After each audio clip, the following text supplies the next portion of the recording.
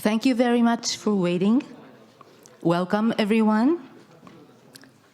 Thank you for joining us to participate in this wonderful conference. We would like to begin our very first ICOM-DRMC annual conference organized by ICOM-DRMC, Japanese Association of Museums, Cultural Heritage Disaster Risk Management Center,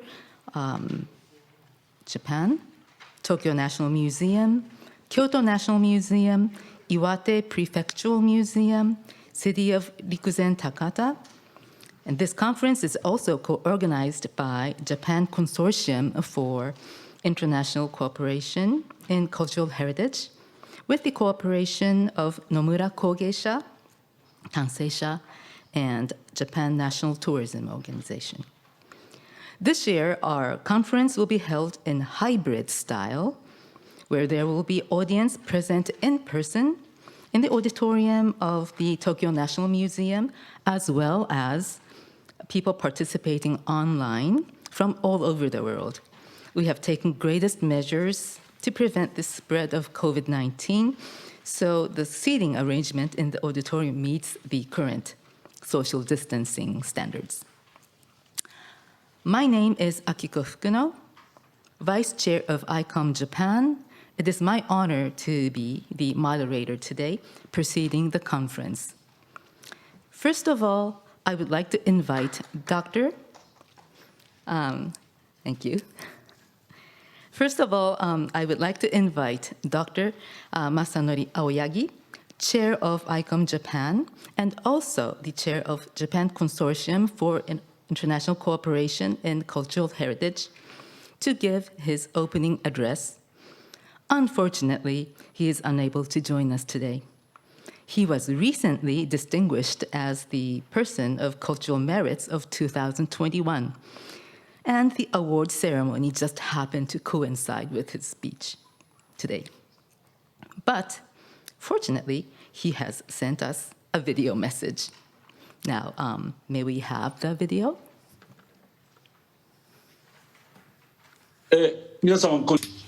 Hello, everyone. I am Masanori Aoyagi, Chair of ICOM Japan.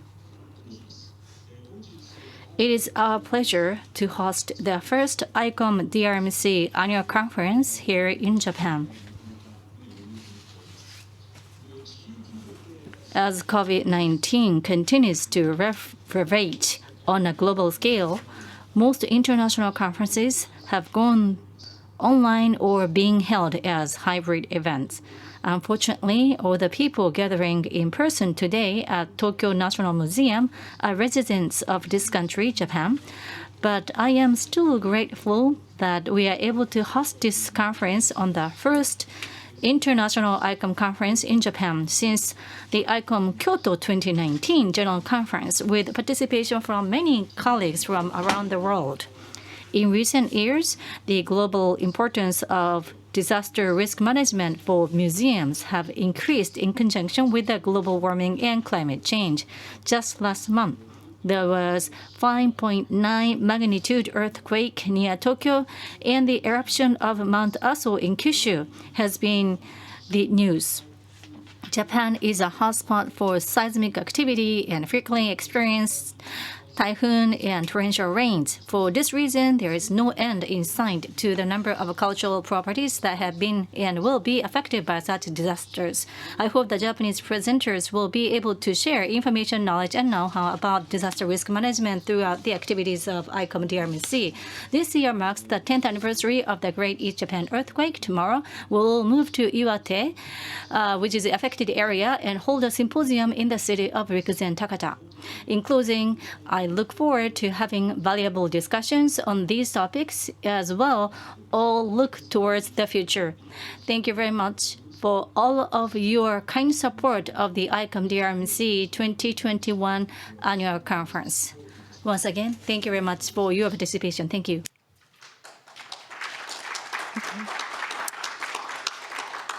Thank you, Dr. Aoyagi.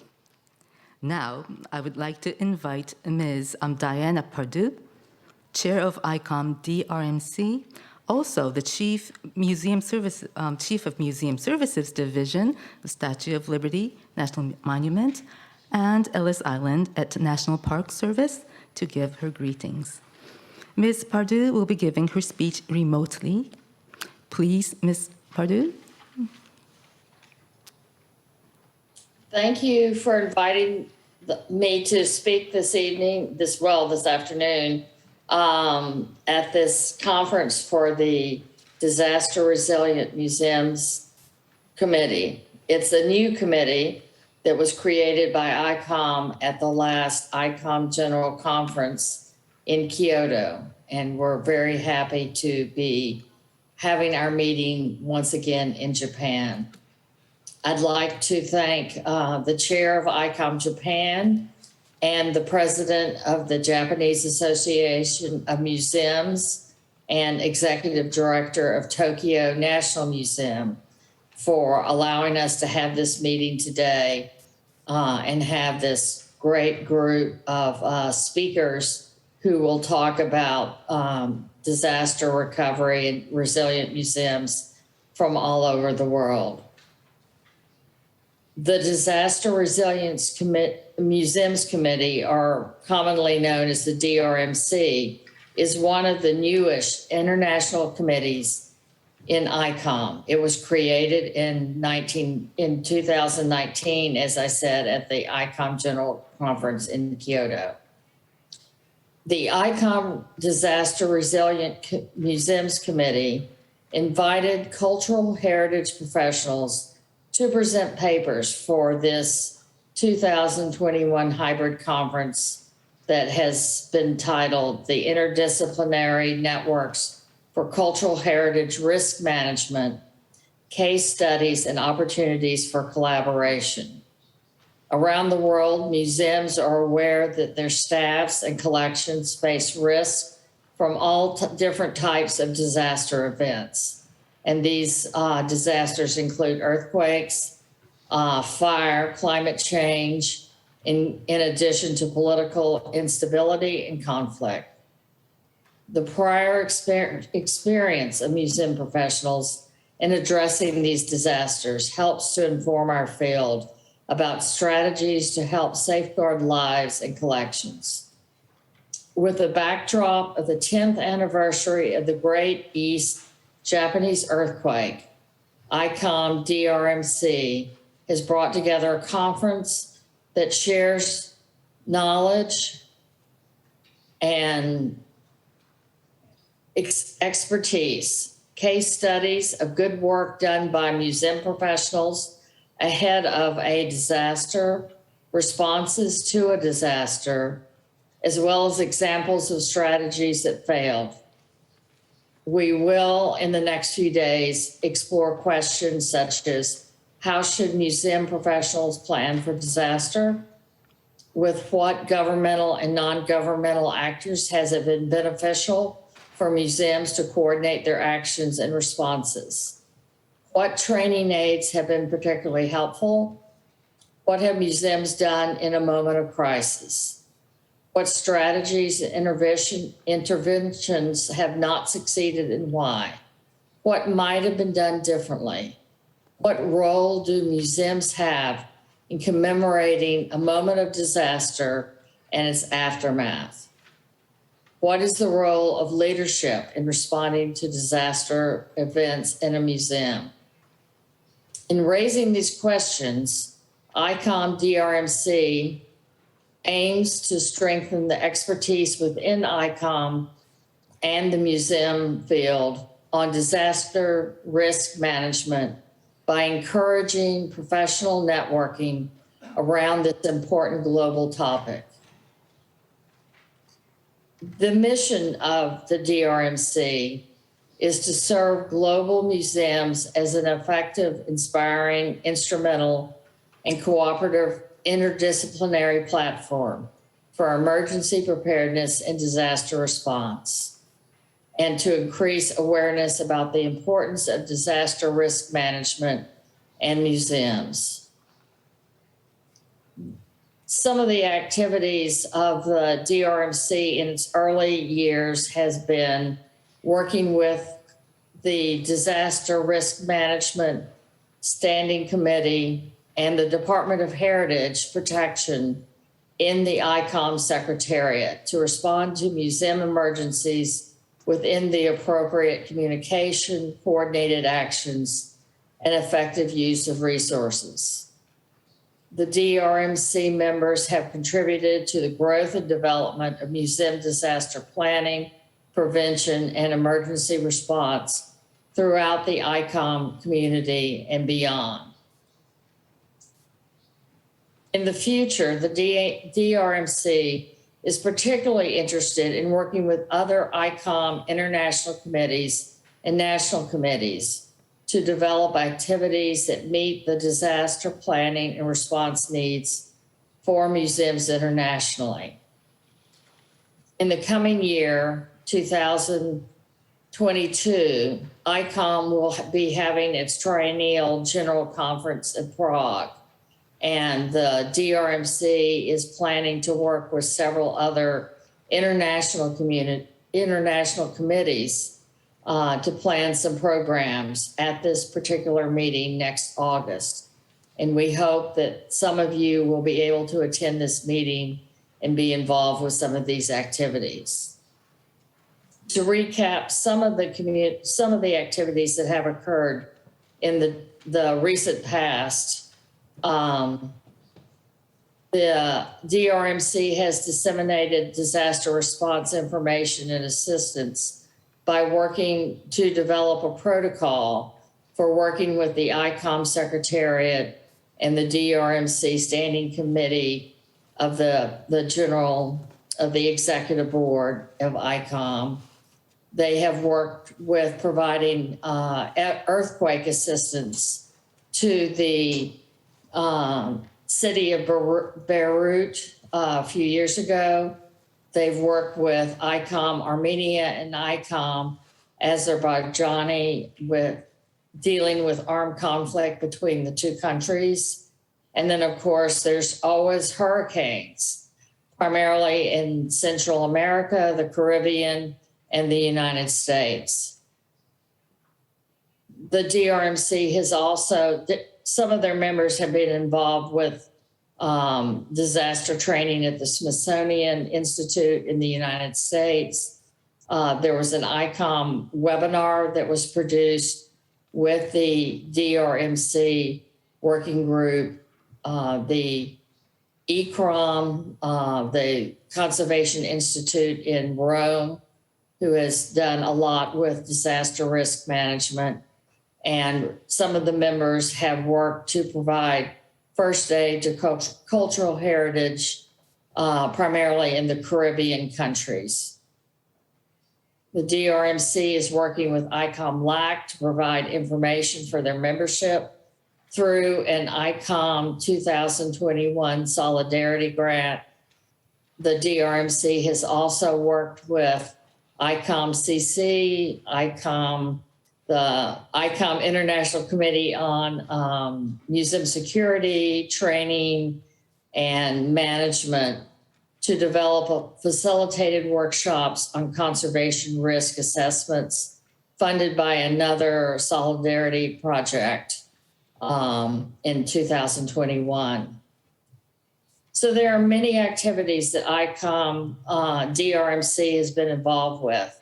And this conference represents our second conference in the history of the DRMC. So we're looking very forward to the speakers today and the activities of the next few days.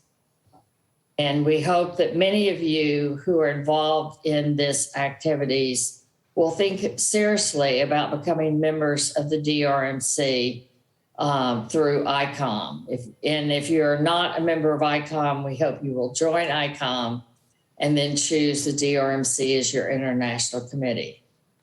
So thank you for being with us today in the next few days, and we hope to be talking with you more in the future. Thank you.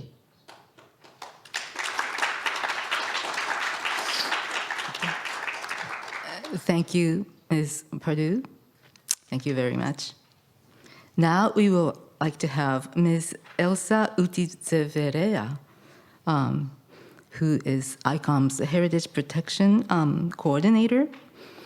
And she has sent us a video message. Let's take a look at Elsa's video, please.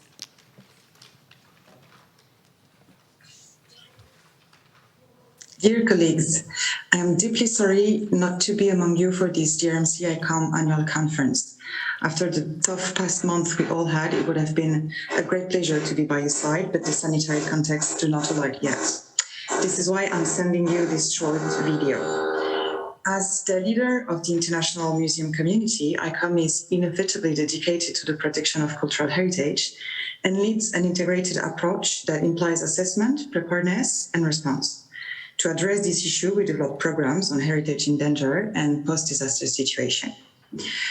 With its specialized committee, such as the International Committee on Disaster Resilient Museums, created in Kyoto 2 years ago, ICOM is offering its knowledge and know-how for the implementation of standards and techniques in the area of risk management, emergency plan, professional networking, and public awareness raising.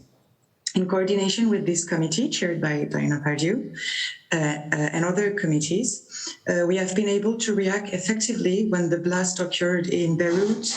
We also developed projects in West Africa to secure over 50 museums.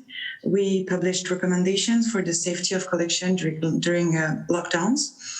We have been able to collect information during the recent conflict between Armenia and Azerbaijan, to mention just a few. To conclude, we can say that the information gathered by ICOM and its committees in emergency situation has proven invaluable to assess the real danger posed to movable cultural heritage in case of armed conflict, but also natural or human-made disaster. Nowadays, the risks are multiplied, as we know, in terms of the risk of conflict and the consequences of climate change in particular. This is why heritage protection is a priority for ICOM, and this is why the work of all of you is essential. I wish you an excellent conference, and I hope to see you very soon. Thank you very much.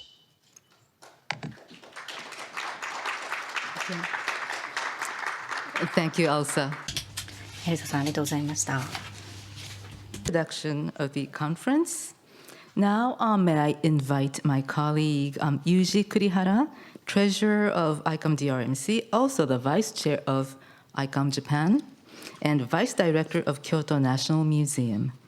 Yuji will explain the concept of the conference in his introduction. Please. Thank you, Akiko. ICOM-DRMC のボードメンバーをしております栗原と申します。I am Kurihara, the board member, and I will be speaking in English. Hello, I'm Yuji Kurihara, Treasurer of ICOM-DRMC and Vice Chair of ICOM Japan and Vice Director of Kyoto National Museum. As Diana, our chair, mentioned, the DRMC is the newest international committee, Disaster Resilient Museum International Committee, and it was established during ICOM Kyoto in 2019. Actually, Diana mentioned there is another DRMC, but this is a Disaster Risk Management Committee, one of the standing committee of ICOM. Standing committee make policy and issue statement to ICOM, working directly under the president. So it is not possible for all ICOM members to participate in this other DRMC's meeting. And it was not in the research field, so we established the International Committee, DRMC. Recently, damage to cultural heritage and museum, both by natural disaster and conflict, occurs over and over again in the world, all over the world. Disaster prevention is the most important issue, not only for ICOM, but also ICOMOS, IFRA, ICA, or CCAA, and of course, ICOM or UNESCO. For the purpose of cooperation, there is an organization called Blue Seal, but unfortunately it is not widely publicized in Japan. So far, the Japan Consortium for International Cooperation in Cultural Heritage held a workshop about Blue Seal. but the discussion has not greatly advanced until this point. Today, some papers concern Brazil. It is necessary to think about the importance of Brazil as this opportunity. In Japan, we realize the importance of MLA cooperation, Museum, Library, and Archives cooperation during the cultural property rescue operation following the Great East Japan earthquake. When we think about future cultural heritage or museum disaster preventions, setting up of network for cooperation between the relevant organizations regarding cultural heritage disaster risk management is indispensable. For these reasons, we decide that the conference theme is an interdisciplinary network for cultural heritage risk management, case studies, and opportunity for collaboration. At that time, the National Institute for Cultural Heritage established the Cultural Heritage Disaster Risk Management Center, Japan, on October 1st, 2020, after the run-up of about 60 years from 2014. Later, Dr. Kohdzuma, director of the center, will introduce in detail. It is a standing network of 25 organizations about museums, libraries, archives, and cultural heritage in Japan. I think that it is important that such network develop more globally. I expect that various case studies will be shared with the countries or organizations in this conference. After the Great Hanshin Awaji earthquake of 1995, Shiryo-Netto, historical material networks, were organized as a volunteer group in each place, and the national conference has been held every year. Today, Professor Okumura of Kobe University will speak about Shiryo-Netto in our keynote speech. This year is the 10th anniversary of the Great East Japan earthquake, and we will hold a symposium the day after tomorrow in Rikuzen Takata City. Rikuzen Takata is a former area that was stricken by the tsunami, and so the report should be cases that are both concrete and stimulating. As it will be a hybrid conference, please participate online by all means. After 10 years, many disaster areas remain and memorial museums are preserved or maintained in the former affected area. The DRMC will hold conference and workshop at museums in area impacted by disaster all over the world in the future. And we will share knowledge and experience about measures not only relating to tsunami or earthquake, but also fire, volcanic eruption, heavy rain, heavy snowfall, flood, or landslide, and contributes to cultural heritage disaster prevention or reduction in the future. As you may know, the UN World Conference on Disaster Risk Reduction has been held in Japan 3 times. We held the international expert meeting within the framework of the 3rd UN conference in Sendai in 2015. After 6 years, we have to consider holding the 4th UN conference soon. At next conference, it is necessary to build cultural heritage and museum preservation into the framework for disaster risk reduction more than ever before. World Tsunami Awareness Day, established in the United Nations General Assembly in 2015, comes from the anecdote of Inamura no Hi, meaning the fire of rice seeds. In Wakayama Prefecture on November 5th, 1854, whereas the massive tsunami formed, a farmer named Goryo Hamaguchi set fire to his harvest of rice straw. His early alert saved the lives of the villagers who were able to evacuate. Tomorrow is November 5th. This conference has adjusted its schedule to mark World Tsunami Awareness Day.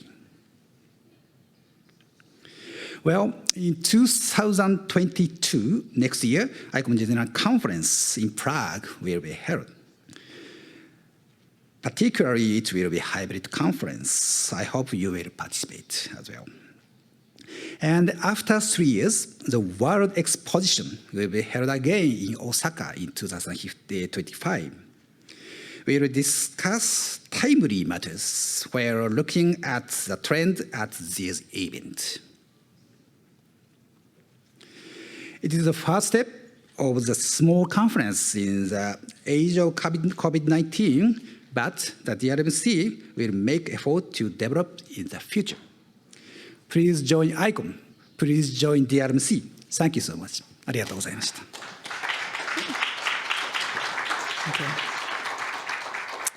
Thank you, Yuji. Okay, now let's proceed to the keynote speech. Dr. Hiroshi Okumura, Executive Vice President of Kobe University, will be our next speaker. His keynote speech is entitled Current Status and Issues in the Formation of Networks for the Preservation of Local Historical Materials in Disaster Areas. 奥村先生、どうぞよろしくお願いいたします。はい、どうも。Hello, everyone. Thank you very much for the introduction. I am Okumura from Kobe University. Let me start my presentation. Today, as you can see from the title, since the Hanshin Aoyagi earthquake for the past 26 years, I have been trying to preserve local historical material. And I would like to share with you what I felt during those 26 years. In Japan, many local historical and cultural heritages exist and preserved at community level. However, they are in danger of disappearing due to large-scale social transformations or by disasters. So today, I would first clarify what it means in reality. Then, secondly, I will share with you on how Japanese university faculty members like ourselves and history and culture experts in the museum or archivists are conducting practical research in this critical situation. And thirdly, I would like to discuss the new research field of, I would call, local historical material studies that has emerged from this practical research. Now, first of all, I would like to share with you the current situation of local history and culture in Japan, first relating to the disaster, which is the earthquake and floods. As you can see, this is the number of earthquakes happened after Great Hanshin Aoyagi earthquake, and you can see frequency of occurrence.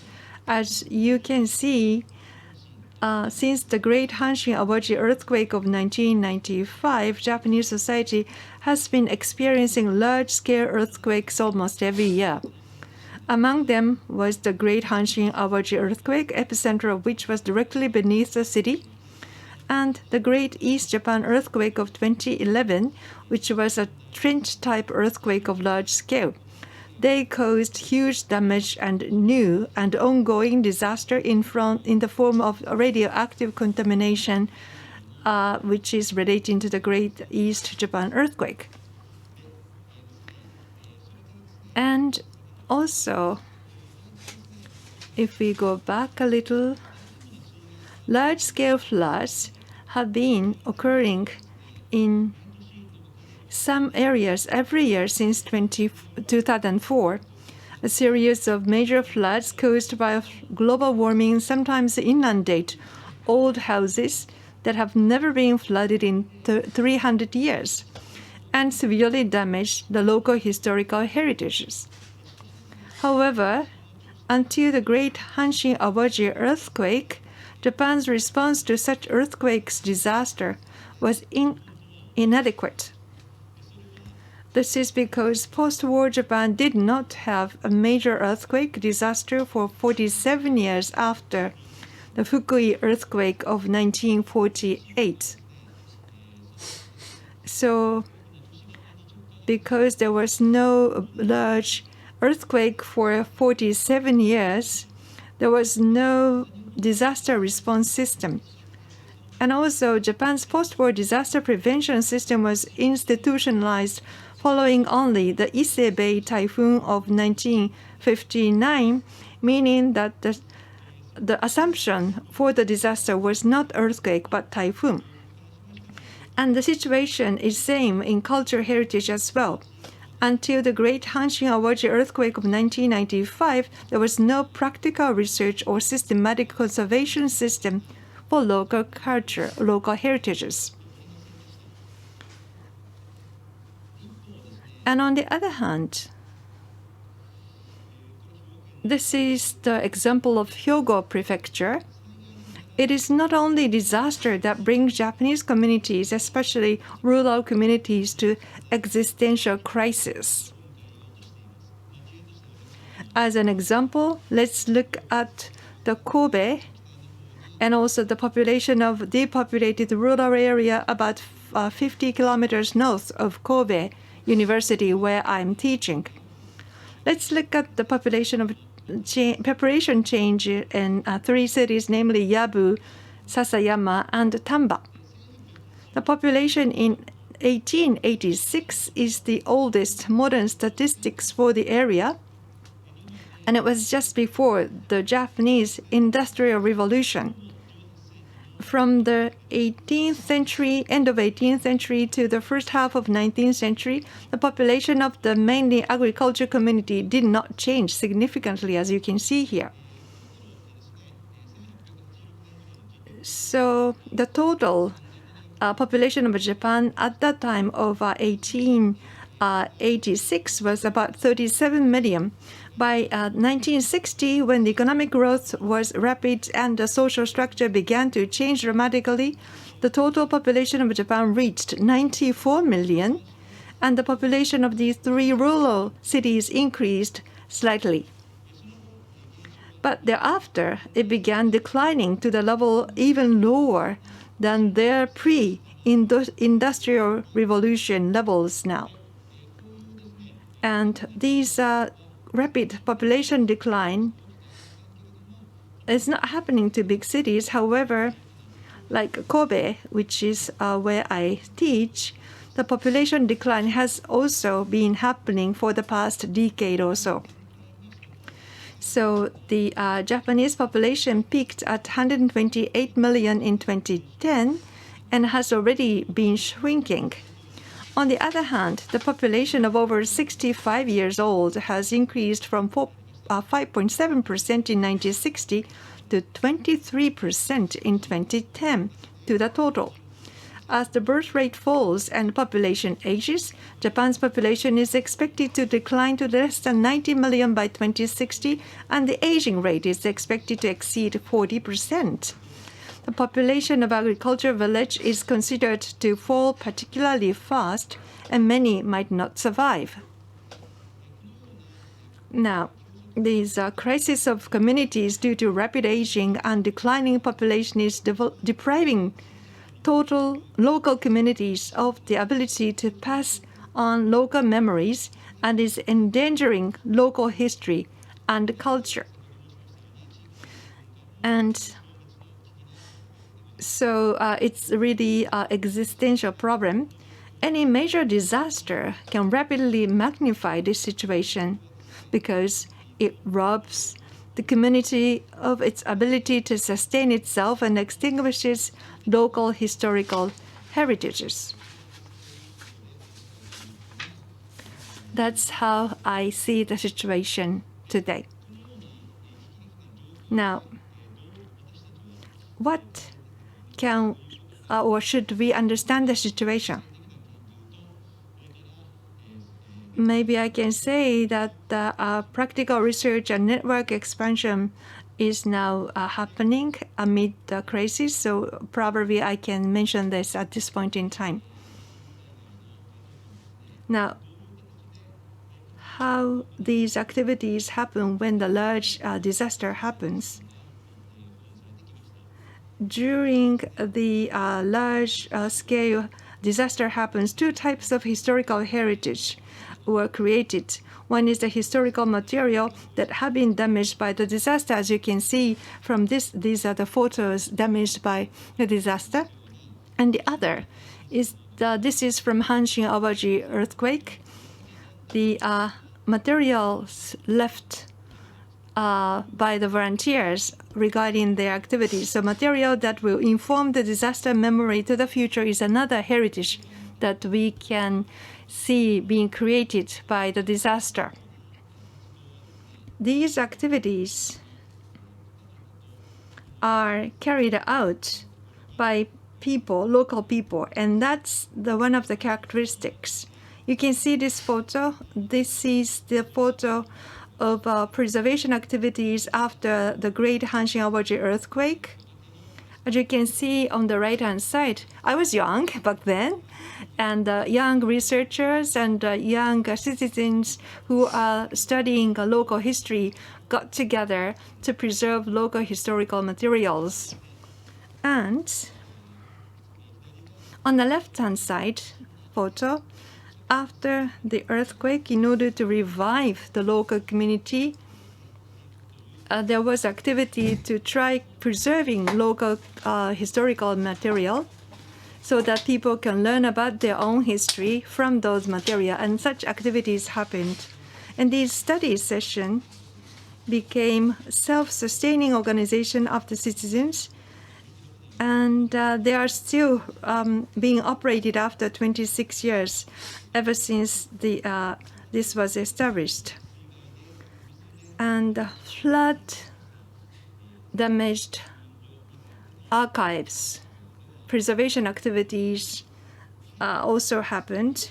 And in such an activity, drying fast is quite important. And that kind of activities also gathered citizens and students as a volunteer.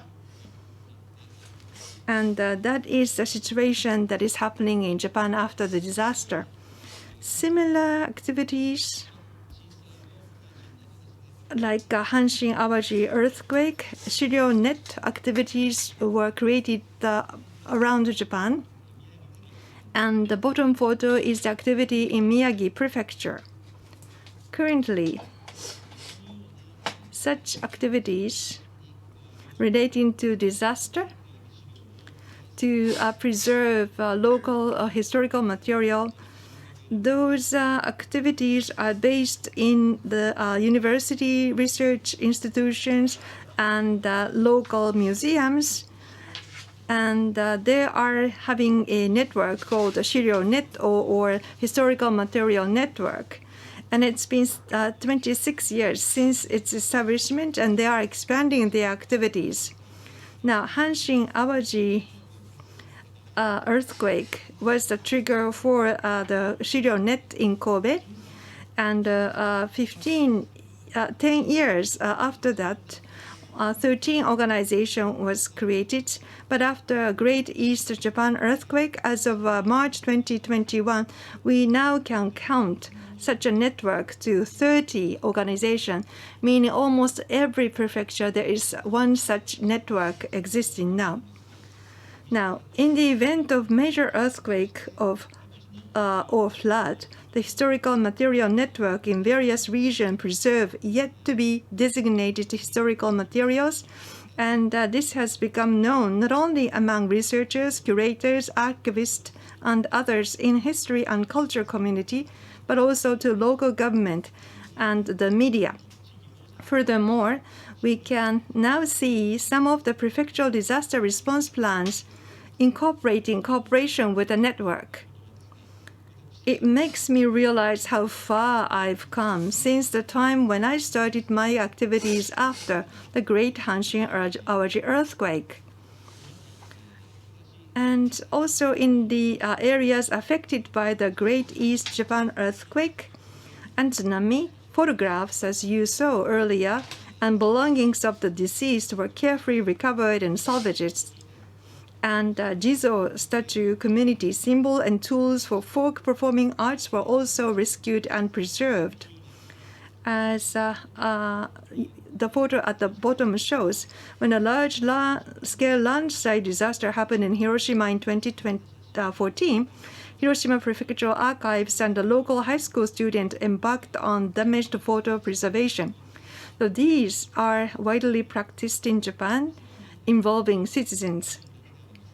Moreover, this movement is not just limited to Japan. In 2017, National Museum of Taiwan History did exhibition and whole process of salvage by curators of artifacts related to the memories of the deceased from the rubble of the apartment building that collapsed in the previous year's earthquake in southern Taiwan that claimed more than 100 lives, all the way till restoration before returning them to the families. And this was a new attempt. And there was Japan's disaster relief activities and exchange with the National Museum of Japanese History and others in the backdrops.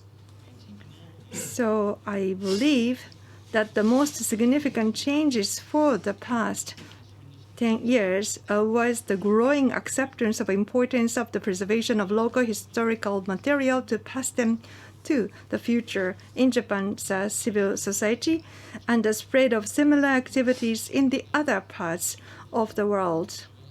That's my understanding of the past years. Now, lastly, through such exercise and practices in research field, I would now like to focus on a new research field called Local Historical Materials Studies. For one thing, when it comes to the cultural heritages, there are undesignated heritages which have been recognized as important in communities. In July 2004, the Japanese Cabinet Office submitted a report at the meeting of the Exploratory Committee on Protection of Cultural Heritages and Communities from Disasters. I was also involved in the meeting. The report proposed a new idea. Cultural heritages shall include not only cultural assets prescribed by law, but also spatial objects such as historical landscapes and townscapes in a broad sense. If the heritage is recognized as the core of the region, it shall not be limited to something designated as treasure. Therefore, here the cultural heritage is not only world heritage, but also the one which the residents regard as the core of the region, including undesignated ones. This type of thinking is also reflected in concrete measures in conserving cultural heritages. In 2019, the law for the protection of cultural properties was revised. Undesignated cultural heritage is regarded as also important.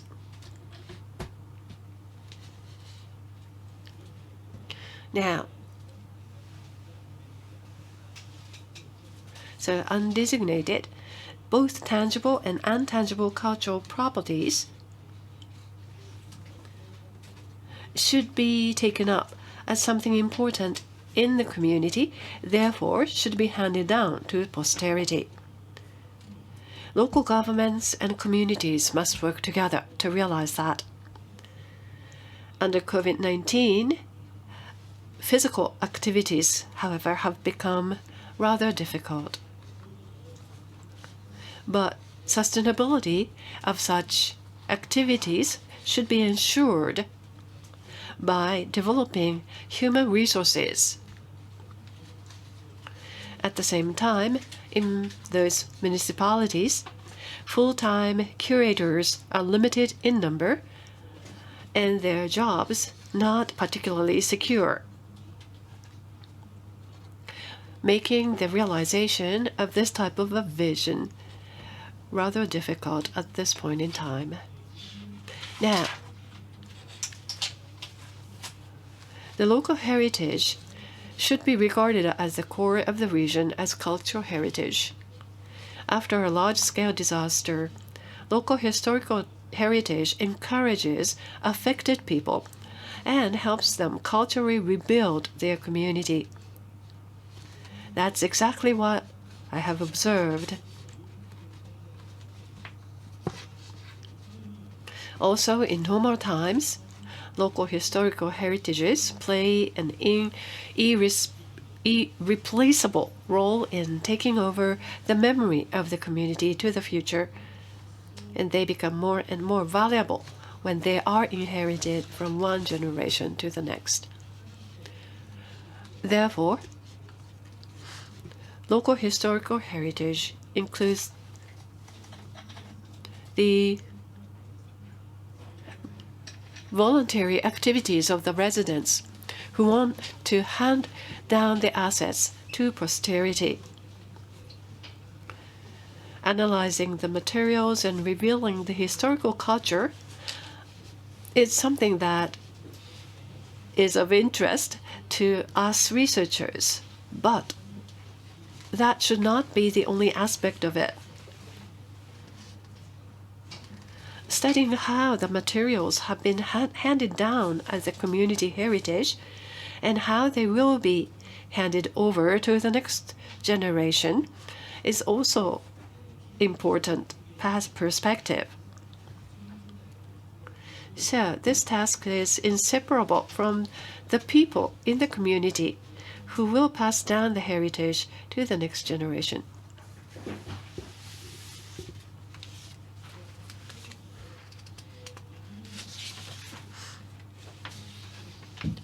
Now, as we look at those materials as local historical materials,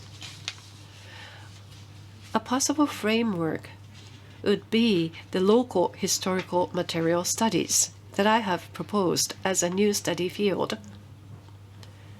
And this idea has been shared with many researchers and academics. Conventionally, based on the historical materials offered by citizens, historians have proposed new views of history. But this study creates a new relationship between specialists and citizens. As I mentioned earlier, this idea of local historical heritage is based on various historical materials that reveal the history remaining in the region and the strong bond those historical materials have with the local residents. People do not always consciously inherit historical materials that reveal the history and culture of the community. Some of them remain there just by chance, such as archaeological artifacts and old documents left in a house to be demolished. Only when researchers and residents collaborate, the historical materials are evaluated and passed down to the next generation within the community as local historical heritages. On the other hand, in this process, specialists will more profoundly understand the relationship between the society and the people, and will try to give concrete answers to the questions about the very existence of people. Local historical material studies deal with this whole process. Here, the challenge is the sustainable formation and inheritance of local culture by the residents. Local culture is the foundation of a democratic society. Japan is disaster prone, and communities have to be disaster resilient. And disaster resilient culture must be there in order to have the safe conservation of such heritages. So, considering such a field of study, there should be some new methodologies to be developed and new relationship and networks to be built.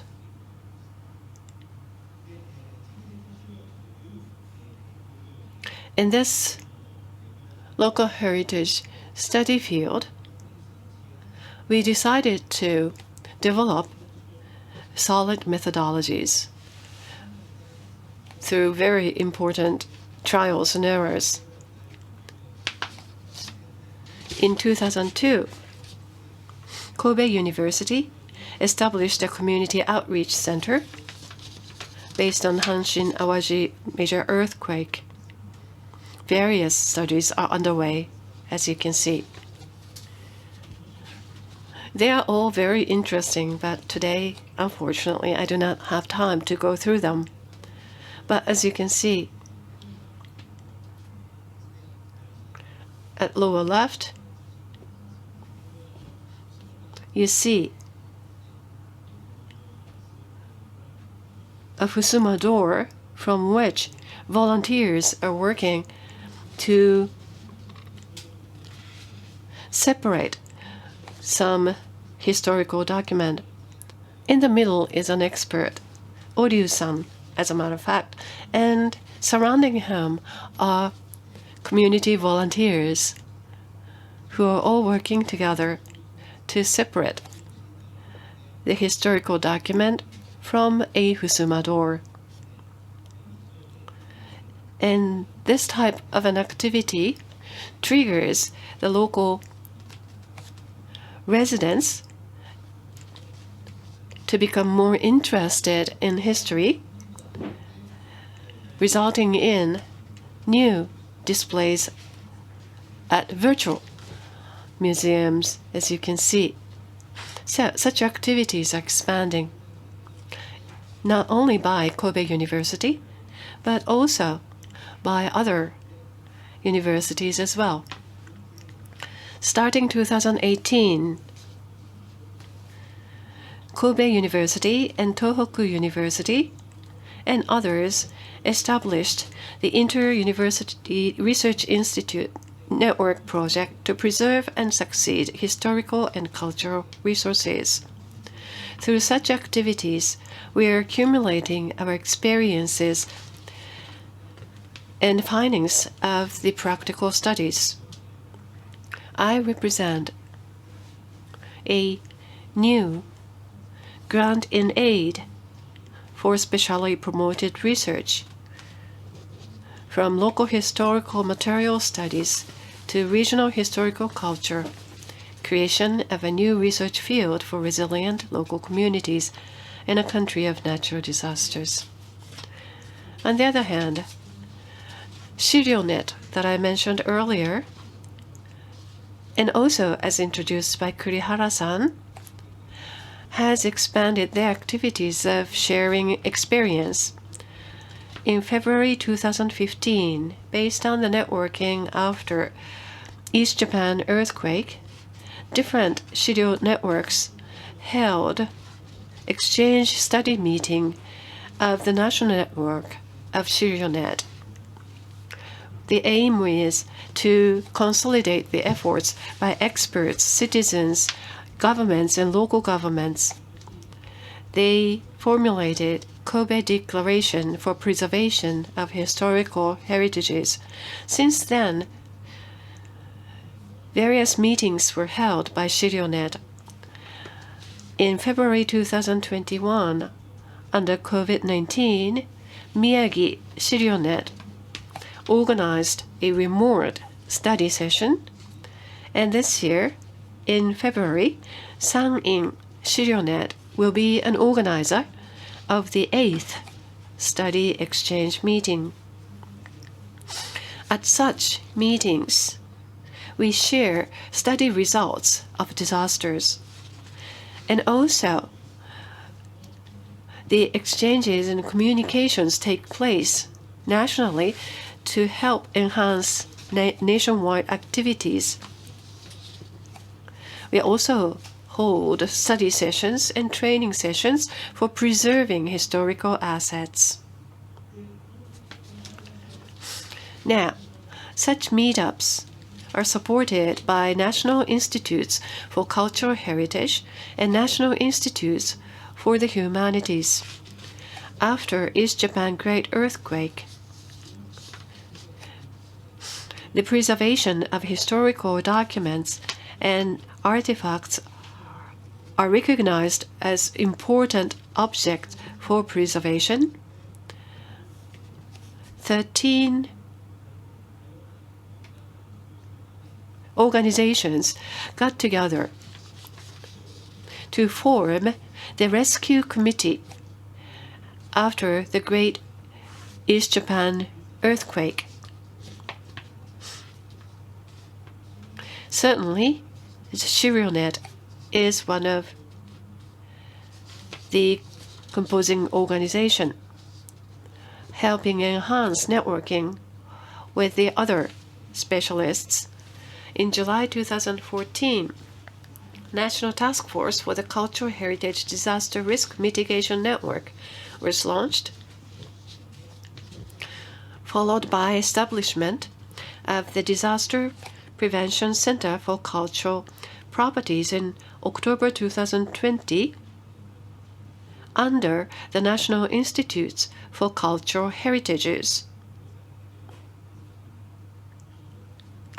25 organizations form the Network Promotion Council for Cultural Heritages and Disaster Reduction, and this center works closely with that network. After the disasters, many museums have been formulated. In 2020, the Great East Japan Earthquake and Nuclear Disaster Memorial Museum was launched. Tomioka Archive Museum, which was opened this year in July, also is positioned as an archival platform to position nuclear disasters in the local history. At Great East Japan earthquake, different local ShirioNets work together with the ShirioNet with affected areas to preserve historical documents and materials. And these pictures indicate the people working to stabilize the historical materials. Such interdisciplinary and interregional collaboration have begun back in Hanshin Aoyagi earthquake. Now, the activities have become more sustainable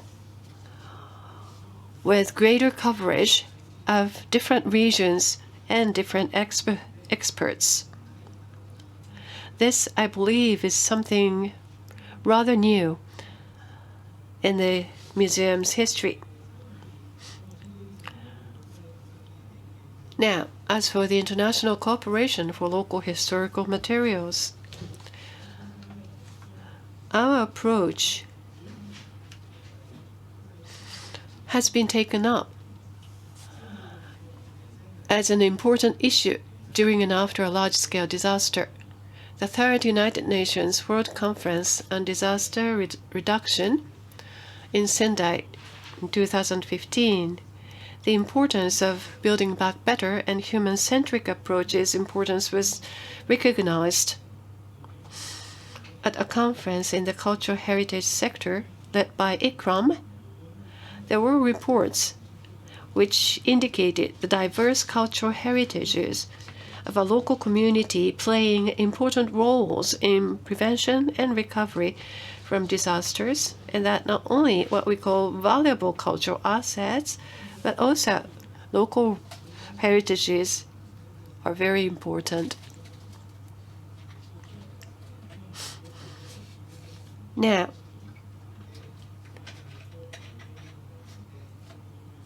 the European Commission has compiled a report called the Innovation in Cultural Heritage Research. In this report, a word, the third regime, is used, which indicates the new form of culture. In this regime, the all-inclusive nature of the historic environment is considered to unite the tangible and intangible assets. their efforts to conciliate the conflicted concepts of conservation and development according to the principles of sustainability and resilience. This leads to a remarkable shift in heritage discourse and contemporary policies in which the value of cultural heritage is argued as a significant social and economic impact on society. Thus, the proper management of change in cultural heritage can contribute to the instigation of an inclusive society, thanks to a closer integration of economic and social value represented in cultural heritage. So, as a source of democracy and well-being as we build societies, cultural heritages can play extremely important roles, and which have been evidenced in various situations. Professor Gabor Shankoi is one of the authors of this report. He teaches at Elte University, and now Kobe University's National Museum of Japanese History has a collaboration with Elte University's Hungarian National Museum. The community level cultural heritage preservation have to take place between amongst both researchers and communities, and thus the networking amongst them has become extremely important as we go along with practical studies. With this, I'd like to conclude my report. Thank you very much for your attention. Thank you very much for the keynote speech, Dr. Okumura. Okumura 先生、どうもありがとうございました。Thank you very much. Okay, now we'll proceed to session 1. This session will be chaired by Dr. Toshihide Uchida, Professor Emeritus of Kyoto University of Arts. Let's invite our chair on stage. Please, Uchida 先生、どうぞよろしくお願い。So, Dr. Uchida, the floor is yours.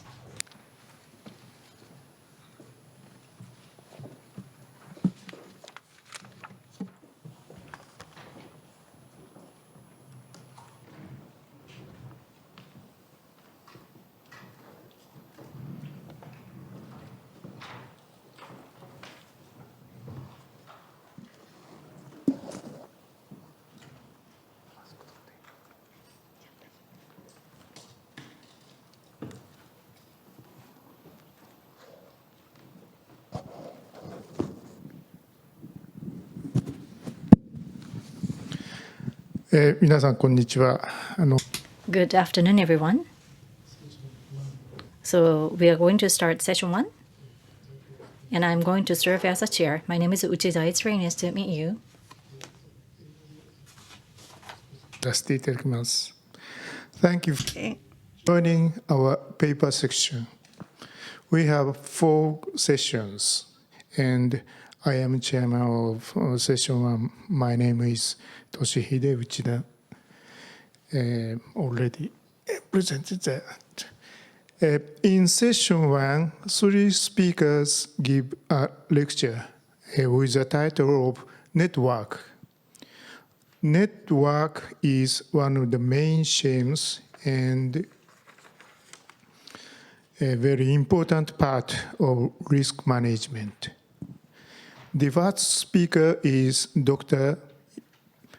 Yosei Kohdzuma from the Cultural Properties Disaster Risk Management Center, Japan. And next speaker is Dr. Hyungjin Park and Wonjae from National Aviation Museum of Korea.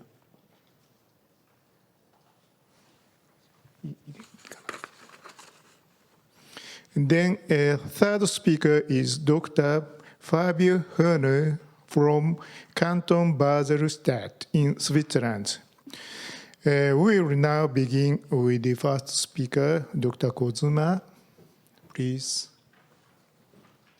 The title of his lecture is Activities of Cultural Heritage Disaster Risk Management, Japan. Thank you. Please. 内田先生、 Thank you very much for your introduction, Chair Uchida. I am Kohdzuma from the Cultural Heritage Disaster Risk Management Center. Today, I'd like to introduce the disaster prevention system for cultural heritage in Japan. This photo shows the gate of Aso Shrine, which collapsed in 2016 Kumamoto earthquake in Kyushu. Every year, Japan is hit by many disasters, like other countries, such as earthquakes, tsunami, typhoon, and floods, and many cultural heritages are damaged. Japan has certain level of disaster prevention measure for cultural properties. It may not be perfect, so we are sharing our experiences and improving the level of disaster prevention over years. This diagram illustrates the disaster risk management spiral. When a disaster strikes, the first priority is to save lives, evacuate, and restore social infrastructure such as electricity, water, and roads. After that, cultural heritage is rescued and given emergency treatments and then restored during the recovery process. During the rescue, it is important to collect information on the disaster situation, those factors, rescue activities, and analyze the information so that it can be used for the following disaster mitigation measures and rescue activities. In addition, in this recovery process, it is necessary to position local cultural assets in the reconstruction of the community. Based upon the learning from these experiences, we can analyze the factors of disasters and, if possible, eliminate those factors so that the cultural heritage is not exposed to the disaster. This is disaster mitigation. However, it is extremely difficult to reduce the risk to zero. Disaster mitigation measures are only assuming the magnitude of damage. In many cases, the problem is that the unexpected will happen. So we have to assume that the unexpected will happen and prepare for how to rescue damaged assets in the event of an emergency to minimize the damage. It may be possible to reduce the risk to as low as zero for certain locations. I believe that this disaster risk management spiral must be applied to the entire region or entire Japan and also entire world.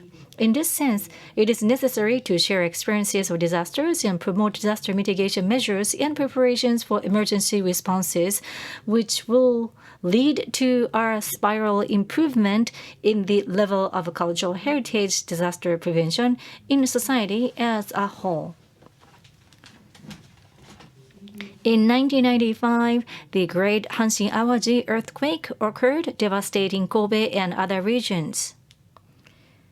It is said that this was the first time that the term cultural properties rescue was used in Japan. In response to the damage, the Agency for Cultural Affairs organized a rescue committee by requesting organizations related to art and cultural properties. The activity is known as the Cultural Properties Rescue Project. The Great Hanshin Aoyagi earthquake laid the foundation for the disaster management system for cultural properties in Japan, including the registration system for tangible cultural properties through a partial revision of the law for the protection of cultural properties, the network for historical materials, heritage manager system, and the establishment of the disaster countermeasures investigation subcommittee of the Society for the Conservation and Restoration of Cultural Properties.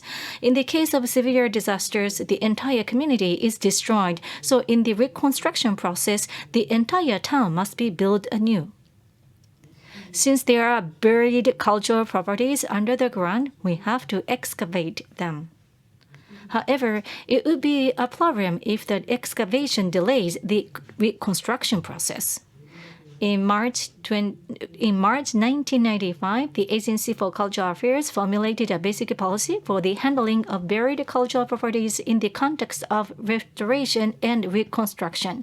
In view of the situation in the affected areas, the agency recognizes the urgent need for rapid reconstruction and seeks to align the smooth reconstruction projects and the protection of the buried cultural properties. In addition, a nationwide support system was established by requesting each prefecture to dispatch specialists in buried cultural properties to the Hyogo Prefectural Board of Education.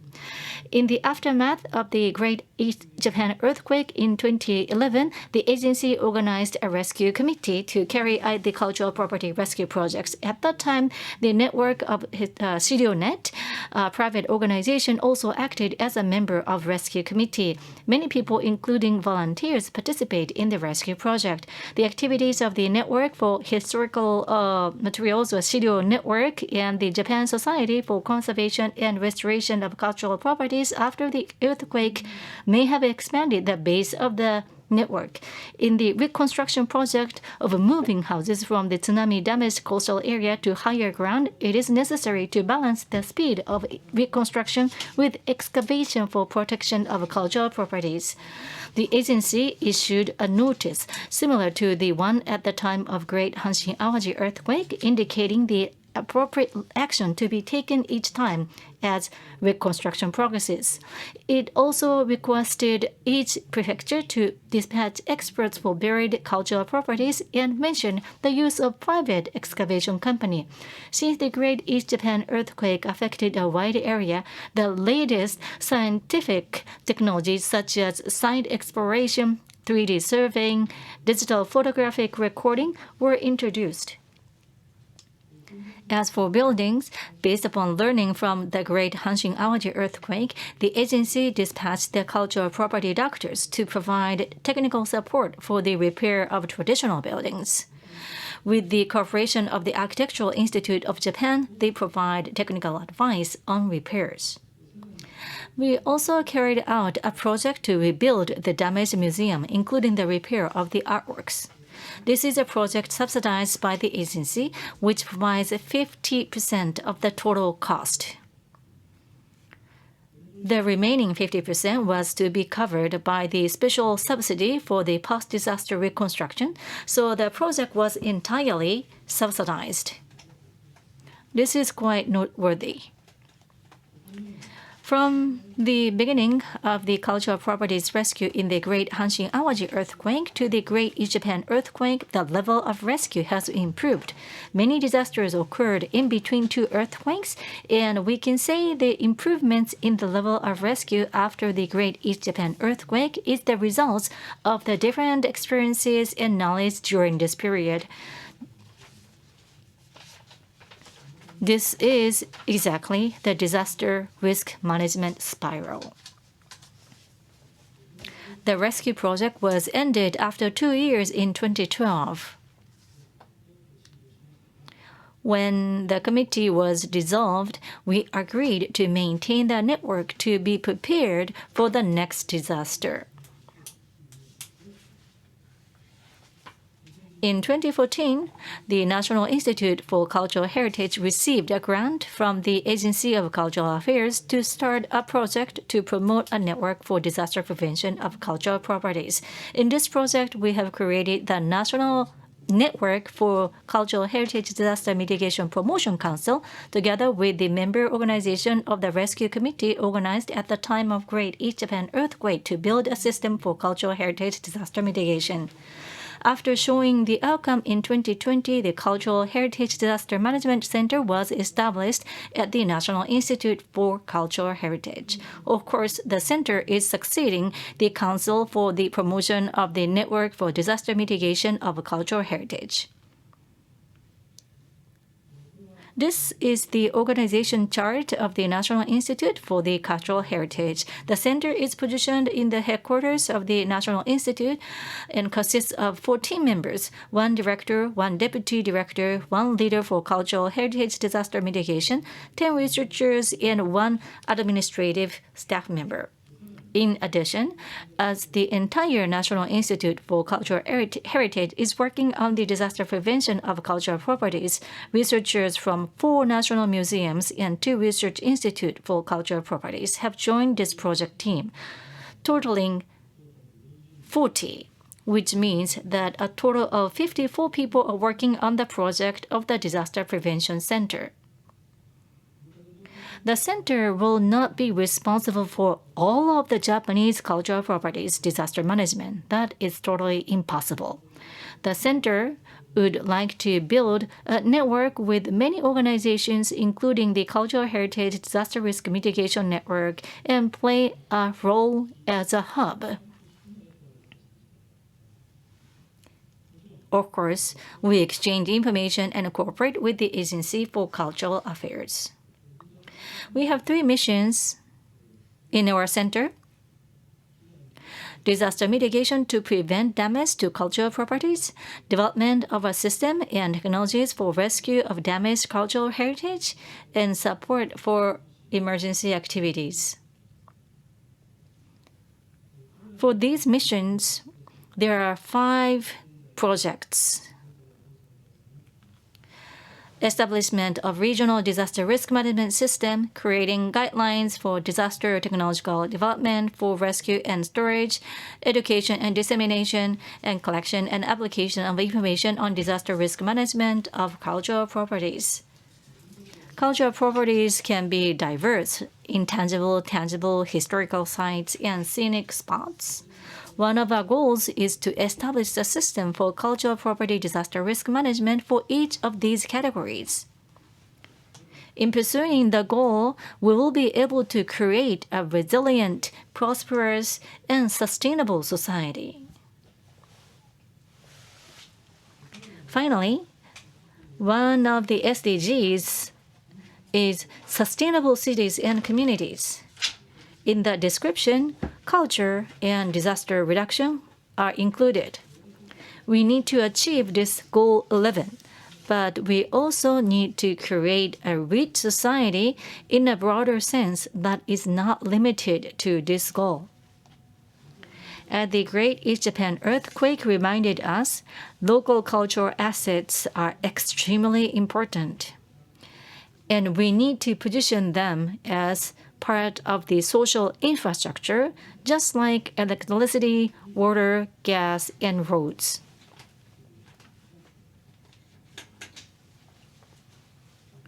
I would like to create a more resilient and prosperous society by sharing experiences and information and know-how with many people in the disaster risk management spiral. I look forward to your cooperation. Thank you very much for your kind attention. Thank you. Thank you, Dr. Kohdzuma. Well, the next speaker is Dr. Park and Dr. O.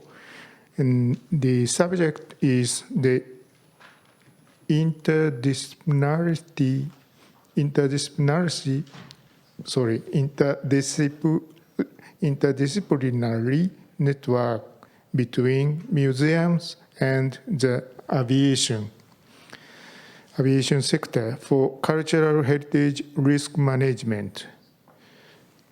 It is the on TV. Okay. Yes, it will be a video presentation. Okay. Well, please start. Hello, I'm honored to meet you at 2021 ICOM-DRMC. Let me briefly introduce ourselves prior to the presentation. Before joining the museum, NAMO, the National Aviation Museum of Korea, we used to work in the aviation field. First of all, I, Park Hyungjin, the head of the academic research team of NAMO, was an aviation official of the government of Korea and have practical experience in the air traffic control, aeronautical information, and aviation GIS over past 19 years. And And I'm Wonjae, graduated from the Air Force Academy of Korea, and worked as a fighter F-15K pilot in the Air Force for 11 years. This is a picture of the 2016 joint training with the U.S. Air Force B-1 Bravo Lancer. And in these pictures, I'm boarding this F-15K plane. And this plank is from Boeing to celebrate the 1,000 hours flight of the F-15K. Currently, I'm working as a curator at the curatorial research team of the National Aviation Museum of Korea. Once again, it's my great pleasure to communicate with the distinguished participants online through this annual conference. Let me introduce how the National Aviation Museum of Korea, from now I will call it NAMO, how contribute for the protection of cultural heritage. NAMO opened on 5th of July the last year, 2020, with the vision and slogan of the closest place to meet the highest dreams, with the aim of preserving, researching, and exhibiting the heritage of the aviation industries. The title of this presentation is Planning to Build a Network for Risk Management of Cultural Heritage in Museums and Aviations, regarding building a cultural heritage disaster prevention network, collaborative case studies. As such, we propose sharing the awareness of global network in museums and the aviation sectors. We would like to introduce examples that can be applied to the management of museums and the protection of cultural properties through ICT technologies used in the aviation and museum sectors, which may affect to prevent and preserve heritage. In addition, by reviewing policies and practices for protection, this presentation proposes a method of establishing an interdisciplinary network between museums and the aviation field. As you can see, this presentation consists of two topics. Let's start from the first one. Wars and conflicts continue due to the various regions, and we have witnessed the destruction of many cultural heritages. It is a tragedy. So we would like to suggest a method to protect cultural heritage from such actions and keep them safe. In order to protect cultural heritage in a situation of war or armed conflict, policies and discipline for protection are important. The Hague Convention aims to protect cultural heritage, such as monument of architecture or art or of history. In the aviation field, there is ICAO, the International Civil Aviation Organization, a specialized organization under the United Nations, UN, for international aviation standardization. And ICAO is currently classifying its methods in the aviation field with 19 annexes. Among the 19 annexes of ICAO, the 5 annexes are closely related to the protection of cultural heritage. And this presentation will focus on Annex 15, the Aeronautical Information Service, due to time constraint. For your information, NAMO is based on the Aviation Policy Office Department of the Ministry of Land, Infrastructure and Transport of Korean government. Therefore, NAMO can work closely with government agencies and military authorities and various aviation-related industries.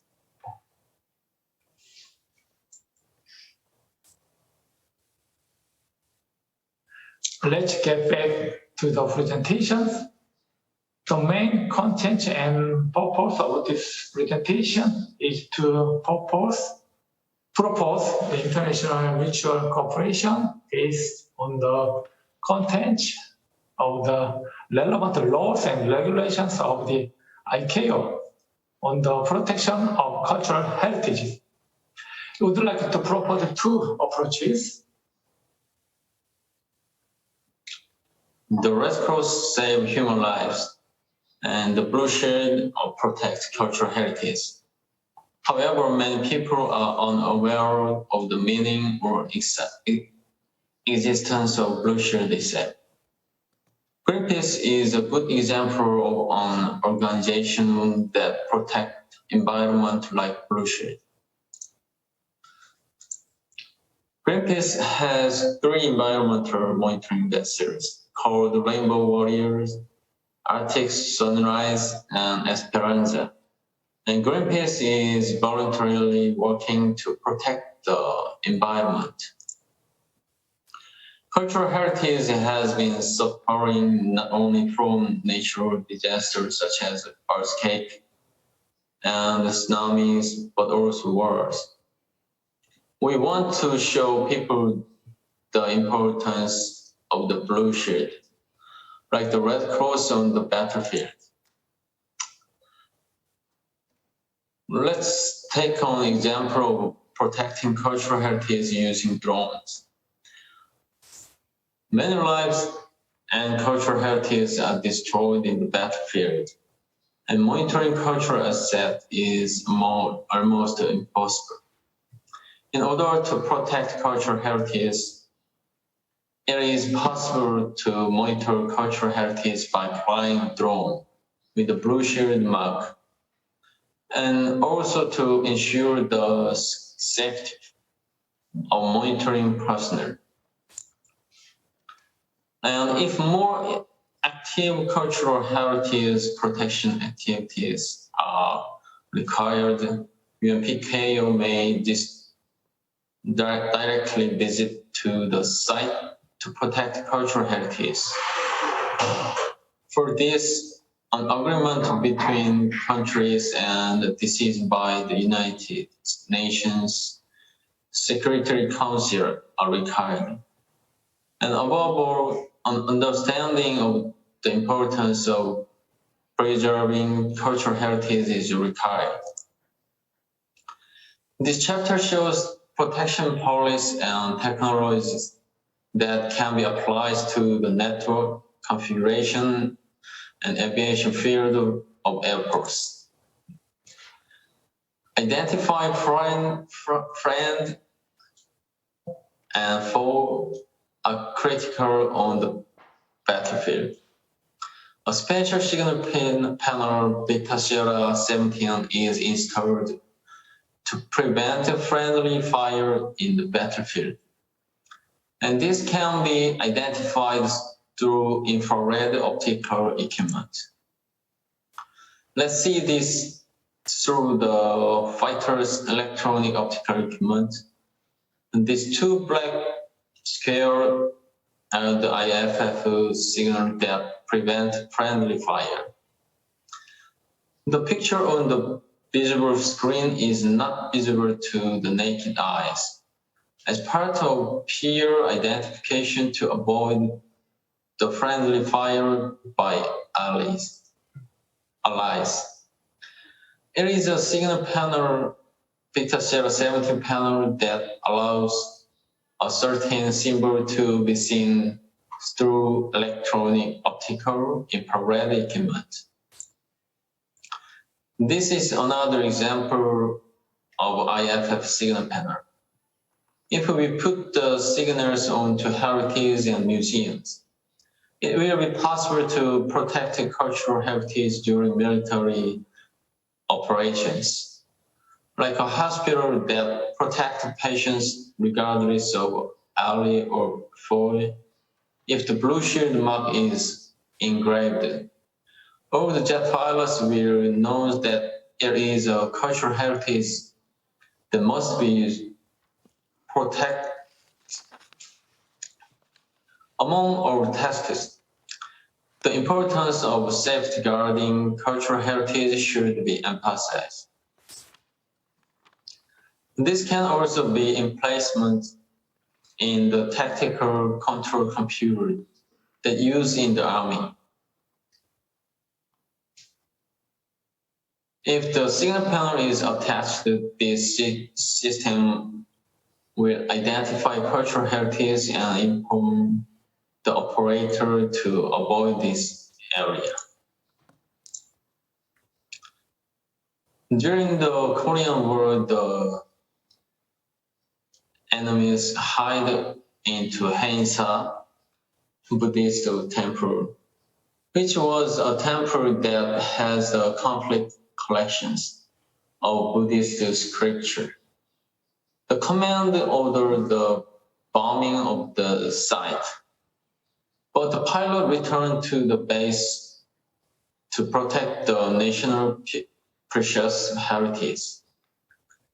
And this obedience of order during the war could result in the military trial or the maximum death penalty.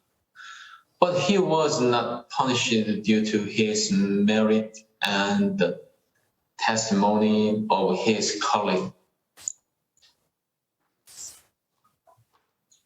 Another one, we will talk about the risk management plan for cultural heritage through the network building between the aeronautical information field and the museum in the museum field. Recently, the world is moving toward the trend of electronic and digitalization. In particular, the aviation sector aimed at cutting-edge technology has already been striving to produce and distribute standardized digital aeronautical information in accordance with ICAO's recommendations and guide for many years. Among them, I would like to explain the example of Korean cases, which has already completed the AIM. AIM, the Aeronautical Information Management System, with its own technology. What is Aeronautical Information Publication, the AIP? It is a booklet type publication. It's the book, 3-volume books containing aeronautical information officially by the aviation authority in each country. Essential and permanent for air navigation systems. It is consists of general information, GEN, and in-route information, ENR, and the aerodrome information, the AD part. AIP consists of 3 parts, as before I said. Part 1 is the general, the GEN, which contains an explanation of official navigation facilities and navigation business were produced in each countries.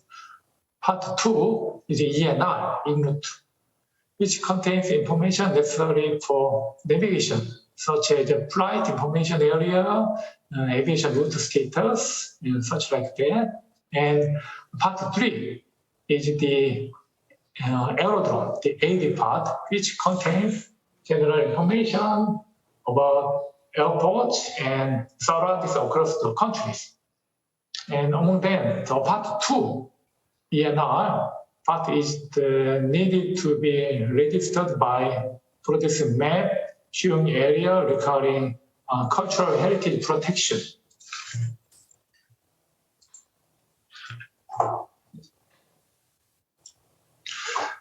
This map shows the sample of an aerial map of Korea. Through this, it can call attention to aviation workers, pilot, air traffic controllers, etc., and local residents to prevent collision or fall of small drones or during flight. In particular, it is necessary to preemptively reflect information on cultural heritage site in this information system and take active action to protect cultural heritages in accordance with the emergence of small helicopters or future flight vehicles such as urban air mobility, UAM, such like that. And in addition, it is necessary to register and mark symbols of cultural heritage protection zones in Gen 2.3 on AIP using symbols of Blue Shield International. Through this, the spread of Blue Shield images and official promotion will be achieved. ICAO Annex 4 regulates aeronautical chart symbols. The registration of ICAO Annex has a greater impact as it secures agreement between government and the resulting enforcement. We are planning to propose this to ICAO, and we will endeavor to be adapted as an international standard through ICAO's accreditation. The following is a plan using the NOTAM system. NOTAM is abbreviation for Notice to Airmen. If the AIP described before is an information channel that deals with static and permanent aviation information, NOTAM is a system that codes and distribute fast and dynamic information very briefly.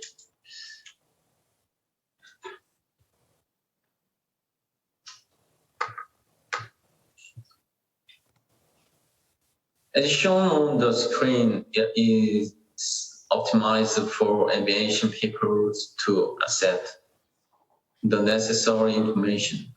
What is an important issue today appears in the red, and you can check the relevant information in details by clicking. If this is used as a way to protect cultural heritage, it can effectively mark areas where disasters and areas where cultural heritage need to be considered during flight. This is information related to natural disasters. The International Volcanic Ash Advisory Center divides the world into 9 responsible areas and monitor the world without blind area. For example, the red one in the center marks the jurisdictions of Tokyo VACC.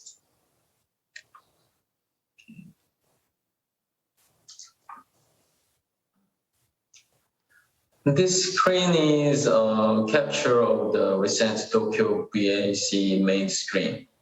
You can see at the glance the current situation of volcanic earthquake and tsunamis. This screen shows the recent forecast of volcanic ash change in Tokyo's VACC. Among the 3 pictures above, the red one shows high level. The yellow color below shows the expected area of low altitude volcanic ash flow for light aircraft, helicopters, or private pilot. We have to understand that aircraft is in the sky. However, regarding the subject of cultural heritage protection, I would like to say that it is meaningful to pay attention to the utilized additional information. In order to protect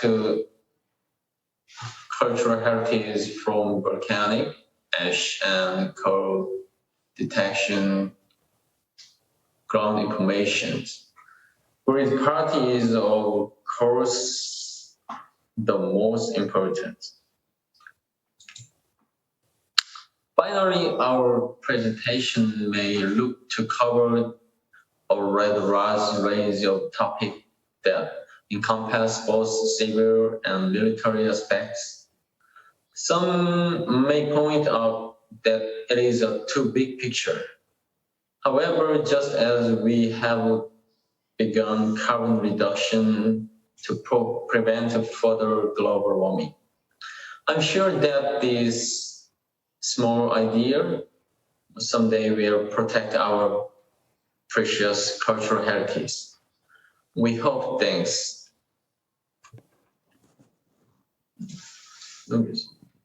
Okay, this is for all for our presentation. Thank you for very much and for listening. Please feel free to contact us if you have any question or comment. Thank you. Thank you. Thank you very much. Very interesting one.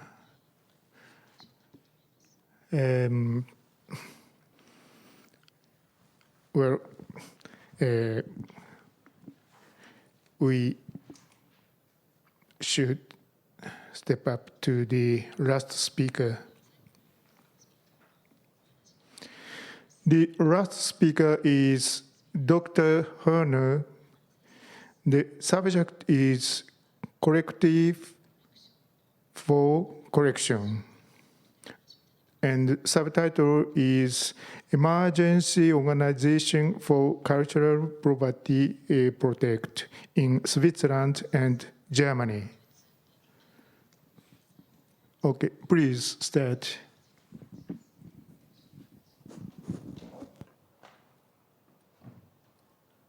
Konnichiwa, minasan. Hello, everyone. The annual conference of the ICOM Disaster Resilient Museum Committee 2021.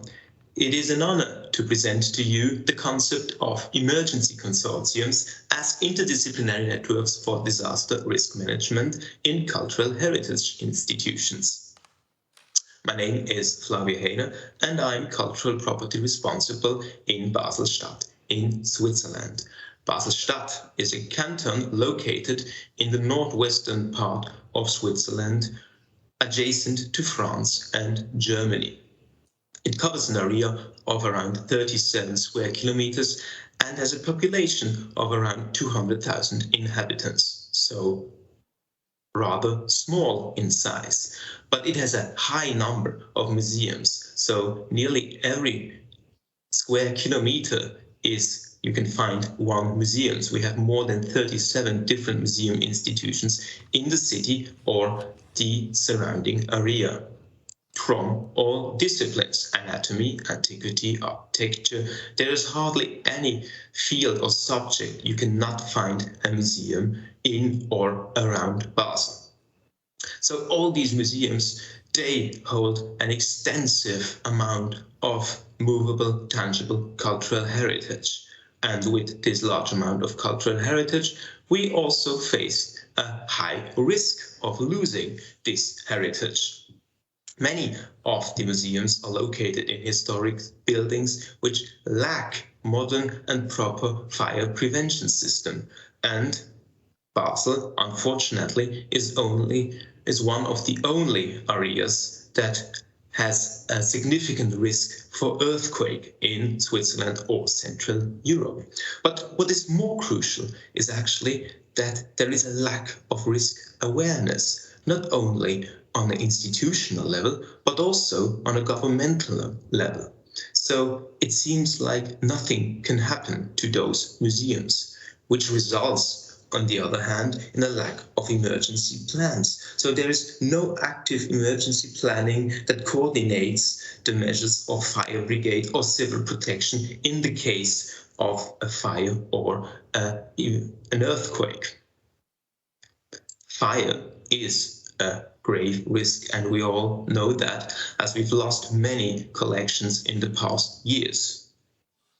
But we can learn from these events. And so did Germany, which also encountered many devastating events on cultural heritage in the past 20 years, like the flooding in Dresden or the fire at the Duchess Anna Amalia Library in Weimar, or the collapse of the City Archive in Cologne.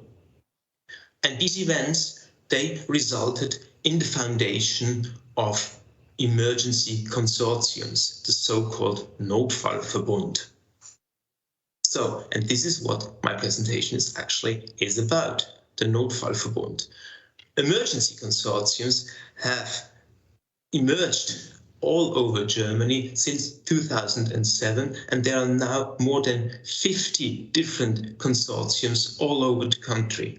They include different institutions such as library, archives, and museums, but some of these consortiums are only for one specific kind of institution. So they are like consortiums only for archives or for libraries or museums.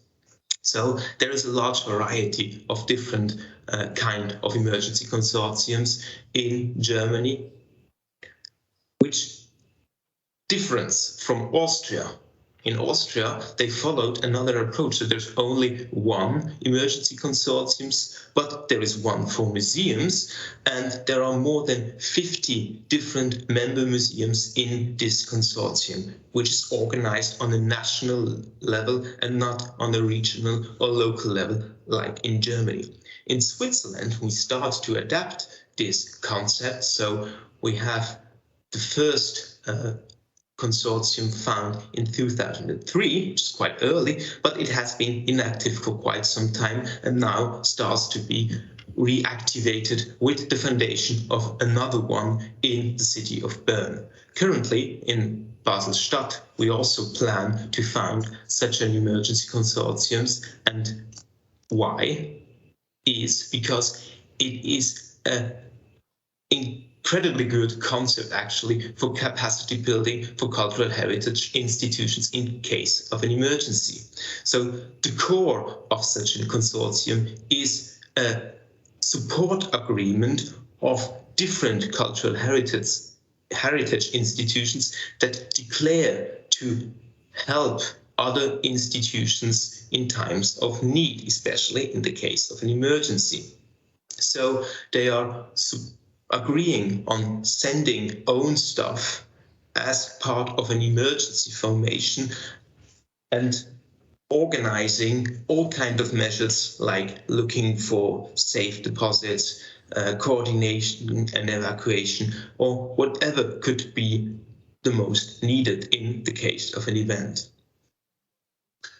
So this declaration actually tells us very good what a consortium is all about. It is an independent and, which is also important, a voluntary association of institutions for mutual support and assistance in the event of an emergency. And the purpose is that the members of the emergency network declare their willingness to make resources, be it personal, material, or rooms and expertise available to an institution that is affected by an emergency for the protection of the cultural assets. So the emergency consortium also serves as a network for the joint treatment of prevention issues and for maintaining contacts with the authorities and the emergency services responsible for the protection of cultural property. So civil protection, fire brigade, the police, or whoever could be responsible.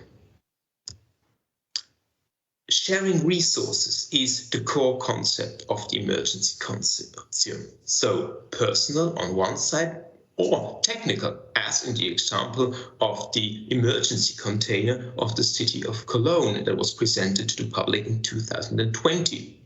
In case of an emergency, the container will be delivered by the fire brigade and can be used by the staff of the institution. As you see on the images, inside is a rather good equipped conservative and restoration laboratory. And actually, in the summer 2021, the container was sent from Cologne to Leitlingen as the local city archive was highly damaged by the flood. And speaking about the flood event in 2021, we see that the network of cultural heritage institutions for disaster risk management and mitigation cannot stop on national borders. So the extreme rainfalls in summer 2021 caused floods affecting large areas in West and Middle Europe, including the safeguarding, evacuation, and unfortunately also the salvage of cultural heritage in many museums. So in Switzerland in 2021, we just slipped by a catastrophe as we were only facing water levels that we could still manage. However, 2 museums needed to be evacuated as it was not clear that the water would stop its rising. So, emergency consortium can be a force multiplier and an ideal basis for capacity building to reduce and prevent damage to cultural heritage. They can bring together experts from various disciplines and allow a common practice and training. They create a local network of resources that can be extended on a regional, national, and international level. And the foundation of an emergency on the other side can take a lot of time and needs to be well planned, because you have to include all stakeholders and you have to define what kind of an emergency consortium you want. Do you want one only for archives? Do you want one for museums? And what are the legal bases in your area? So there is a lot to take care of. And it also has to be a lot to be taken care of if you want to keep an active emergency consortium, as like the events showed in 2021. If the consortium, if the training is not active in the case of an event, we are not ready. So networking is one key element, I guess, to increase resilience of museums. As you can see on my final slide, there are many different organizations already dealing with the problems that we are facing for the increasing risks to our collections, but we can only win together, so to speak. So I hope this network will just now start to take off and promote its expertise and knowledge for the disaster risk mitigation and management in museums. Thank you very much. Thank you. Thank you very much. The three talks are over. We will take questions from the audience and from the chat. So let me speak in Japanese. So, audience in the hall, if you have any questions, please raise your hand. There are 2 microphones in the middle of the hall, so you can raise your hand and specify to whom you are asking questions first, and then ask question if you have any.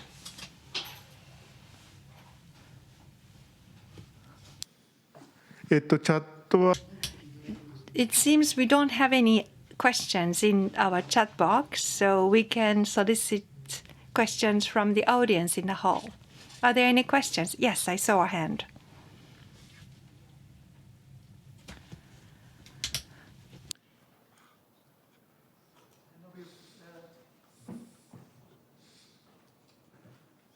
Nobuo Kamba. I'd like to ask to Dr. Kohdzuma. Disaster risk management spiral.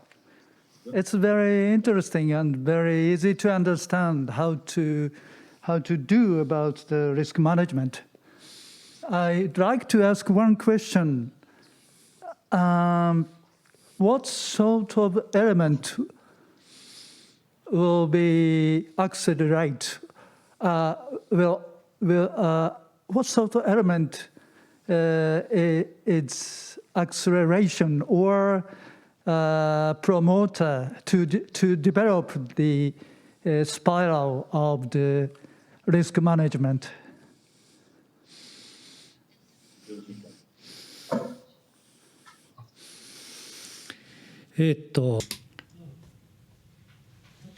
Thank you. In my presentation, I think I talked about this, but one museum or one area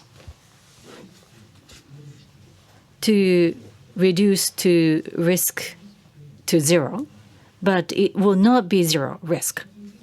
So as an entire society, we have to take some measures.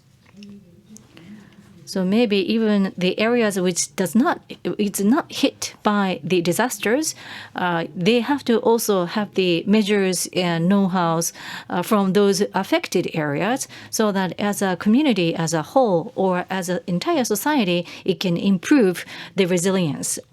So maybe the information sharing and also building the network, those are quite important elements to accelerate or promote this disaster risk mitigation. Okay. 会場からもう Maybe we can take some more questions from the hall, from the audience. ありませんか No questions?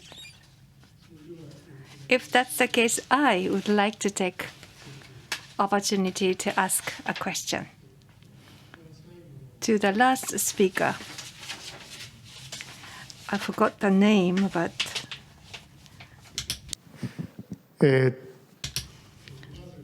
from the Canton Basel. As I was listening to your presentation, Mr. Hanna, Japanese current responses and your situations are quite similar. So in 2021, and there was a large-scale flood happened in Germany. You had cross-border rescue activities. That was something you introduced, and I was really listening to your presentation with great interest.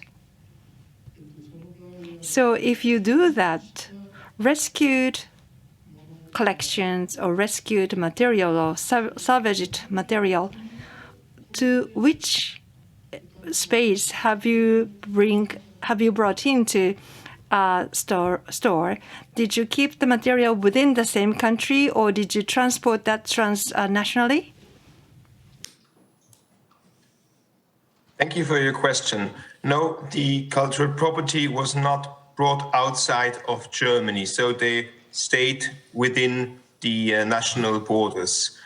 But the affected museums, they send emails and messages to other museums if they are able to take over some of the damaged materials and objects from the sites that were affected.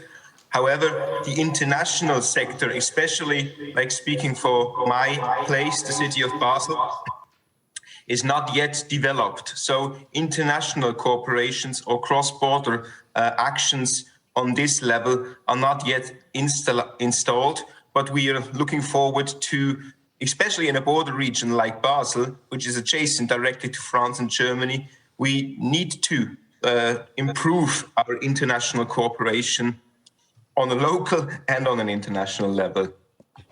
Thank you. Thank you. Thank you very much. まだ2、3分ありますので。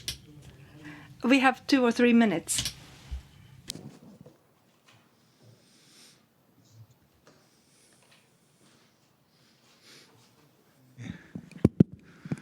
パクさん、王さんにご質問したいと思います。I have a question to Mr. Park and Mr. Wo. Thank you very much. 안녕하세요. Your presentation was very interesting.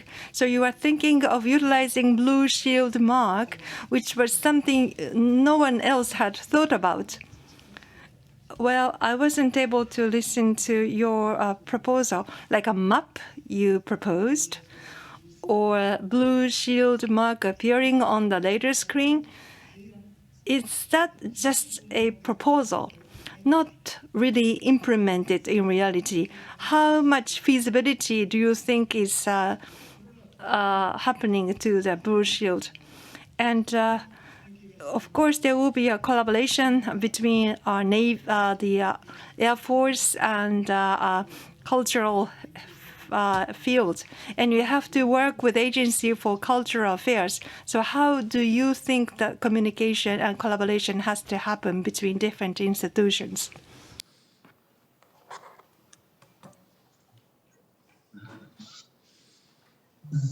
Yes, thank you for your question. I think our museum is very closest to the government because I show you the graph. So I will discussion with the government very much. For example, next year we will have to commit with government and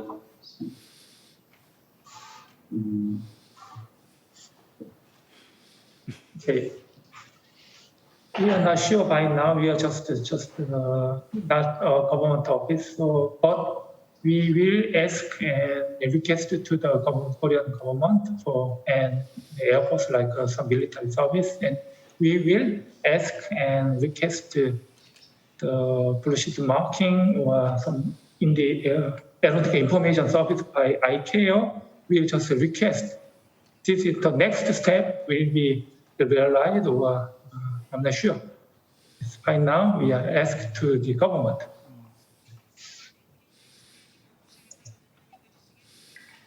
Okay. Okay, thank you so much. 감사합니다. ありがとうございました。 Thank you very much. I think it's time to end. This session now. Thank you very much to all three speakers. Thank you again.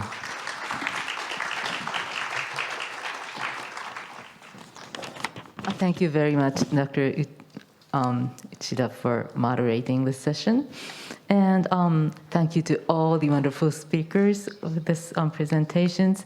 Kohdzuma Sensei, let's see, Dr. Park and Dr. O, and Flavio. Thank you very much. Okay, and we're taking sanitizing measures. And then, ありがとうございました、千田先生. Okay. Now, let's proceed to session 2. May we have Dr. Kanefusa Masuda, researcher at Ritsumeikan University. Okay. Please, Dr. Masuda. はい。Masuda sensei, どうぞよろしくお願いします。So, Masuda Sensei, floor is yours.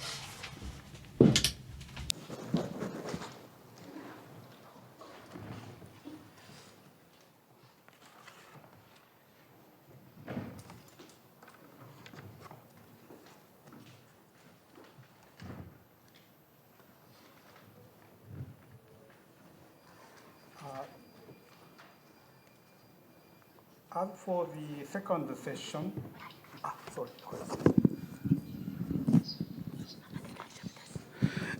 as for the second session, we have three speakers. One from the Egypt, Dr. Asma, and the next is Dr. Sakuma from Japan, and Dr. Abel from Ethiopia. I was informed that some internet mechanical connection situation is not good from Ethiopia and Egypt. So now the staffs are trying to connect to the each country, but still it's not unclear. It's not clear. So the but is it possible from Egypt? Okay. So the Dr. Asma, please. Please start.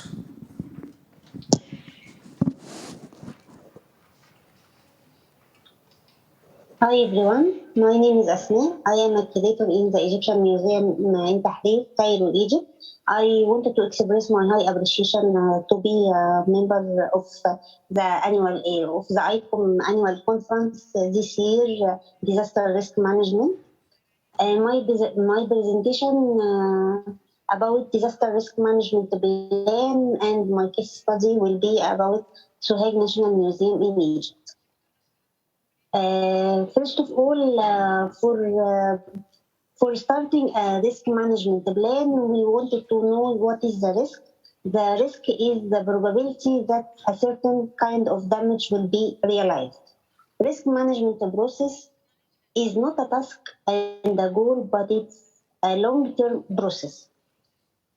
Deciding how to plan and execute the risk management activity, briefly preparing risk management plan. Our risk management plan process contains 5 phases. The first phase is identify risks by determining which risk might affect the project. As we see now, the table show us the different kinds of risk might be affect the museum or heritage site, like natural risk, technical or organization, external, human, social, managerial. The second phase will be risk assess and analyze. Risk analysis is part of the risk management system. Buildings should comply with the requirements of law and regulation to prevent weather, rodents, insects, temperature, functions, theft and sabotage, and emergencies. All risk factors should be identified and assessed. Museum need risk analysis to prevent and forecast them so as not to disrupt their business or the performance of the museum for business. Identification of risk and their factors that could harm the health and safety of persons and property in the environment where we anticipate this risk. Some sources of risk may be based on the source of the risk. The third phase is action plan. Management has 5 essential functions: planning, organizing, personal management, control, and leadership. The plan structure shall include methodology by defining the approaches, tools, and data sources to perform risk management. Rules and responsibility, defining people for each type of activity in the risk management plan. Budgeting, assigning resources and estimate costs needed for risk management. Timing, determining when and how often the risk management process will be performed. Risk category, providing structure for systematically identifying risk. Risk response planning, developing action to enhance opportunity and reduce threats. The fourth phase is the implementation of the action plan we are already suggesting. The last one and the fifth phase of the risk management plan is measure, control, and monitor. It is the process of identifying, analyzing, and planning for newly arising risks, keeping track of the identified risks and those on the watch list, analyzing existing risks, monitoring trigger conditions. Risk monitoring and control, tracking identified risks, monitoring residual risks, executing risk response plans, and evaluating their effectiveness throughout the project life cycle. After the evaluation, museum staff need to be trained in how to behave in emergency and must also know the crisis scenario and emergency plan. In this regard, it is necessary to prepare a methodology for conducting risk analysis. Outcomes of risk assessment, audits, and periodic risk review, such as updates to probability, impact, priority, response plans, ownership, and other elements of the risk register. Outcomes can also include closing risks that are no longer applicable. As we see now, the diagram shows the risk management process and how the different phases are very related to each other. Sohaig National Museum is is one of the national museums located in Sohaig Governorate in Upper Egypt. The museum is located in River Nile in Sohaig City. Here, Her Excellency, the President Abdel Fattah el-Sisi has opened the museum in 14 of August 2018. The component of the museum, galleries, lecture room, library, and landscape. The museum is contain 2 floors, first floor and the ground floor. The first floor contains 6 halls and the main hall. It is a main hall, first gallery, second gallery, third gallery, fourth, and fifth. The process, the risk management process for this museum, as we mentioned, the component of the risk management plan, conducting a SWOT analysis, and after this, we decide that the museum building itself, its equipment could become a source of risk for both the staff and the visitors of the museum, but mainly for the preserved cultural heritage like displayed objects. Therefore, they should be monitored regularly. Museum building include many functions, which is combination can cause a risk of an emergency. I recommended creating an emergency team, people, collections, buildings surrounding to preserve its contents. And after SWOT analysis and studying the museum, we identified the stakeholders of the Sohaig Museum, Ministry of Tourism and Antiquities, tour operator, national airlines, local community, volunteers, and the event planning company and the visitor. We should be communicated with each other to find sponsors and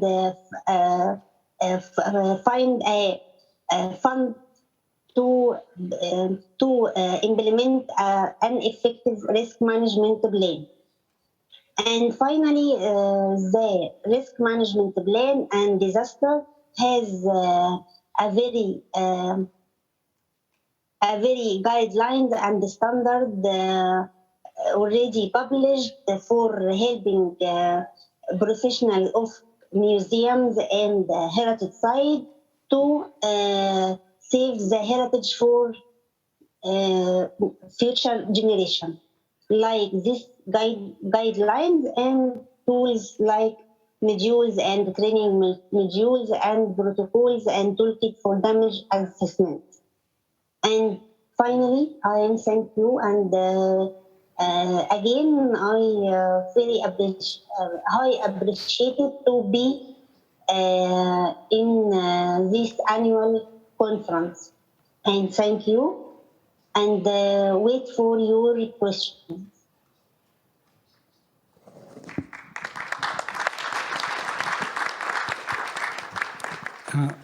Thank you, Dr. Asma from Egypt. It was a video, and the internet connection is not available at the moment, actually. And so the next speaker, Dr. Sakma, please.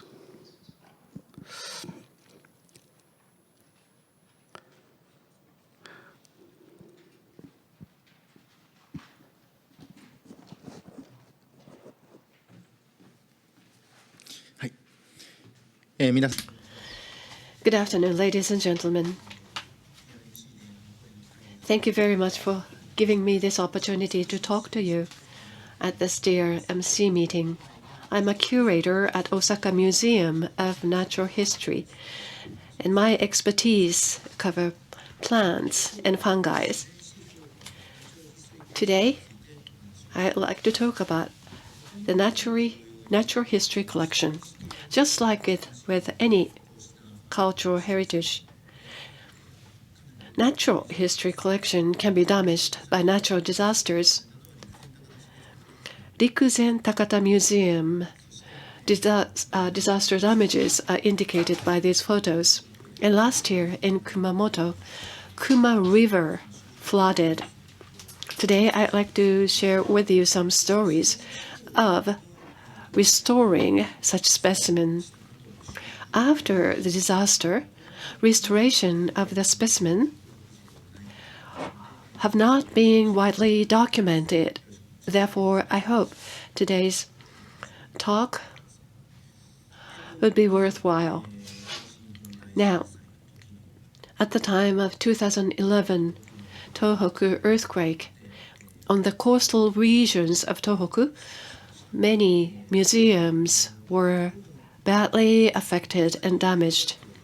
Later on, Suzuki Mahoro-san will make a detailed report to you, but Rikuzen Takata City Museum and Rikuzen Takata Sea and Shell Museum, which contained lots of insect specimens and plants, shells specimens, were collected, and they were all damaged quite largely.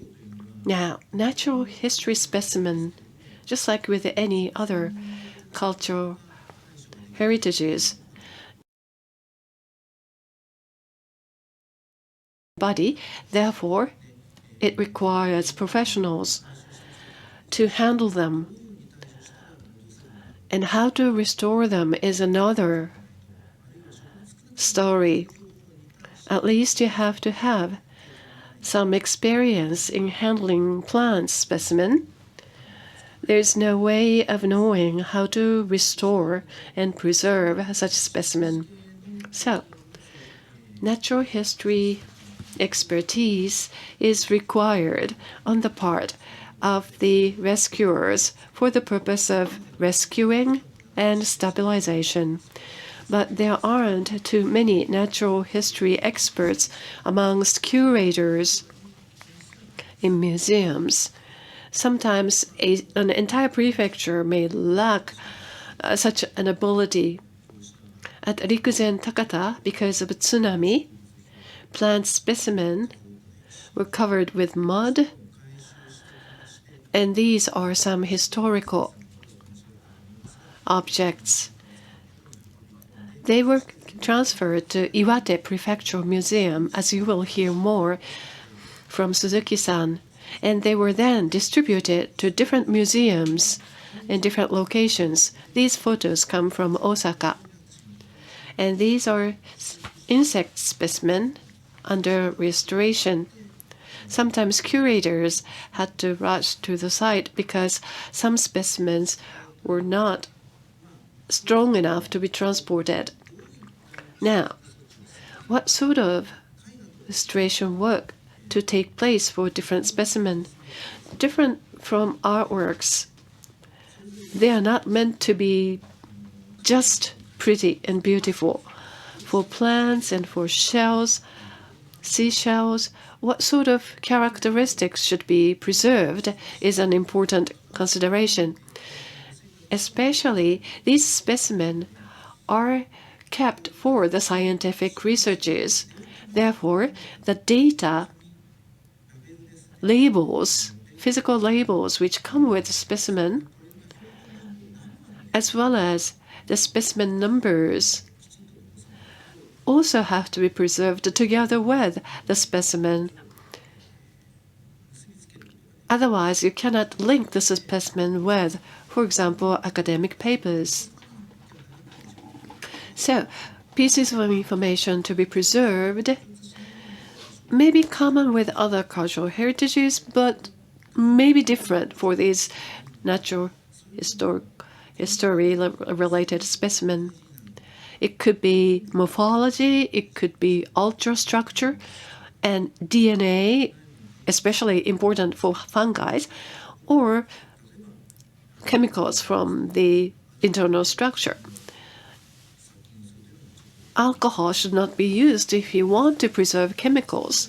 So that kind of a judgment has to be made for different types of specimen, thus requiring experts to make a decision on how to preserve such specimen. In case of Rikuzen Takata,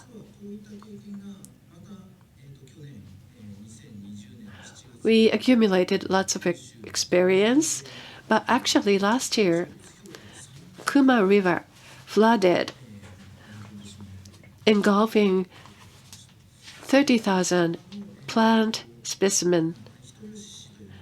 At Hitoyoshi City, there is a museum called Hitoyoshi Castle Museum.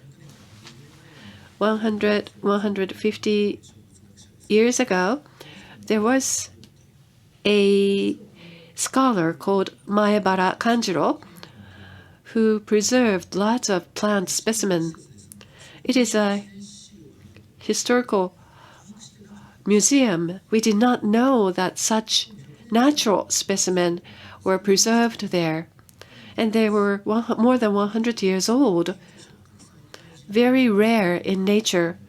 During that time, we certainly do not expect there were so many researchers of plants, so these were sent to different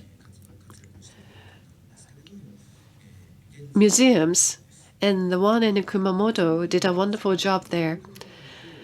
When something like this happens, museums nationwide react very quickly, and they work as volunteers, and each museum even bear the cost of transport. Curators, as well as civil volunteers, work on those specimens.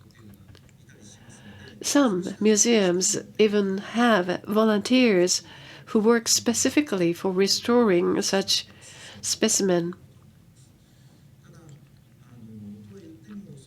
Having said so, museums do not have deep pockets. 10 years ago, when March 11th happened, they might have some curators and volunteers, but they may not be there now. It's already 10 years ago. So how do we launch rescue processes? And what should museums do in preparation?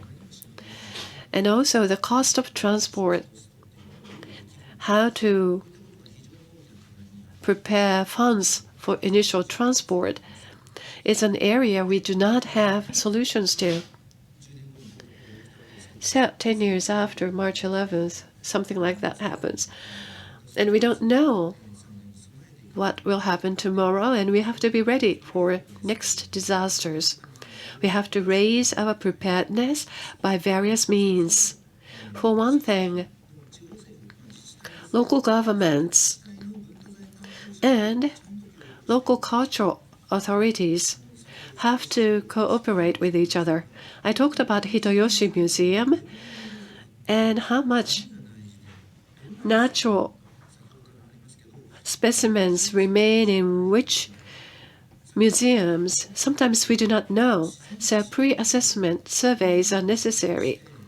And natural history collections should be taken into account for local disaster preparedness plans, disaster response plans. In another area, since we do not have too many natural history collection curators, we have to build some network of experts. There are local experts who collect interesting specimens, and sometimes amongst historical objects we may find some natural specimen, and that can happen. The professionals' network has to be solid so that curators from different museums can rush to the site and help to offer helping hands.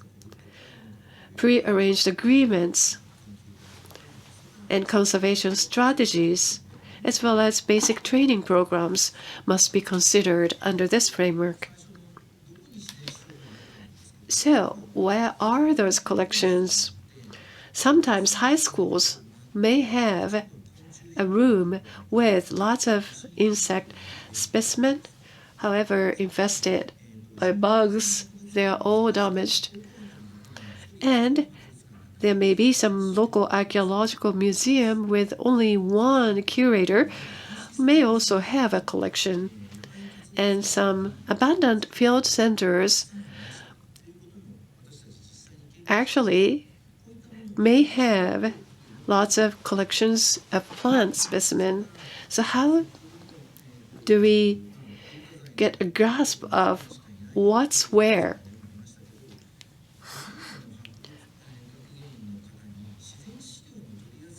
And the curators of different fields should be taught basics of how to handle natural history collection. That, I think, is very important amongst museums and museum trainings and education. Natural history education is lacking, whereas humanity history expertise do exist amongst curators. Now, interdisciplinary alliance was mentioned by Professor Okumura when he talked about the ShiryoNet. ShiryoNet was very prompt in responding to disasters. So when there are natural history collections and resources, we would like to be notified so that we can work together.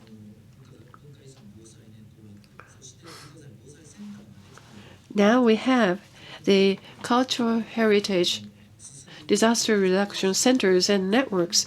I'm sure this type of interdisciplinary coordination will be enhanced going forward. We will eventually learn what sort of natural history collections are located at which museums, and we would like to be an active part in doing that type of an inventory taking. We have invited people from ShiryoNet to offer basic trainings about those natural specimen handling, both to curators and volunteers. When the plant specimen were damaged, you may not be able to handle it.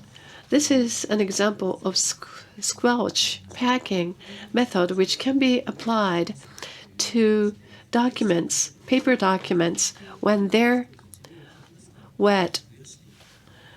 And that can be also, this methodology can be applied to plant specimen as well. It is important to develop personnel who have experience in rescuing and restoring damaged objects. And that will eventually lead to a network of people who may be able to help us in the event of disasters. The network also have prepared some video manuals, and together with Iwate Prefectural Museum, the National Institutes for Cultural Heritages have also prepared such video manuals. Now, happens to the specimen by tsunami, or what happens when they're physically damaged by being dropped. All of them have to be logged and recorded. Natural history collection can be very important in monitoring what happened in the nature around the surroundings. For example, at museums, what sort of responses will be necessary to collect the museum and the collection data.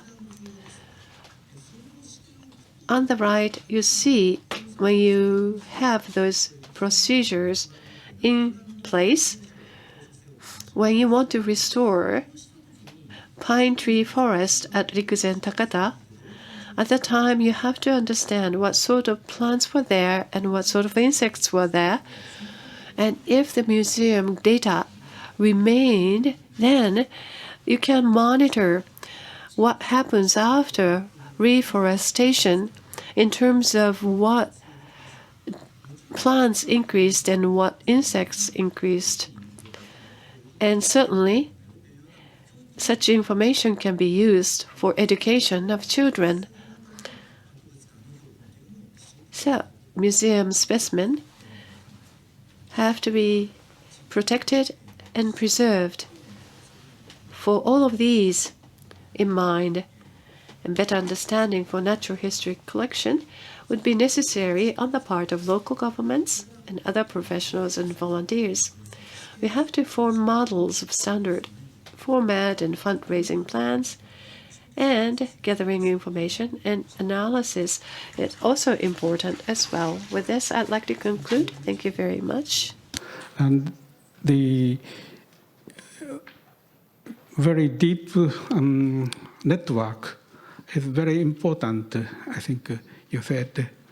So we have the next speaker from Ethiopia, but is it possible, a doctor from Abel? But, so please start.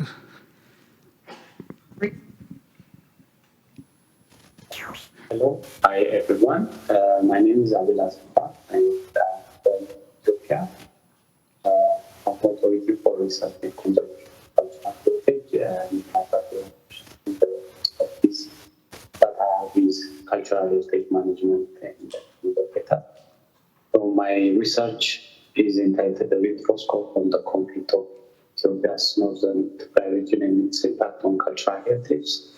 So it's focused on two museums that are registered as national and regional cultural heritage.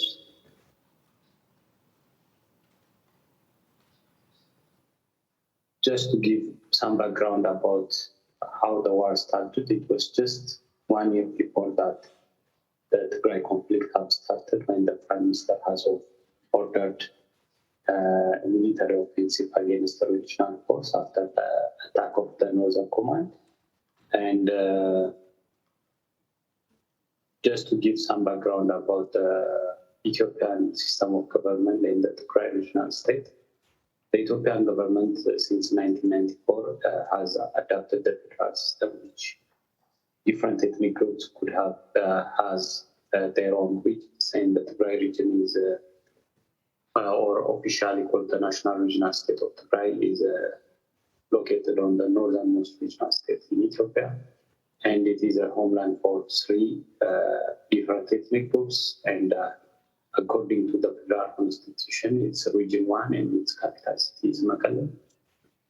So before going to the main presentation, just there are some 4 things that everyone must consider about Tigray. So Tigray is a place where the kingdom of Aksum has rise, and it was a home of one of the biggest civilizations in the 4th century.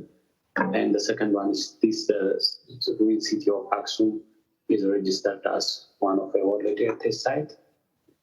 And the third one is most of the people living in the Tigray region has a background of Orthodox Christianity, and the region's main language is Tigrinya.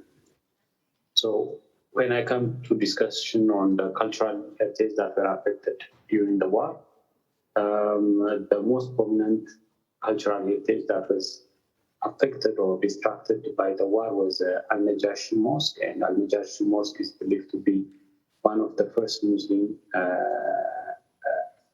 mosques in Africa. Most believe that, and locally it's believed that Al-Najashi was built by the first Muslims to immigrate to Africa during the time of Prophet Muhammad, and they flee from persecution in Mecca and were given to refugee in the kingdom of Aksum.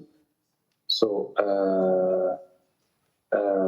this mosque was damaged, heavily damaged during the war. It was bombarded by heavy artillery.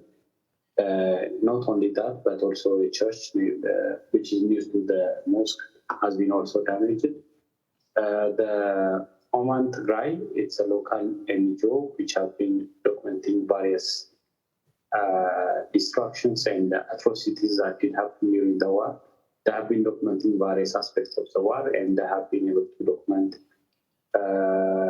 destruction that were made intentionally or unintentionally on the cultural heritage. And they have been able to document around 9 heritage sites, mostly heritage sites related to religion has been targeted during the war. So one of the heritage site or religious site that has been damaged was Maskala Christos Church, which was located in Europe Mountains. Which this church in particular do have a very important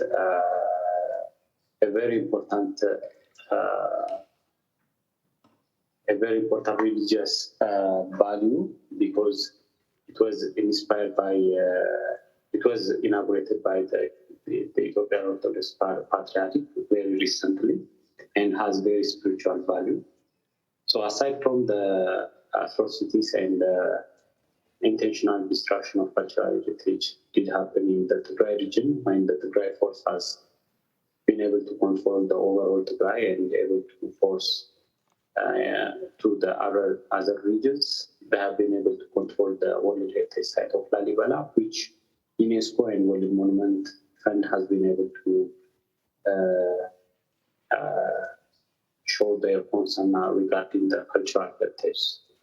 So when I come to my case study, my case study is Mekelle City. So Mekelle City is the capital city of the Tigray regional state, and it is believed to be evolved starting from the 13th century up to 19th century. And in 19th century, Mekelle became the capital city of Ethiopia, when the Emperor Johannes has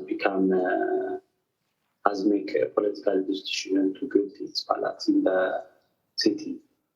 So when I come to, so those 2 museums of my case study are located in the Mekelle Museum. One is the Emperor Johannes Fourth Palace Museum. So this palace museum was an important national landmark, since it's a large palace. Besides that, it was also one of the main structure for the growth and expansion of Mekelle City. So under the UNESCO mission some 40 years ago, it was recommended to make it a museum. So it has been adapted to become a museum, and it is registered as a national heritage.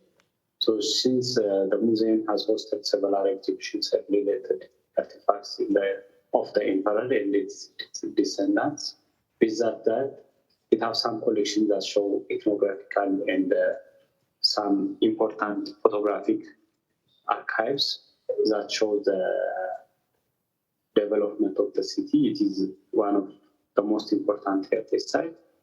And the other site, the other case study of my research is the Martha X Memorial Monument Museum, which is also located at Mekelle. So this memorial monument and also museum has a long history of has able to contribute and also to show the long history of the Tigray and its struggle for oppression. So this is registered as regional heritage. Just to give some background about the monument of the Tigray War Martyrs and its museum. It was during starting from 1975 that the armed struggle started by the TPLF, and for 17 years the Tigray people have been fighting for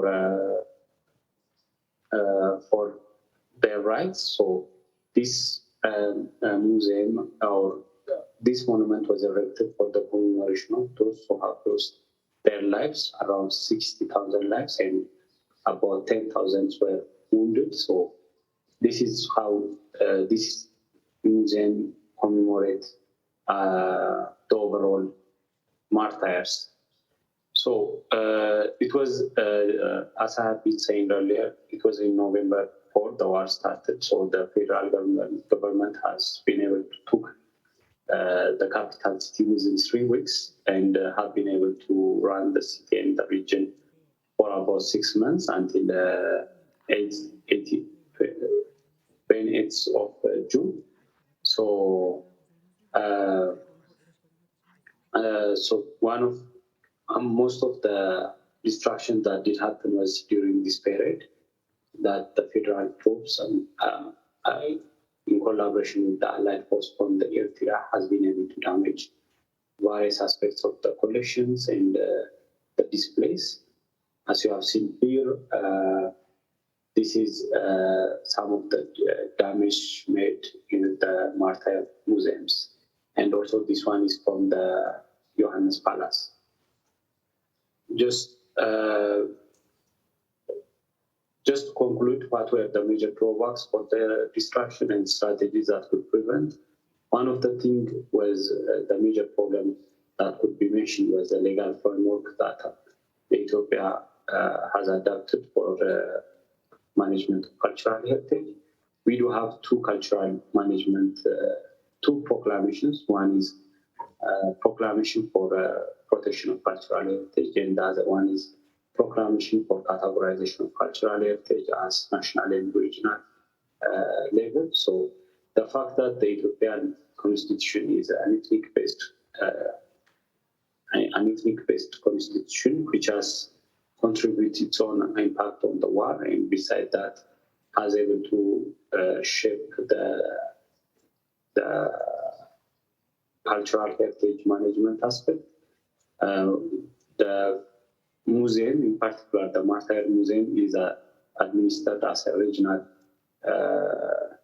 it's categorized as a regional level. It has its own, it has put its own impact on the destruction of the cultural heritage. The other one is political aspect of the country was the polarized political ideologies over the last 3 years has able to contribute for the destruction of the cultural heritage.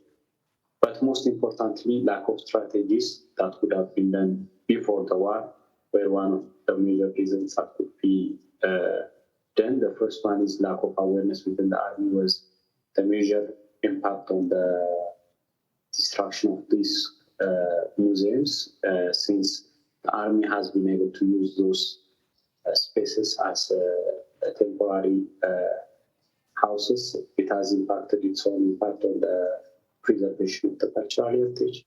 Besides that, lack of interdisciplinary networks and collaboration between the army and other stakeholders, like, for example, Authority for Research and Conservation of Cultural Heritage, the Regional Cultural and Tourism Office has been able to contribute for the negligence and destruction of those cultural heritage. So, thank you.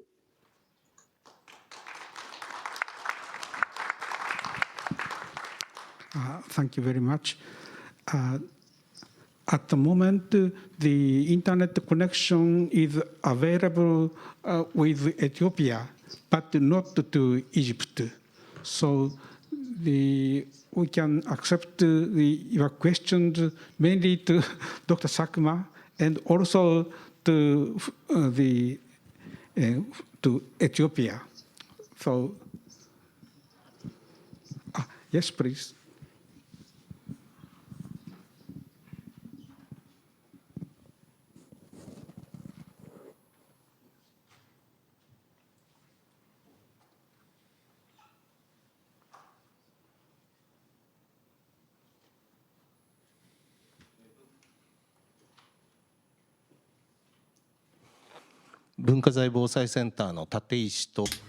I am Toru Tateishi from the Cultural Heritage Disaster Risk Management Center. Thank you very much for interesting presentations. I would have loved to ask questions to all of you, but due to time constraints, I would like to refrain from doing so, and I'd like to ask a question to Professor Abel. At the very beginning, you mentioned that Ethiopia is a federal state. But ever since, I was paying attention to one thing. Towards the end of your presentation, you said that within the region there are differences, even there is a federal system in Ethiopia.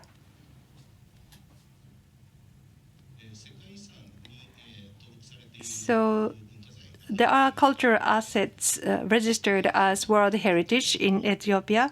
So national laws should exist. So that's something I was able to understand. However, for example, your topic this time around, Region 1 that you mentioned is your focus.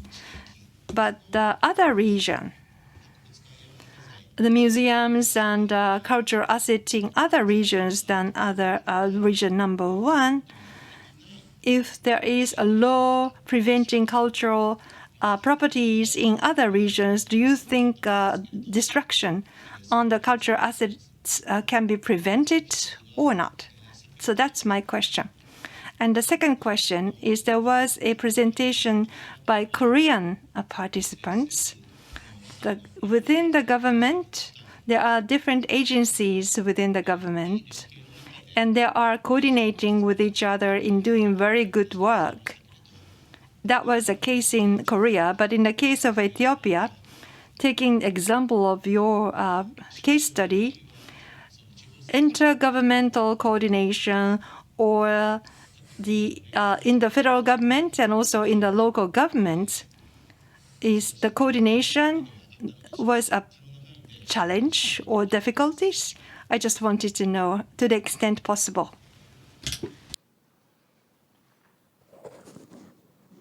So that is all from me. That's my question. Thank you. Yeah, thank you. Dr. Abel, please. Okay, thank you. Can you hear me? Yes, please. Yes, so yes, I can start from the first question. In fact, I should have elaborated well during my presentation. So Ethiopia is a federal state where the federal territories and regional states has been established based on ethnic groups, not by, it's not an administrative territory. So each region is established based on their ethnicity, which make it that for a regional cultural heritage, most of the time, they are attributed to the region, and they are not something that is shared value within other parts of the country, which has contributed a lot for destruction of cultural heritage, which are located in the region. So the fact that the polarized political situation that did happen the last 5 years in Ethiopia, which sometimes has affected the understanding of a nation, nationality, and the people which are living in the country. So most of the time, people, for political parties who are affiliated or who are coming from such regional states, sometimes people couldn't able to differentiate between the people who are living in the region and the political system that's established in the regions, which has contributed a large amount of contribution for the destruction of the cultural heritage. So in this regard, in Ethiopia, we do have two major proclamations. In fact, we do have World Heritage Sites. Next to that, we do have the National Cultural Heritage that the federal government could able to administer. But at the same time, we do have a regional proclamation which allows regional states to administer and manage their cultural heritage. So this is one of the major problems that did happen during the war. So when I come to the next question about the coordination between intergovernmental organizations, the fact that disaster risk management is the very least. I mean, Ethiopia is a very poor country, so we do have several droughts and natural disaster caused often. So the fact that disaster risk management for cultural heritage is the most least priority concern for the government, which the concept hasn't yet well developed. So it was, I think if I'm not mistaken, there are only two people who have been able to train in Japan, me and one of my colleagues, on disaster risk management of cultural heritage. Otherwise, the concept, even the discipline hasn't well developed to be able to collaborate with other stakeholders. So because of this, because it's a war, the government main concern is to protect civilians and to achieve their goal. So cultural heritage is a very least concern. So that's why that did happen. But the good news is that after lots of letters and announcements that we have made, after 2 weeks, we are able to give a training for the military people on disaster risk management for cultural heritage during armed conflicts. And we are working together with the army to establish a small section for cultural heritage. Thank you. アベル先生、どうもありがとうございます。Thank you very much, Dr. Abel. That's a very, very important response, and I'm extremely happy to hear from you. I hope we will continue to be able to collaborate with you going forward.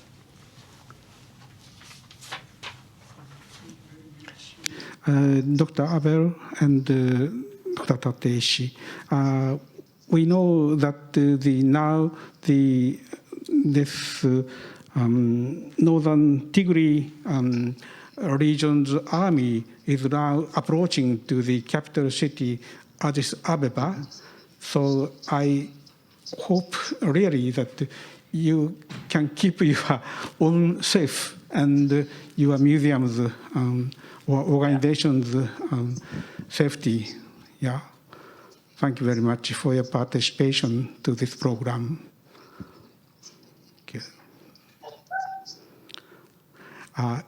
Is there any questions?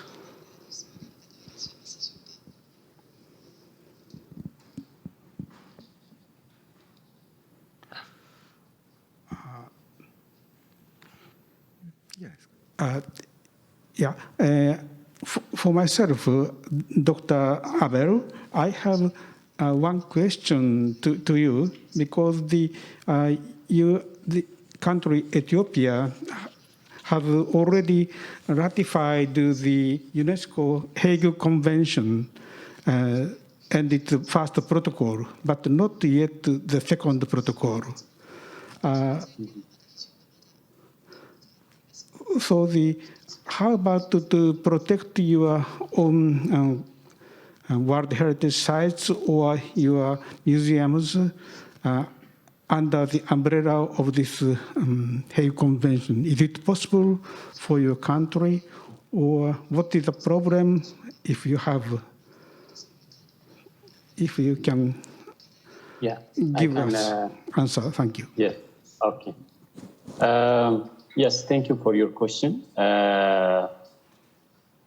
In fact, signing and ratifying international conventions is the responsibility of the foreign minister, which sometimes is a very sophisticated thing for us to collaborate and work with them.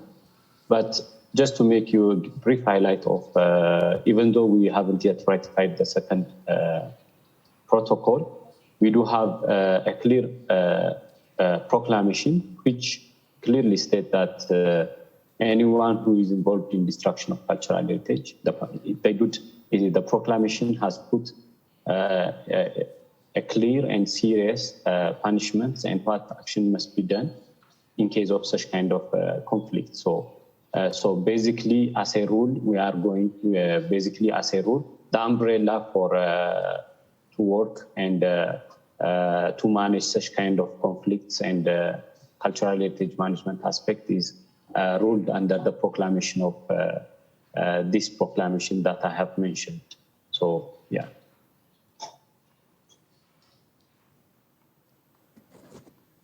Thank you very much. Yeah. So, any questions from floor?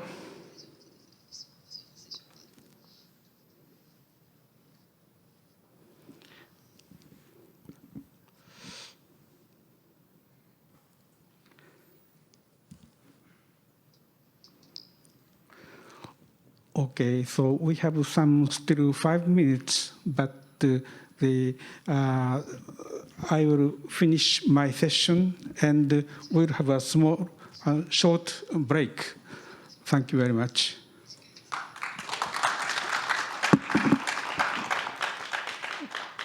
Thank you very much, Dr. Masuda. Masuda sensei, ありがとうございました。Thank you very much, Dr. Masuda. And I'd like to thank all of our presenters, Asma, Sakuma sensei, and Abel from Ethiopia, for their interesting presentations. Now we have some time, so we'll take a short break until 3:05 Tokyo time. So we roughly have about 10 minutes, and we'd like to resume our session. Okay, thank you very much.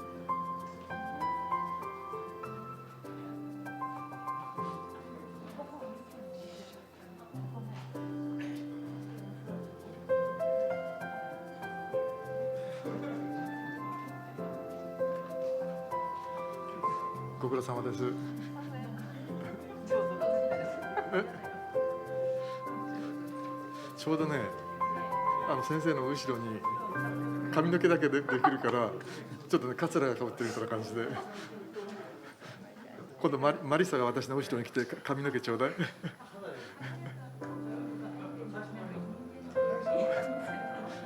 いやでもちょうどよかった。い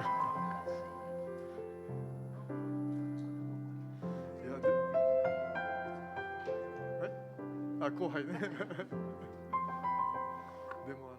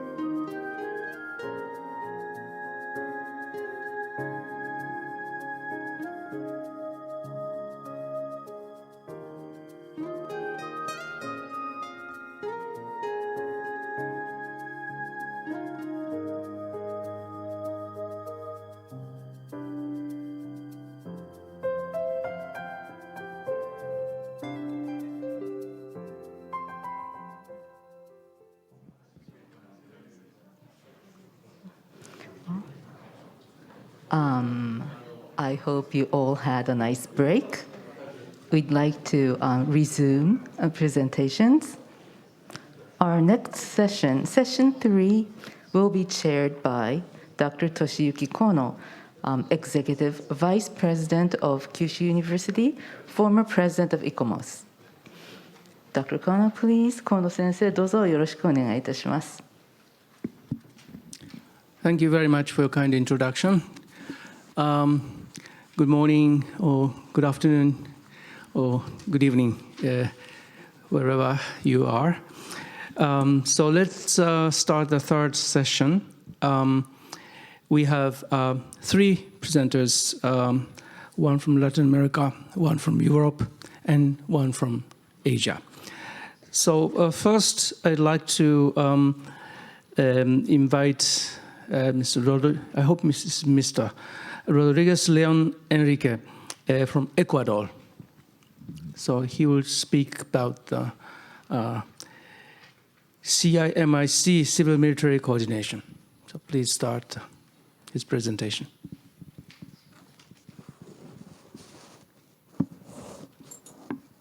Minasan, konnichiwa. Good afternoon, ladies and gentlemen. My name is Enrique Rodriguez Leon. I work for the municipality of Santa Elena in Ecuador. I'm from Costa Rica. I'm going to talk to you about the CIMIC, which means Civil and Military Coordination. And how can we implement that, the mutual knowledge between institutions, between the government and the citizens, as an effective tool to face the problems in the context of a disaster and the risk management.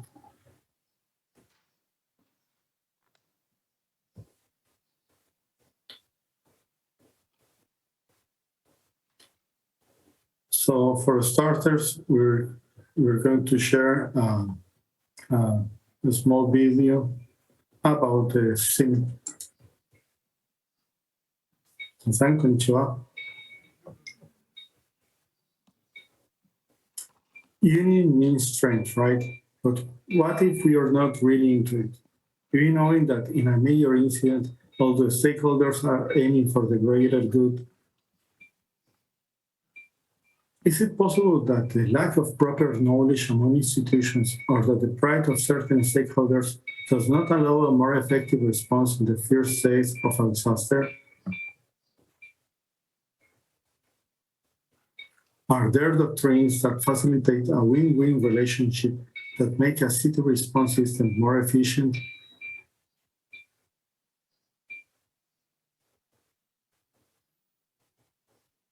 Could an integrated approach make meaningful changes at various levels, ranging from cultural heritage risk management to strengthening human rights?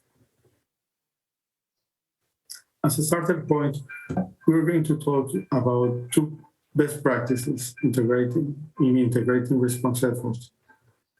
And then we're going to consider if there are an option to be implemented. The first one is the concept of civil and military coordination for risk management.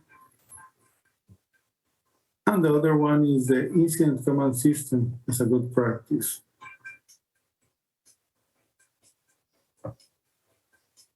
During this presentation, try to figure out if it's a good practice, if it's feasible, and if it's inexpensive. So for now, thank you for your attention, and let's start.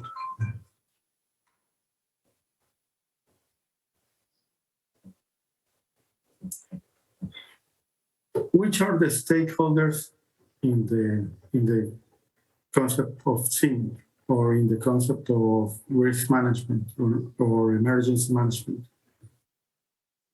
And it has to be considered that the risk management is a cross-cutting and common issue among all the stakeholders. It means citizens, firefighters, government, local government, national government, armed forces, police. So this this nature of the risk management as a cross-cutting and common issue is an enormous opportunity to be able to bring all these people, all these institutions in the same table and talk about the same problems and try to figure out between all the stakeholders the common responses, or how can I improve not only my situation, but the neighbor situation. But what is CIMIC?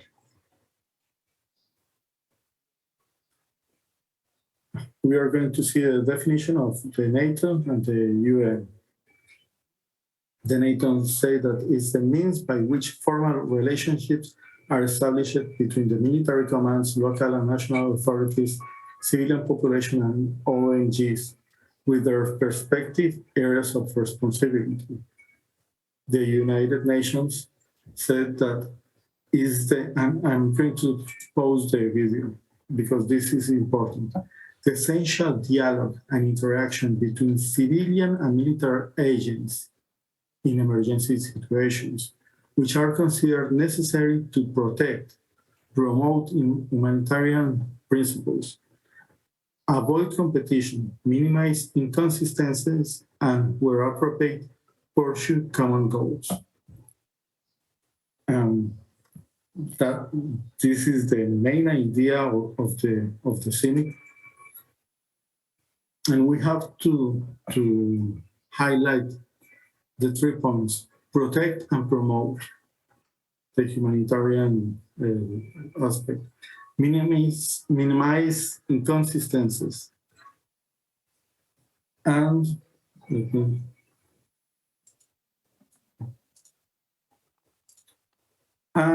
pursue common goals.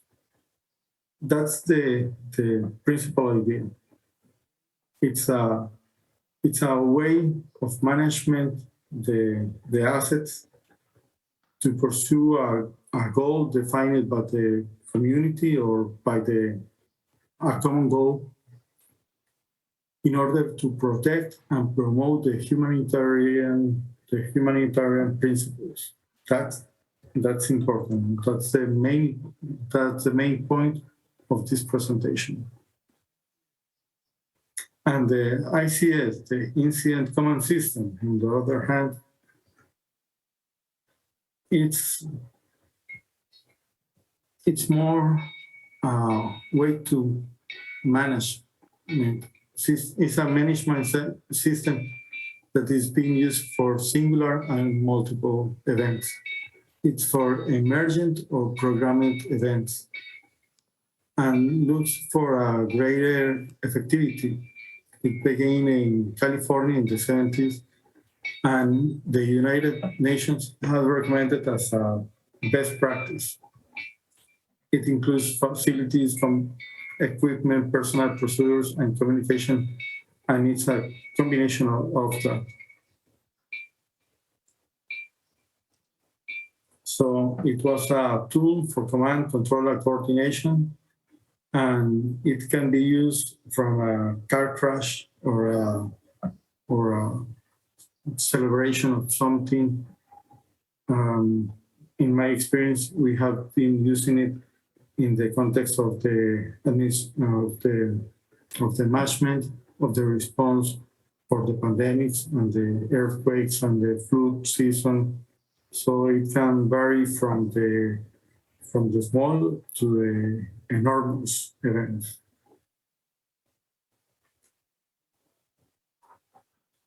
We have implementing the CIMIC and the ICS. We have been seeing some important landmarks. For example, we have developed protocols for the city and take it to ordinances. We have implemented the idea of cultural heritage in the management of the territory and development plan of the city. We have been working with the user teams in a national level, and we have been able to implement the psychological first aid as a need in several security entities like firefighters. And with that in mind, we can extrapolate that if for a police unit, it's important, the psychological first aid, we have been able to project that to a greater scale. For example, we have been talking about the importance of the principles of the psychological first aid and how can be extrapolated to, for example, to a community in case of an earthquake. One of the first steps for going back to normal, for recovering from the impact of the event, is the possibility of practice its cultural heritage, the immaterial heritage, and that is being highlighted by the psychological first aid. For training options, there are several options that we have. We can find, for example, in-site training for CIMIC in schools like WEMPE. The WEMPE is where the blue helmets of Ecuador are being trained, or the ALCOPAS is the Association of Latin America Training Center for Peacekeeping Operation. But we have also options online. For example, the Peace Operations Training Institute, the EMI, the Emergency Management Institute of the Federal Emergency Management Agency of the United States, and of course the USAID and OFTA that is linked to the US embassies all around the world. So in all these places, we can find programs for learning more about incident command system or SIM.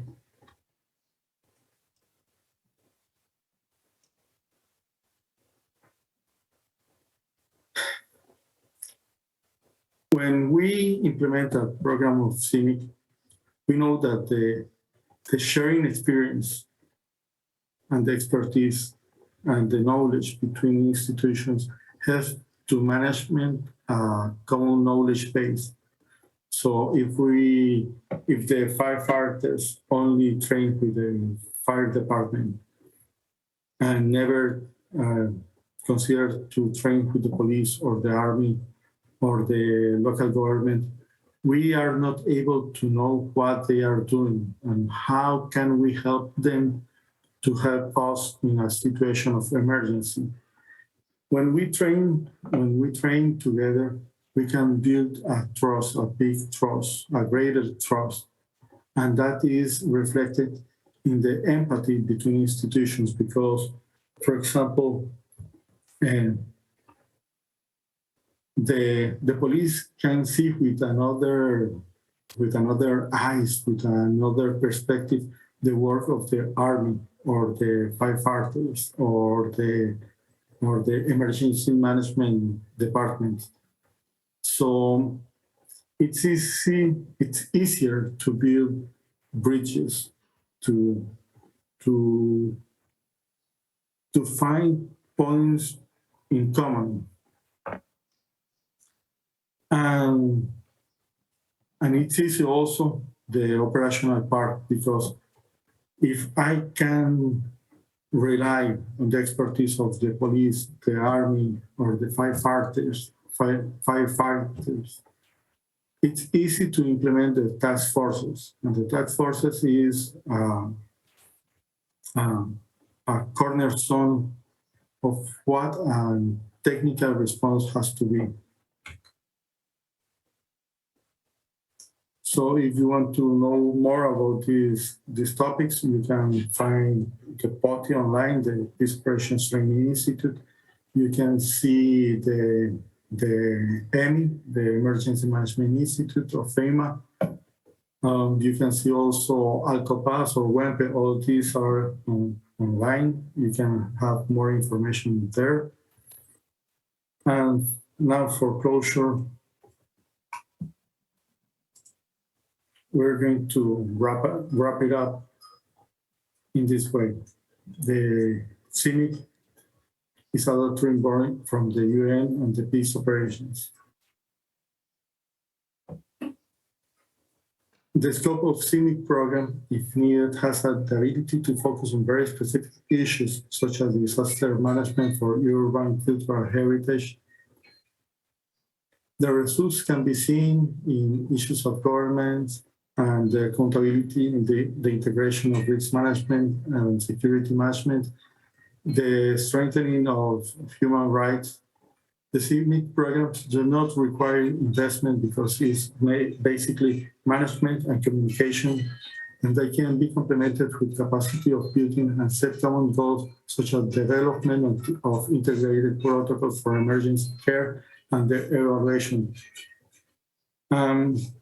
The options to get the courses are wide, and they can be inexpensive or even free alternatives. They have resources online, they have practice on site, and there's no prerequisites to take the courses. So thank you for your attention. Domo arigatou gozaimashita. Yamata atome.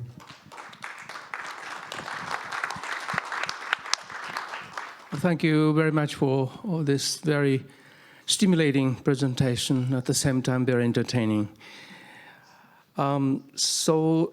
Next speaker is Ms. Charlotte Fafet from Bruges, France. And she will speak about assessing fire vulnerability of museums in data-scarce environment, a case study from Kosovo. Please start.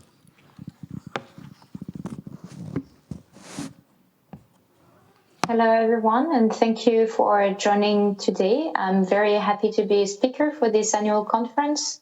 My name is Charlotte Fafet. I'm a disaster risk manager and a former active member at the Blue Shield France.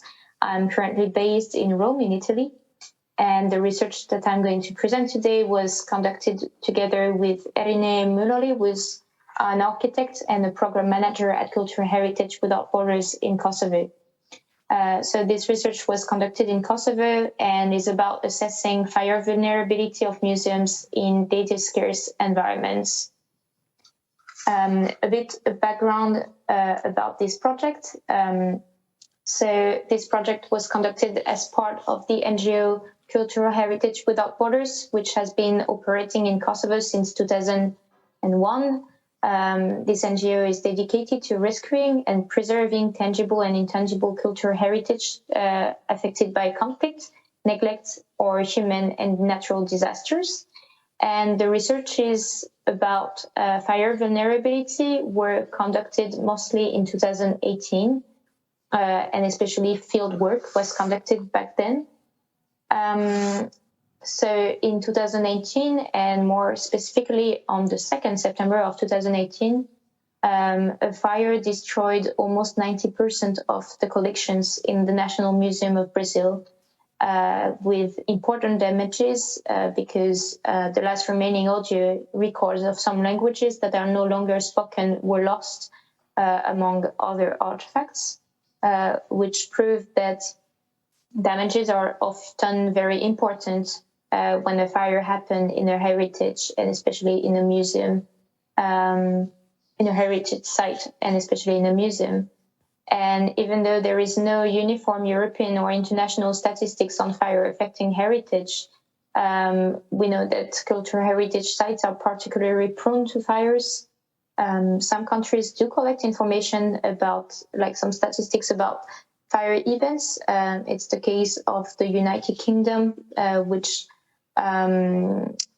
counted 193 fires that took place in Heritage Place only for the year 2020. And for example, in Czech Republic, it was reported that 180 fires in historical buildings took place between 1992 and 2001.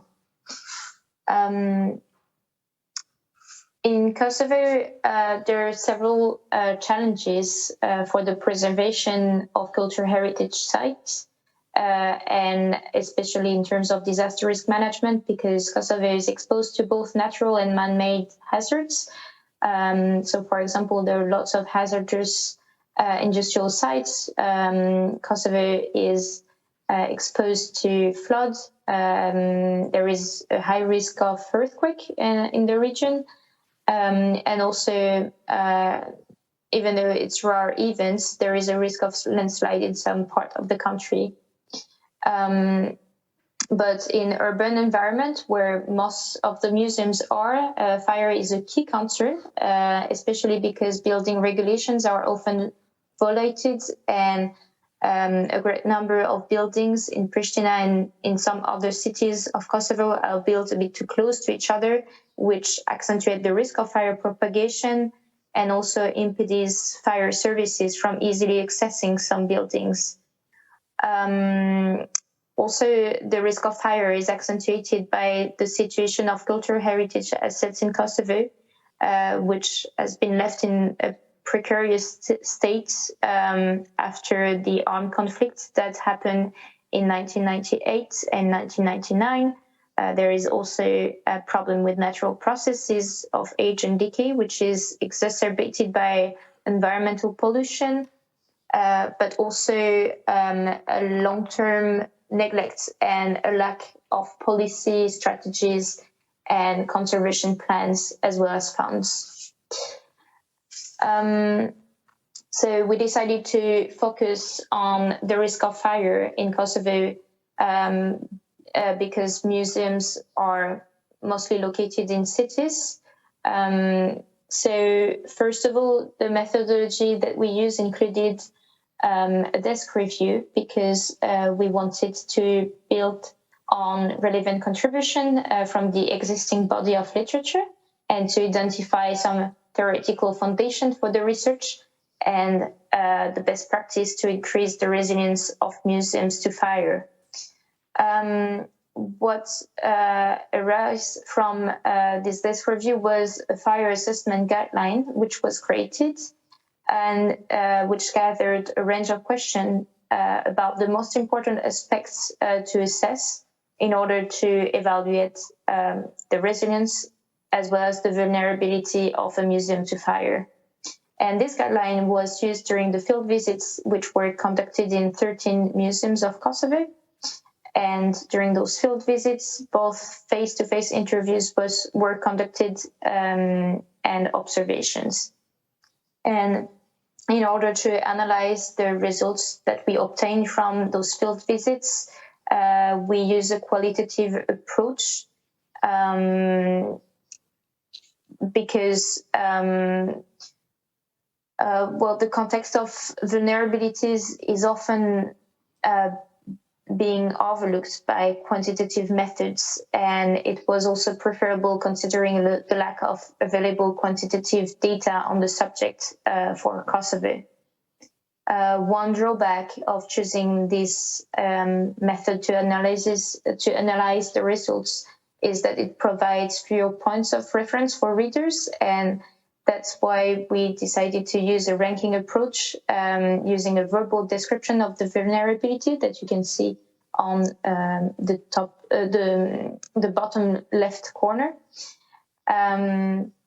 So for each museum, we identified several categories of vulnerabilities that I'm going to present in the next slide. And we assessed the vulnerability of each museum and for each category by using this verbal description of low, medium, or high. And in order to reflect on uncertainties that arise from sometimes a lack of evidence or available information, we created those in-between categories which are named low to medium and medium to high. So one of the main results of this research was a questionnaire that arises from the literature review. So this questionnaire was made of different parts in order to properly assess the vulnerability of a museum. So the first part was dedicated to just the collection of some basic information in order to properly identify the building and in that case, the museum that was being assessed. There was then a dedicated section about the surrounding areas in order to evaluate the exposure of the cultural heritage sites to a fire that could potentially start outside of the buildings due to the presence of intrusive buildings or the proximity of infrastructure such as electric lines. Then the third part was dedicated to past events because it's believed that they can constitute an important source of information regarding any potential weaknesses towards fire events. Then the fourth part of the questionnaire explores the management of the museum in order to identify any potential barrier to implement fire safety measures, such as a lack of human resources, a lack of funding, or of time allocated to those questions. Then the next section, aims at assessing the level of maintenance of the museum. And there was then a part that focuses on the physical aspects of the building, such as the construction materials and the identification of potential sources of ignition within the building. Then the accessibility of the building was assessed, as well as fire safety systems and equipment in place in the museum. There was also one section dedicated to preparedness aspects in order to identify if there was any emergency procedures in place, if trainings were organized. Then security aspects were considered in another section in order to assess the risk of arson, which can lead to some fire damage. And then finally, one last section was dedicated to information regarding the collections. For example, how they were documented and labeled, as a good documentation and labeling can help with assessing the damages in the event of a fire.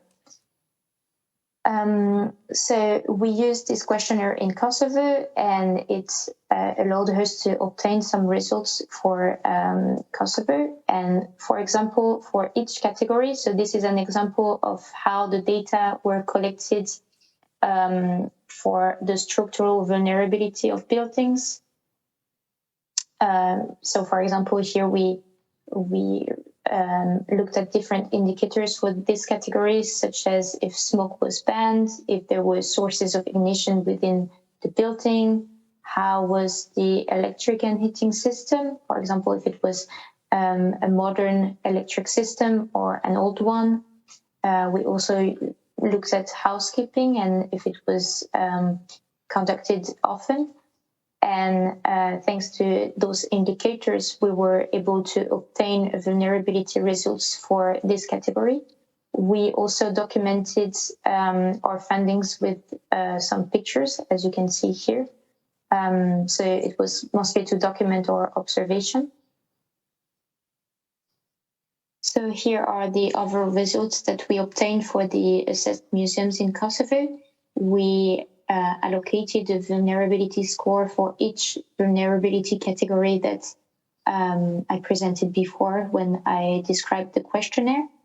And so one main conclusion that we could make is that overall there was a lack of preparedness in Kosovo, in the museums of Kosovo, and more specifically, there was no trainings organized to know how to evacuate people, but also how to evacuate artifacts in the event of a fire, or how to better prepare the overall evacuation process and coordination with firemen, for example. So one of the main outcome of this research was the ability to make some recommendation, and I'm not going to go into details about the recommendations that we formulated for Kosovo, but we were able to identify a certain number of actions that were needed to be implemented in order to improve the resilience of museums to the risk of fire. And it was interesting because there was another outcome that arises from this research, is that we raise awareness on the threat of fires for the museums. Lots of, some staff member mentioned that they had never thought about the necessity of doing a fire evacuation exercise before, for example. And there was a bit of something that we could assimilate to the concept of value action gap, and also we could see that there was a true lack of awareness regarding fire risk and how it could be important for the museums in Kosovo. So this whole research permitted to improve a bit fire safety awareness, but we went beyond by promoting the report that we wrote in the media. So this is an example of an interview that was conducted by Erine in Kosovo, and also an example of newspaper that was published, like an article in a newspaper that was published about this research. And we were happy that we were able to promote a bit this concern and this subject in the medias, and also like among the museum communities. So in terms of conclusions, so this questionnaire that I presented earlier was an operational approach to collect fire vulnerability related data for museums and their collections. And we hope that it could be used and applied in other contexts, and especially in data scarce contexts, because it allows us to have an overview of the current situation in terms of fire risk protection in the museums of Kosovo, and to have a better picture of what were the needs to improve Kosovo museums' fire resilience. And also, as I just mentioned, it was a great way to raise awareness on the topic with staff members through the whole interview process and through the field visits. And then it went beyond with some interest in the media. So thank you for listening, and I invite you to read the full paper that was recently published. Another report was also published, but unfortunately it has only been published in Albanian, so I would rather suggest you to read this paper that is available in English. Thank you very much.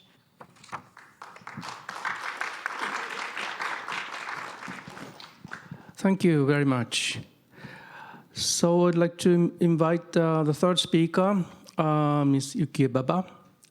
She will speak about the Saving the Water Damaged Library books in a 2019 typhoon aftermath in Japan. The floor is yours. Thank you very much. First, I'd like to thank the committee for organizing this wonderful conference despite all the difficulties with the pandemic. Today, I'm going to talk about a case study, an example of a collaborative rescue action of MLA and private companies, which took place in the 2019 typhoon aftermath in Japan. First, I'd like to describe the damages of the collection at Hitotsubashi University Library caused by Typhoon Hagibis. Next, I'd like to describe the collaborative rescue team of MLA and private companies, which was organized to save the collection of the library. Who they were and how they were organized will be explained.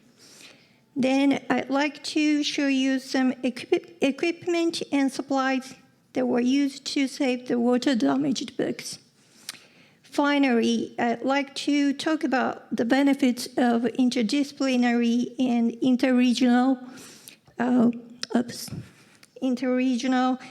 networks for the salvation of cultural properties, including books and documents. In October 2019, Super Typhoon Hagibis are unprecedented, both in size and intensity, made a landfall on the main island of Japan, leaving many villages and towns flooded. The typhoon caused the death of 99 people. 3 people are still missing. About 33,000 houses were destroyed. About 31,000 houses were inundated. Museums and libraries were no exception. Kawasaki City Museum's all 9 storage rooms were flooded. About 229,000 items, including films, photographs, and comic books, were severely damaged. Tokyo City University Library's basement has completely sunk under the water.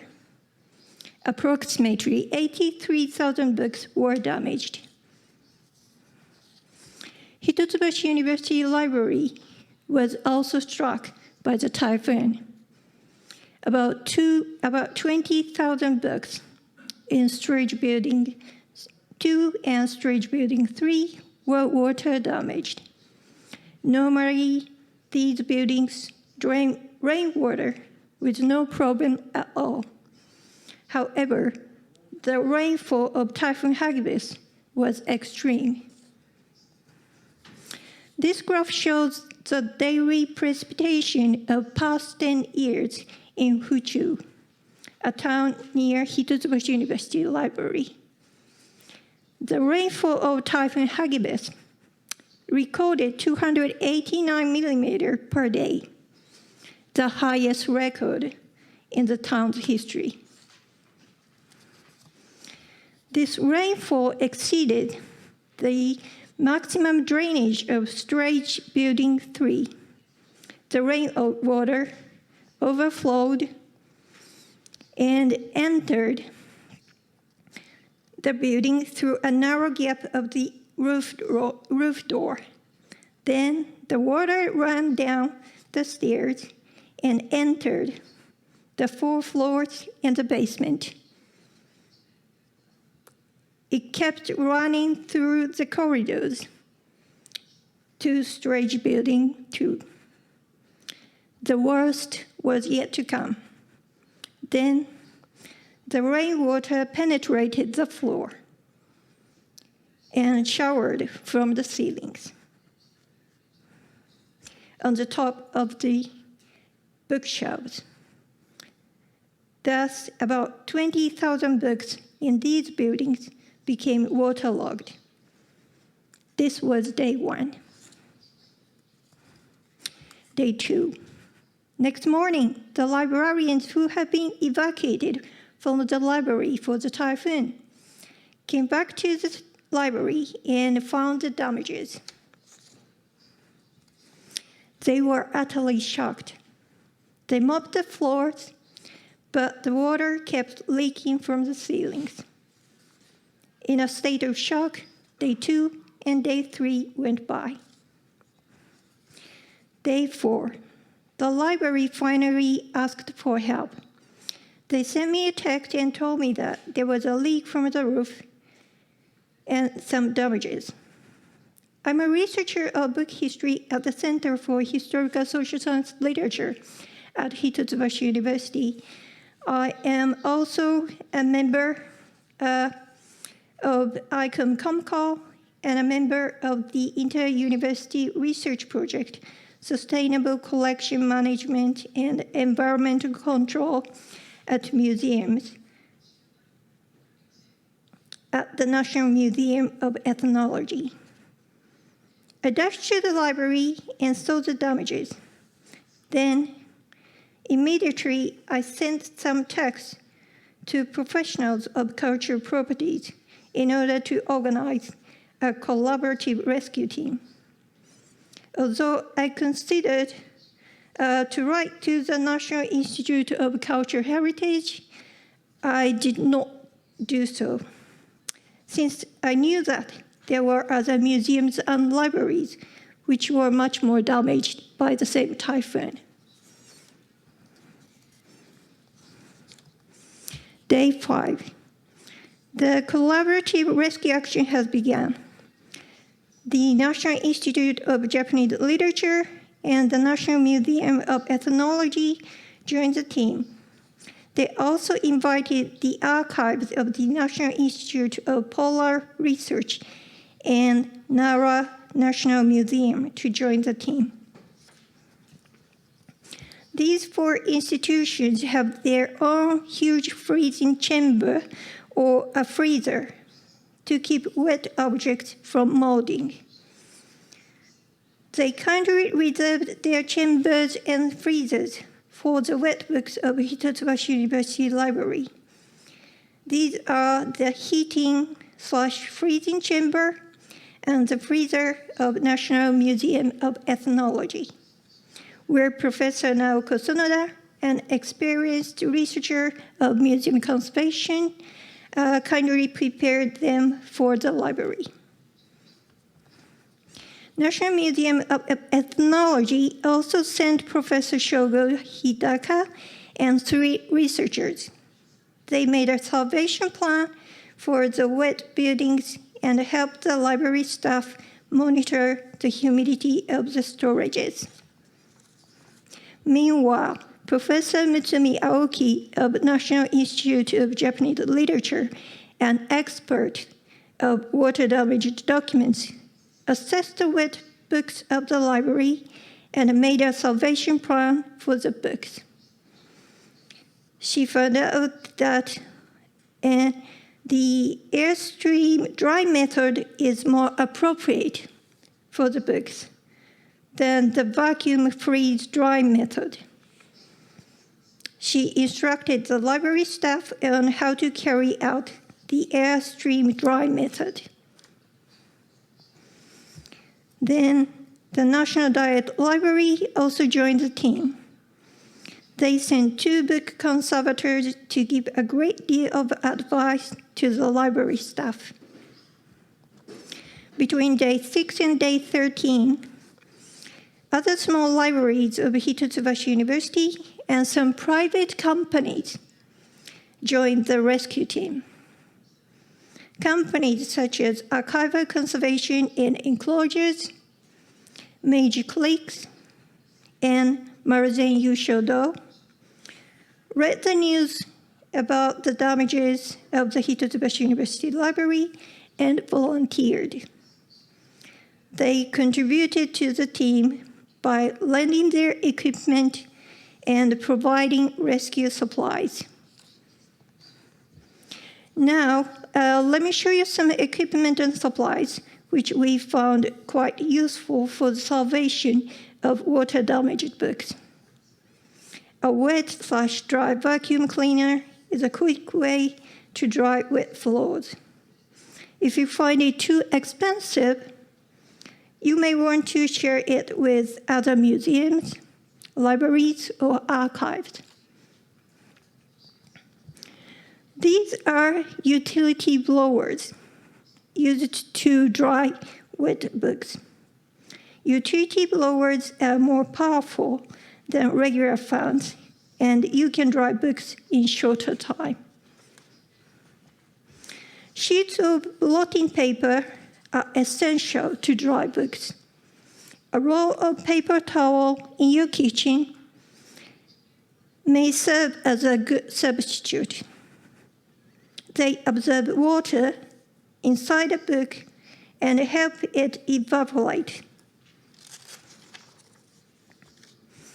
Sheets of cardboard are useful to support a wet paperback book, which is often too soft to stand on its own.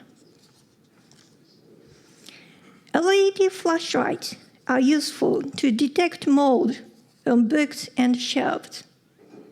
A LED flashlight emits linear beam, which casts strong shadow and makes mold more visible for us.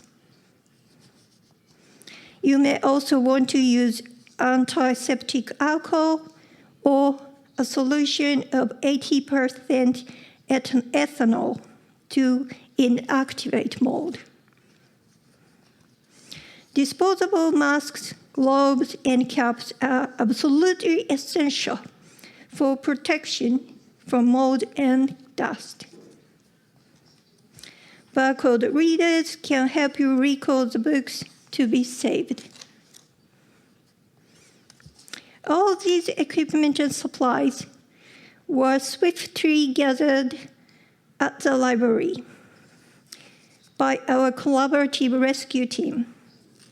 4 months later, the storage buildings of the library reopened for the students.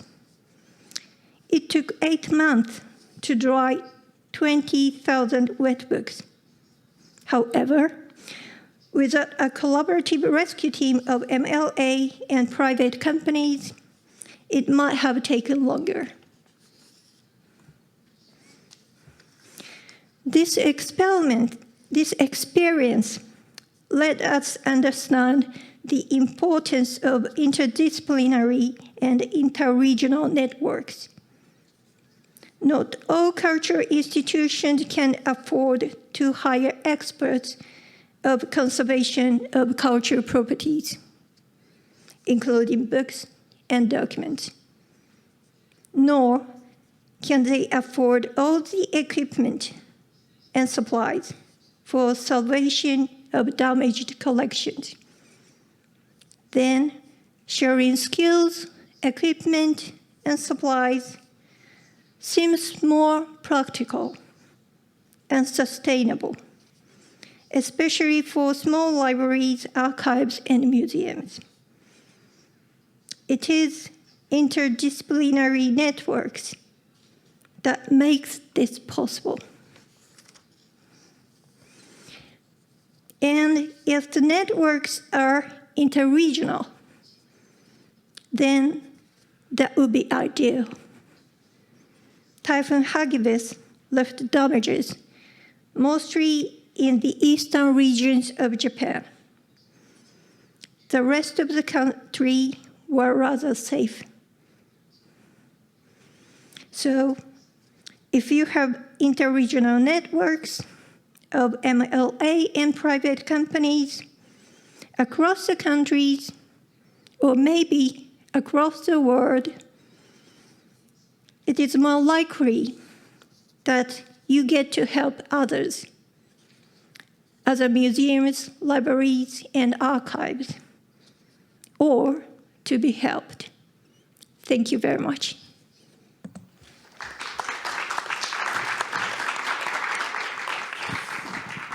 Well, thank you very much for your presentation, which reminds me of my visit to Hitoyoshi City a year ago, 2 weeks after the flooding, and in that case, the water actually reached to the ceiling from the bottom, and as is the big fight against the mold. This is what you reminded me today. Thank you very much. Well, so we have 3 excellent presentations. Now we start a discussion time. So all 3 speakers are now either here physically present or virtually. So I'd like to open the floor for questions, either from the floor or from the chat box.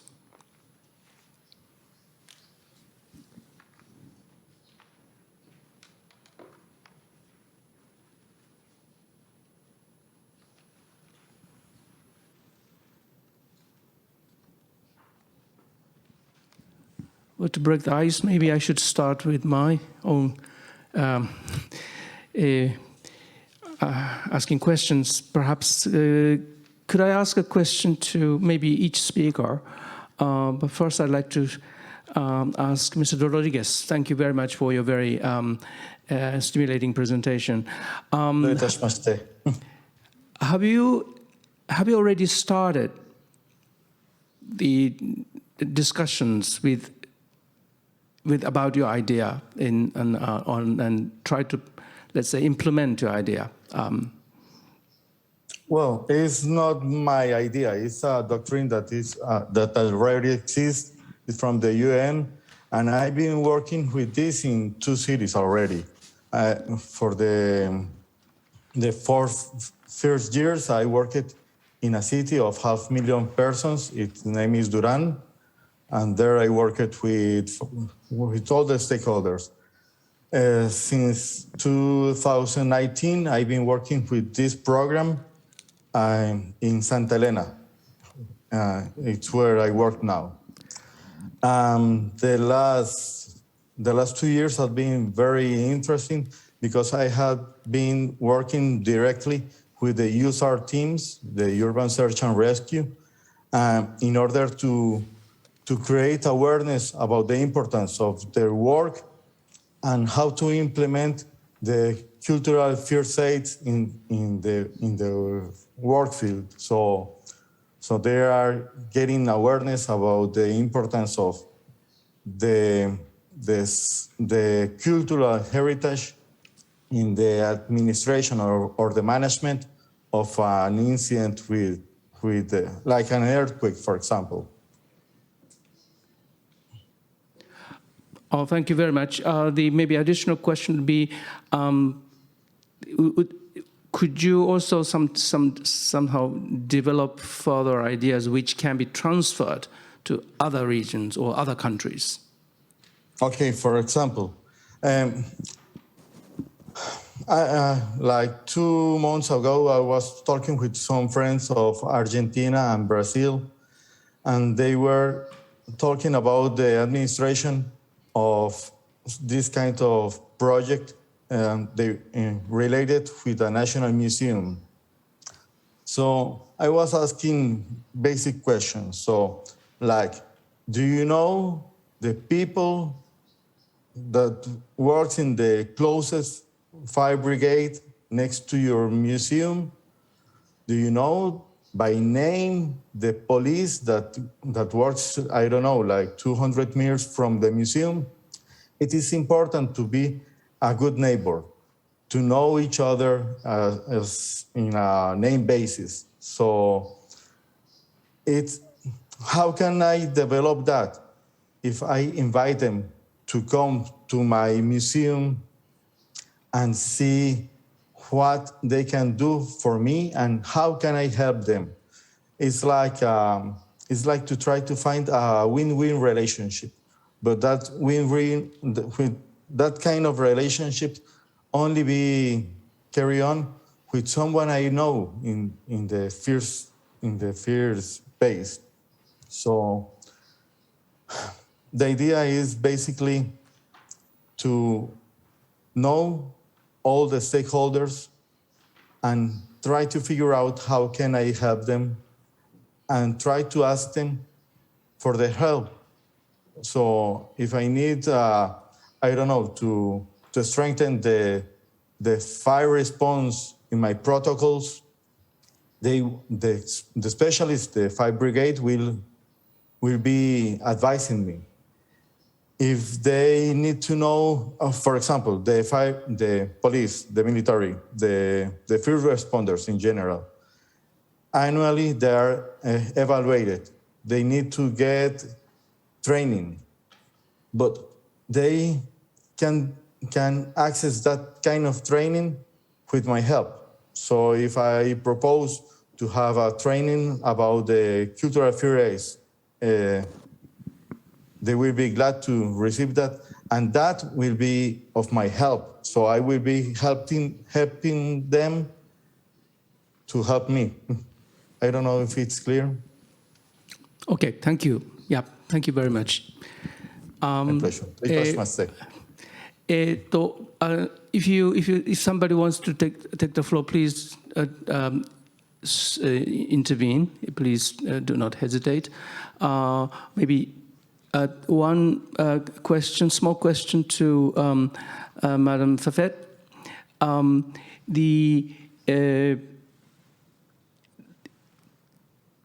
compared to other countries, is in your view that Kosovo is extremely more vulnerable? The situation in Kosovo is more vulnerable than other neighboring countries.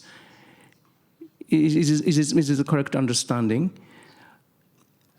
I'd like to know why you chose Kosovo as your research target. Yeah, so I can answer to this question. So I chose this country as my research target mostly because I was working in this NGO that is based in Kosovo. So that's why it made sense to talk about the country. And regarding its vulnerability compared to other countries in the region, I would say that one of the major issues that is facing Kosovo today is that it's only a partially recognized country.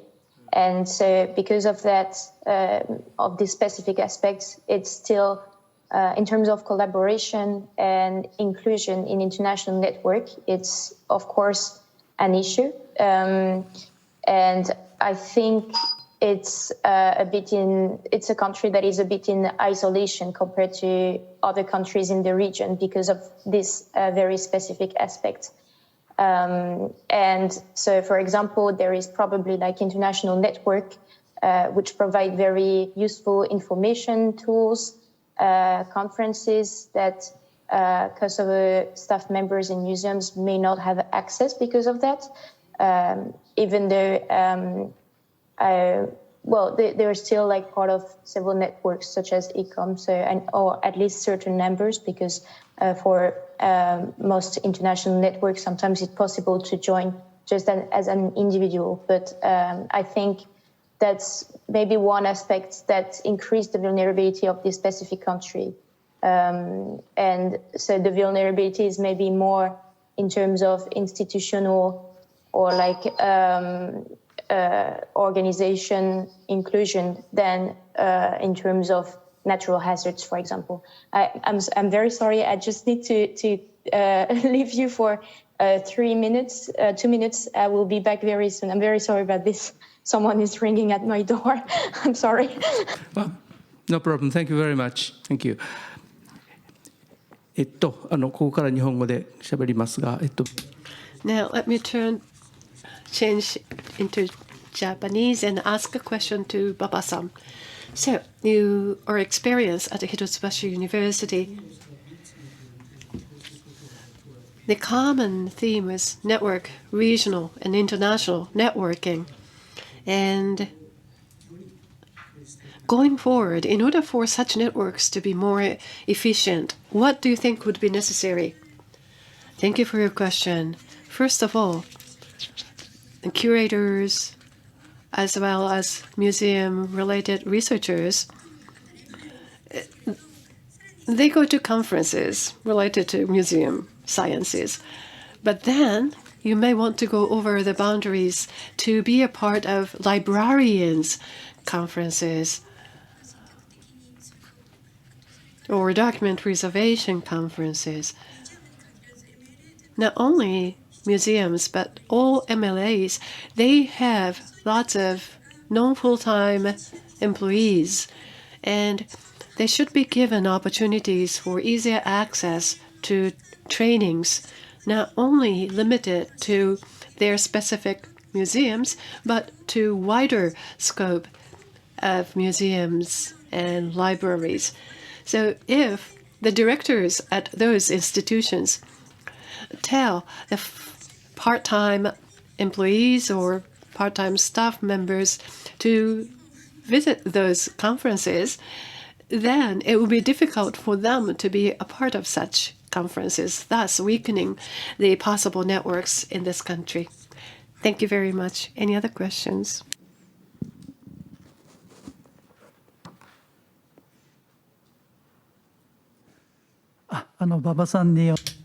I have a question to Ms. Baba. Well, I think within really short time frame, the very good research institutions and researchers are getting together to offer the rescue activities. And I fully understand that. But in that case, maybe the temporary, I think the rescue team, which was not really organized for many times, or maybe it's really a short hired team. So who was managing this short-term activity group, and how did you exchange the opinions? Thank you very much, and that was really a great point. Actually, I was a coordinator calling on different institutions and receiving calls from private sector companies calling us, offering us support. So I was coordinating all that. We did not decide on who to become the leader. Actually, toward the very end, there wasn't any named leader. At first, we might have asked specific people to do certain things like library or book conservation or building conservation or supply of equipment and materials. So these are the three roles which were played by different organizations. Then they are all professionals in their own right. Thus, without asking them to do anything specific or special, they will certainly do their job without being told. And after their task is done, they just go back to their own institutions and companies. So I worked on soliciting for help at first, and we formed a temporary team. No one took the leadership. Very autonomous and independent work of professionals, I think, were behind the key of successful restoration of the books and the library. So as long as you know whom to ask what, then things probably will roll very naturally, spontaneously.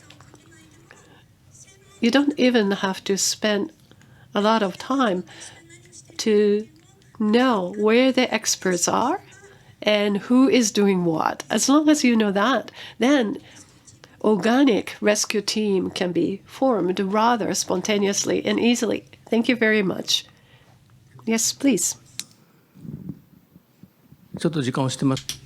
So we are a bit behind schedule, but since this is an interesting Q&A session, so we'd like to continue.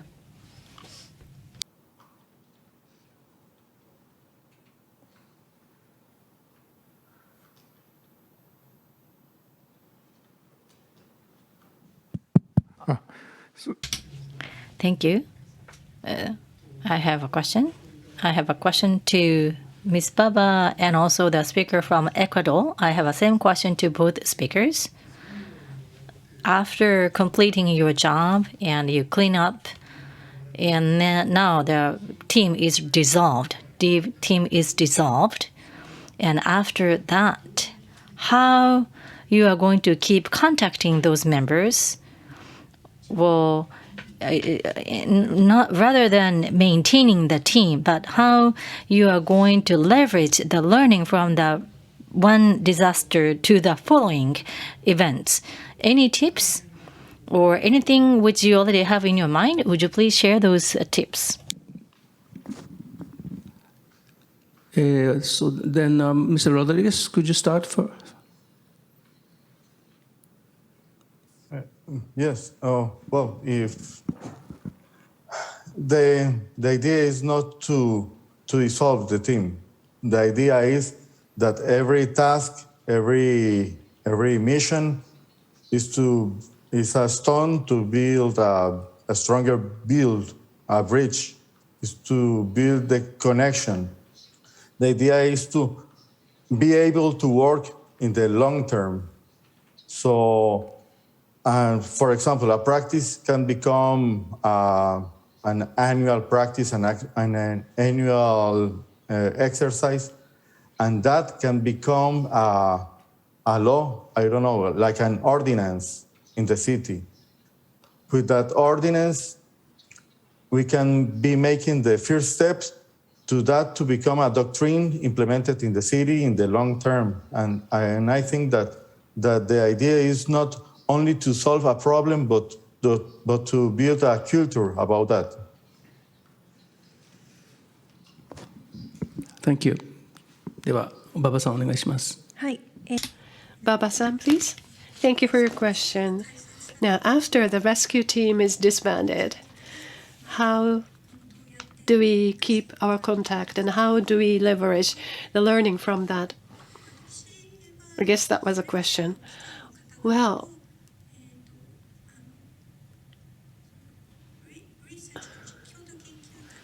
we have research projects, collaborative research projects. We also have mailing list of those experts to keep contact with. So, especially Aoki sensei and Hitotsubashi are very close with each other. And I've been participating in Aoki sensei's workshops personally. So I do have personal contact with them.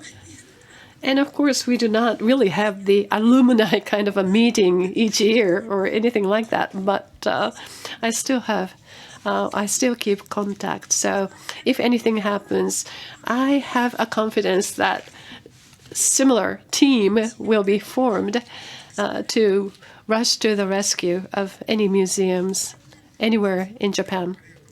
Did I answer your question? Yes, thank you very much. Thank you very much. I think we had a wonderful collection of best practices. それでは、はい。よろしい時間大丈夫ですか？いいですか？ We got one more question from the chat function to Ms. Fafet. Yeah, so you wonderfully prepared a questionnaire. Have you ever used that questionnaire to other regions or other countries? This is also what I wanted to ask, but somebody asked. So please.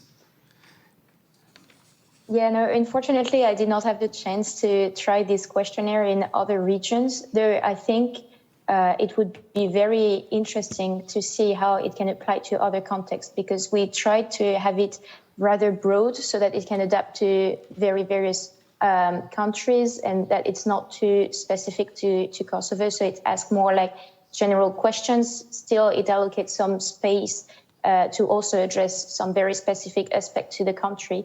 So maybe one thing that we did next to this questionnaire is also to have a very strong understanding of the country and the risks and the dynamics in the country. So this is a bit aside from the questionnaires, and so we wanted to keep this questionnaire rather broad. But I think that would be maybe one next step to try this questionnaire in other regions, because I do think that it could improve the questionnaire.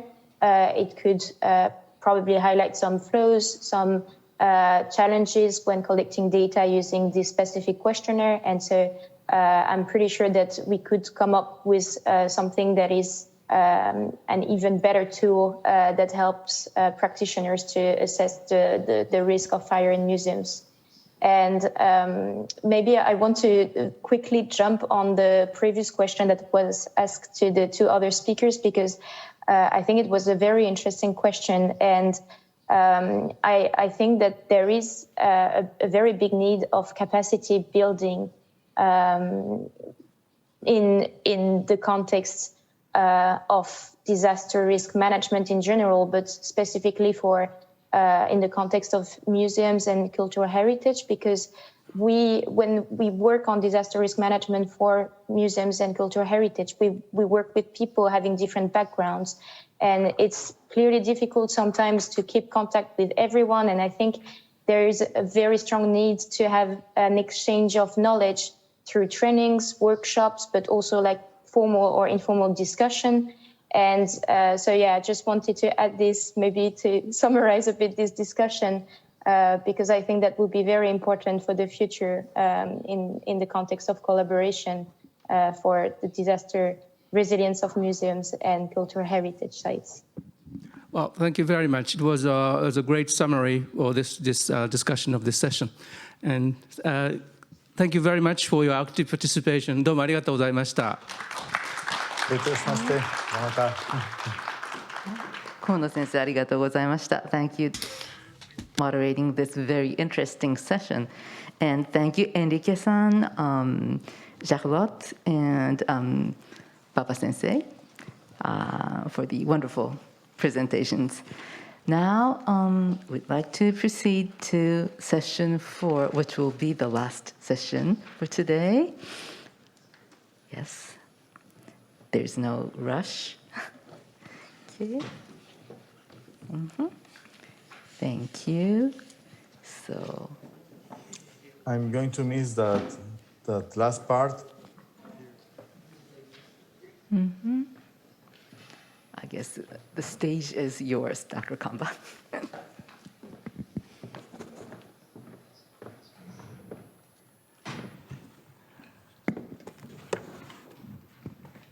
Now, this session will be chaired by Dr. Nobuyuki Kamba, honorary member of Tokyo National Museum. Kamba sensei, どうぞよろしくお願いいたします。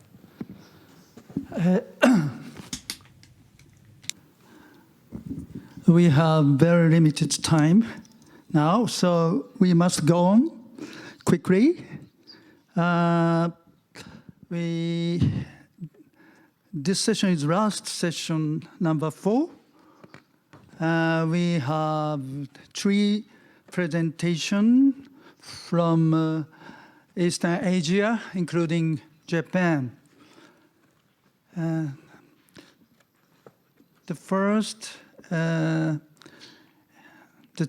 subject is action of museum in earthquake disasters, taking the National Museum of Taiwan history as an example, by Chin Quan Chen, Dr. Chin Quan Chen and Dr. Chin Sui Chen, both are National Museum of Taiwan history. Please. Hi, everyone. I am Chen Jinghuan. I am Section Chief in Collection Access Division of Taiwan History of Nation Museum. I want to thank you for all attending this presentation about action of museums in earthquake disaster, taking the National Museum of Taiwan history as an example. My colleague, Ms. Chen, will show you the experience of our museum. Okay, welcome, Ms. Chen. Hello, I'm Chin Chen. It's my pleasure to be here. And today, I'm going to divide my presentation in 3 parts. I'm going to start with the background of 2016 Southern Taiwan earthquake. Then I will talk about on-site operation and emergency treatment. And finally is post-disaster actions. I think everybody had heard about the earthquake in Taiwan because Taiwan is situated in seismic belt. There have been several massive earthquakes in the past years. And 9/21 earthquake, which happened in 1999, was one of them. There are 2,415 people were killed. At the next slide, show epicenter of 2016 Southern Taiwan earthquake, which is our topic. This earthquake had a maximum intensity of 7, causing widespread damage and 116 deaths. Almost all the deaths were caused by a collapsed residential building named Weiguan Jinglong in Yongkang district of Tainan City. The location is nearby our museum. And after earthquake, our colleagues were there and photo taken on the dawn of the February 6th. As you can see, water pipes damage caused by the collapsed building, and there were some people wait for rescue. The police set up the police tape around the building, so it's not possible to get in there. But even we can get there, we still think about what we can do. The people who lost their home and family, it might have something we can do. And the museum has our social responsibility. Museums should play the role of social communication and move toward having deeper conservation on social influence and the environmental impact. So what we've done is through the operation schedule, we try to get the member of the team and observe the situation. We found out the place for the object disposal. And it might be necessary for the residential if museum can help them to observe and keep their memory object.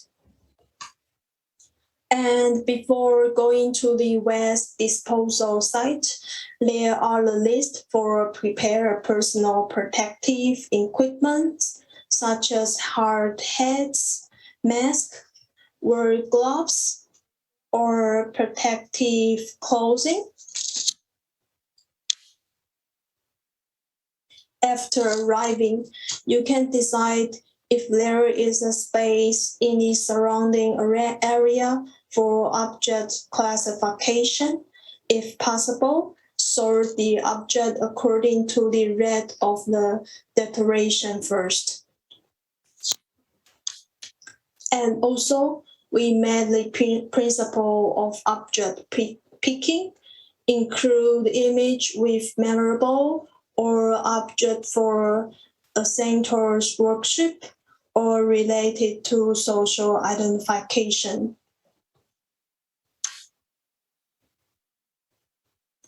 And these are objects we were brought back.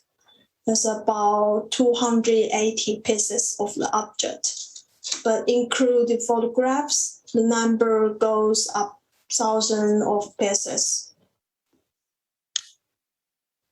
And next, the objects are classified according to their condition in the museum.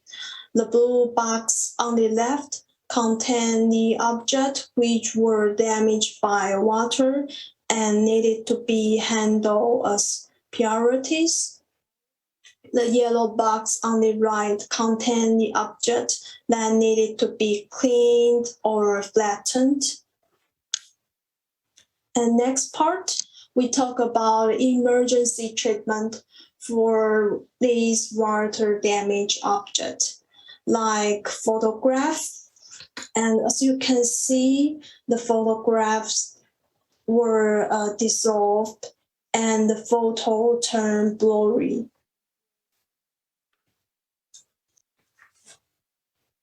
Or the scratchbooks, we use splatter paper and put in the foam hood to avoid the mold spread. In these cases, photo will stick to both sides of the scrapbook. And concerning the attention of the bearing created by humanity, drying flat method was not considered. After examining, you can see there were only a few water drops on the surface of the photo, and the paper structure is still strong, so use the blotter paper and clips on these documents, and drying on the line is a better solution for these documents. And second, this kind of objects are mainly in the condition of the structure damage or twist with disordered appearance. The treatment is rather simple compared to the water damage object. With a HEPA filter vacuum to suck on the mold spores and solve a soft hair brush and just brush and vacuum the clots and dust all over. Just pay spatial attention to distort object because there might be pieces with sharp edge or could easily fall off. Wearing thick gloves is suggested when holding and doing treatment for personal safety. And after emergency treatment, like structure stabilization, dust removal, drying and flattening, done by conservator of the museum, all the object was sent back to the lost and found office of the Wei Guanjinglong building to ensure the procedure of the lost and found free from pollutants in the environment and convenient for management. Photo albums, scrapbooks, certificate, and such flat objects were put in PE zipper bags for temporary storage in order to keep them totally dry without sticking. On February 4th, 2017, just before the first anniversary of 2016 Southern Taiwan earthquake, our museum held a lost and found event for the souvenirs to identify their belonging and to bring the items back from the museum. And there were 16 families bring 62 objects back. More than 300 photographs were taken back.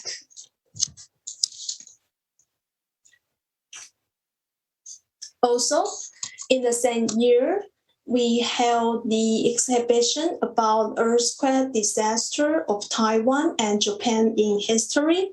Of course, we exhibit the story of 2016 Southern Taiwan earthquake.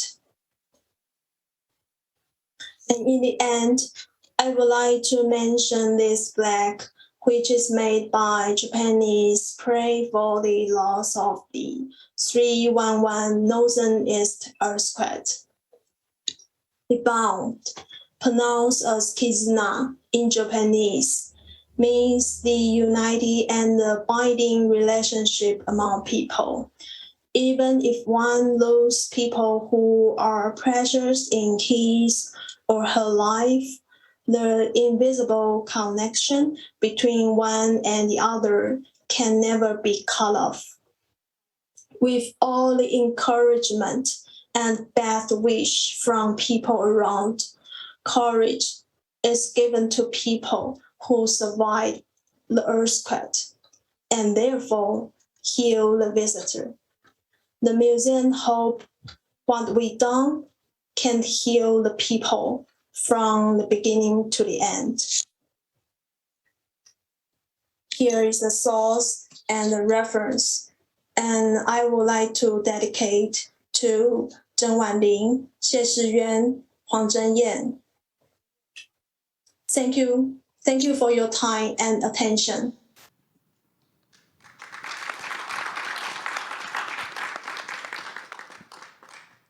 Thank you very much.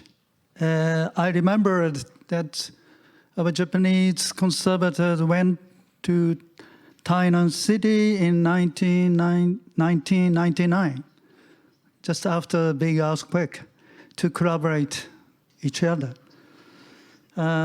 We Japanese and Taiwan people has a long connection with the heart, from the heart and physically. Yeah. Thank you very much. So next, we move on. Hoyan Museum in Disaster Adaptation by Nguyen Thi Lee Chun, Hoyan Center for Cultural Heritage Management and Preservation. Please, Nguyen. Good afternoon, ladies and gentlemen. My name is Nguyễn Thị Lệ Thương from Vietnam. I am working at Museum Division of Hoyan Center for Cultural Heritage Management and Preservation. Today, I am delighted to have this chance to speak in front of ICOM and other museums from many countries. I would like to take this opportunity to talk to you about Hoyan Museum in disaster adaptation. I come from Hoyan Ancient Town, the World Cultural Heritage Site. Hoyan City is a small city, only 60 square kilometers. It's a unit of Quảng Nam province in central Vietnam. Hoi An was a major international trading port, the meeting place for Japanese, Chinese, and Western trading ships during the 17th and 18th centuries. Nowadays, most of the buildings in Hoi An have retained its traditional architecture from the 17th to the 19th centuries. Due to its outstanding values, Hoi An Ancient Town was recognized by UNESCO as a World Cultural Heritage in 1999. Please take a look on this map.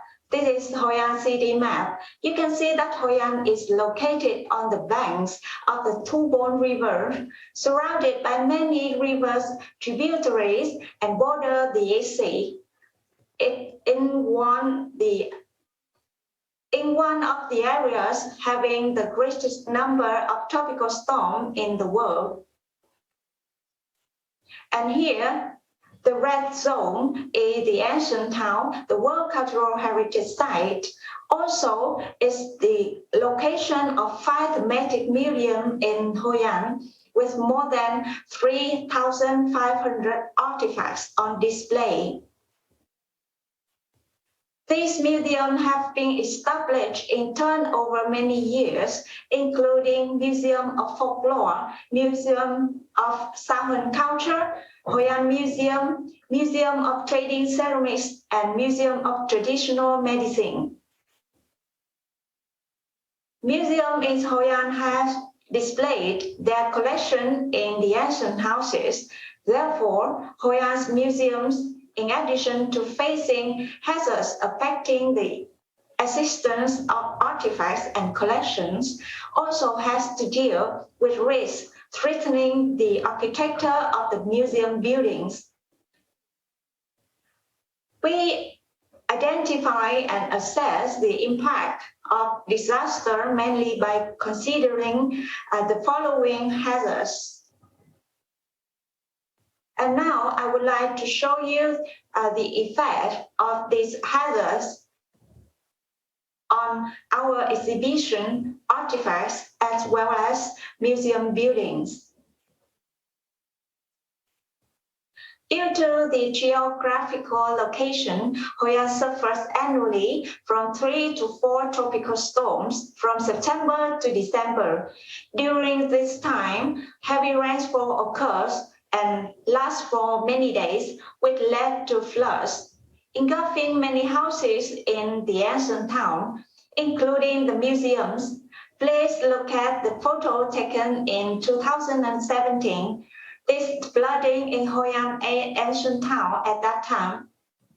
The yellow regions is the World Cultural Heritage Site, and the red dots are museum. You can see the 4 of them are diving in water.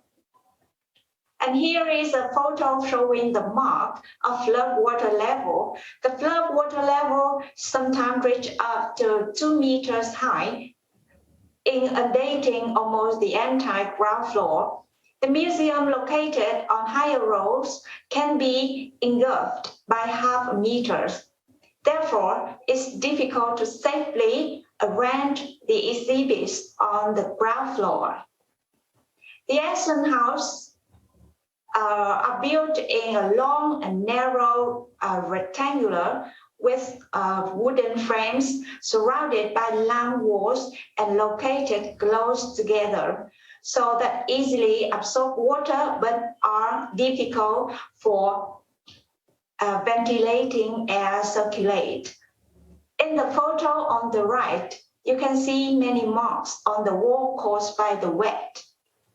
In addition, flooding and heavy rains will increase the humidity inside the house, creating ideal conditions for the growth of mold and insects that damage the buildings and artifacts. You can see the mold in the surface of the exhibits in the pictures. There are no windows on two sides of these ancient houses. The natural light of this house is come from the courtyard and window on the facade. It's difficult to install a uniform lighting system for the exhibition in the house.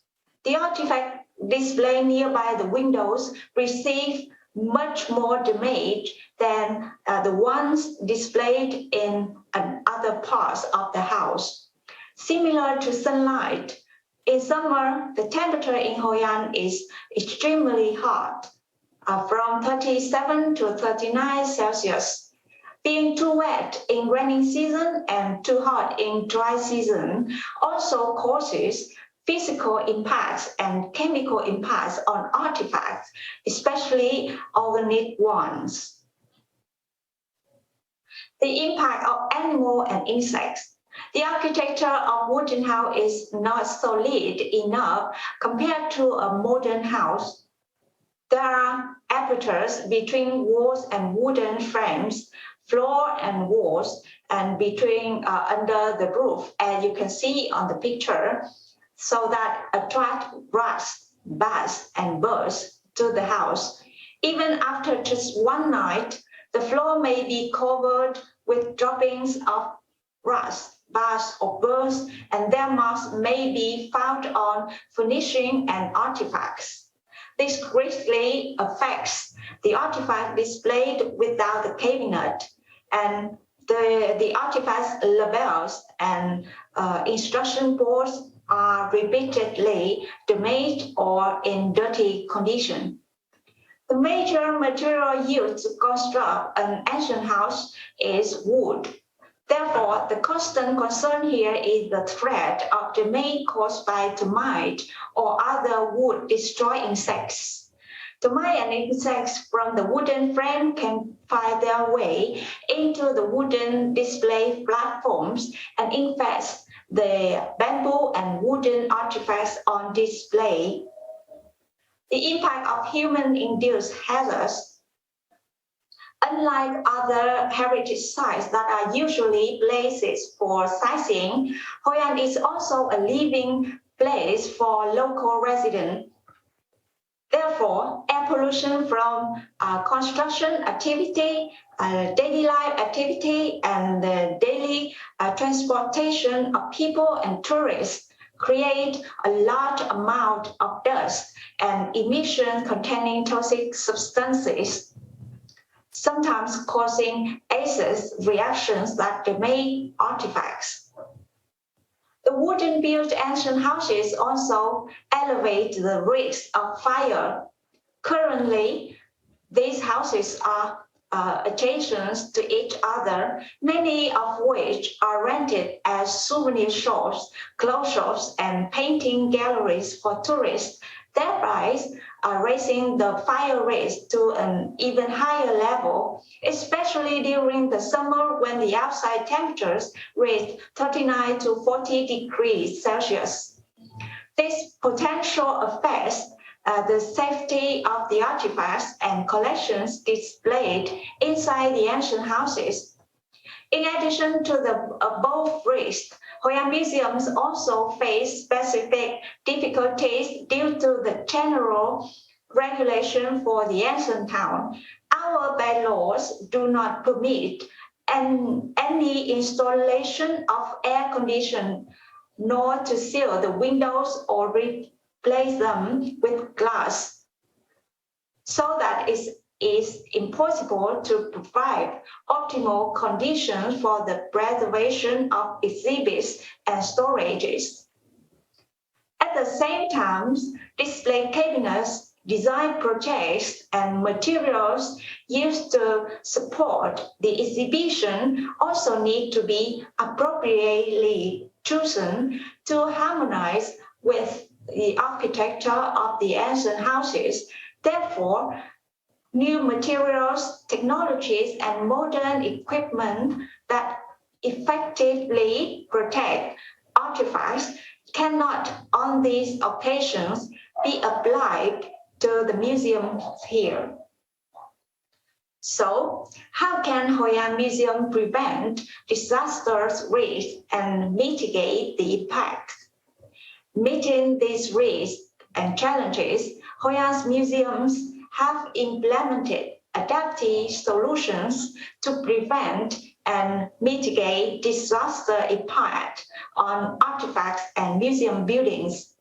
The prevent solutions are periodically checking the condition of the artifacts as well as the houses, installing cameras and firefighting systems, regular monitoring and reviewing of floor and fire warning. And then the mitigate solutions is protecting from dust and animal droppings by using plastic sheeting or cloth covering over artifact and display cabinet during close time, using silica gel, a moisture-proof bath in display and storage cabinet, installing wall fans, opening windows for air circulation to reduce humidity in the house, especially in display and storage areas, applying termite treatments, mouse traps, insect catchers, although they are not always effective. Implement temporary exhibits or non-fixed display on ground floor, selecting artifacts that are easily moved to upper floors where flood is imminent. Selecting materials that properly support artifacts and exhibitions and are good waterproof, moisture-proof, and anti-termite materials designed to be easily dismantled in case of emergency. I would like to share you some pictures about our solutions like this: packing the artifact, tightening the door, and covering exhibitions before typhoon or flood coming. The display cabinet at ground floor are put upper place for preventing flood. Covering surface by the cloth or plastic sheet from dust and animal droppings. And here are this is termite treatment. At last, I would like to share you the emergency response solutions that Hoi An Museum are applying. Setting up a joint emergency response team consisting of leaders and staff on duty in order to implement a timely and coordinated response as soon as a disaster warning has been received. Connecting and collaborating closely with relevant local agencies to design an effective plan on disaster prevention. Building relationships with local community to help facilitate timely detection and assistance during emergencies. In conclusion, potentially disaster risks for Hoi An Museum are regular. The solutions we use are temporary and not always effective, so that we need a long-term response strategy from local governments. Due to financial and location conditions, Hoi An's museum have not applied science and technology in managing moisture, lighting, and preserving artifacts appropriately. In the future, it is necessary to have a plan to relocate all the museums from the ancient town to a higher area and settle in a solid museum building, which ensures a better preservation for artifacts and exhibitions that can be attracted more interest from visitors at a single museum. Thank you for your time and attention for my presentation.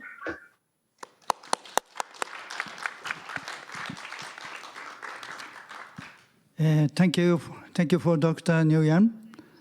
I learned very much indeed that your museum done many things from preventive conservation and disaster preparedness. Yeah, thank you very much. So, 次は Next is from a Japanese speaker. From Iwate Prefectural Museum, we have Ms. Mahoro Suzuki and Koji Maruyama, Kazuya Metoki. And from Rikuzen Takata City Museum, we have Asakawa-san and Kumagai-san. But Mahoro-san, Suzuki-san will be the presenter for the team. The title is Museum Network Helps in Salvaging and Restoring Tsunami-Damaged Museum Collections in Rikuzen Takata City, Iwate Prefecture. Suzuki-san, floor is yours.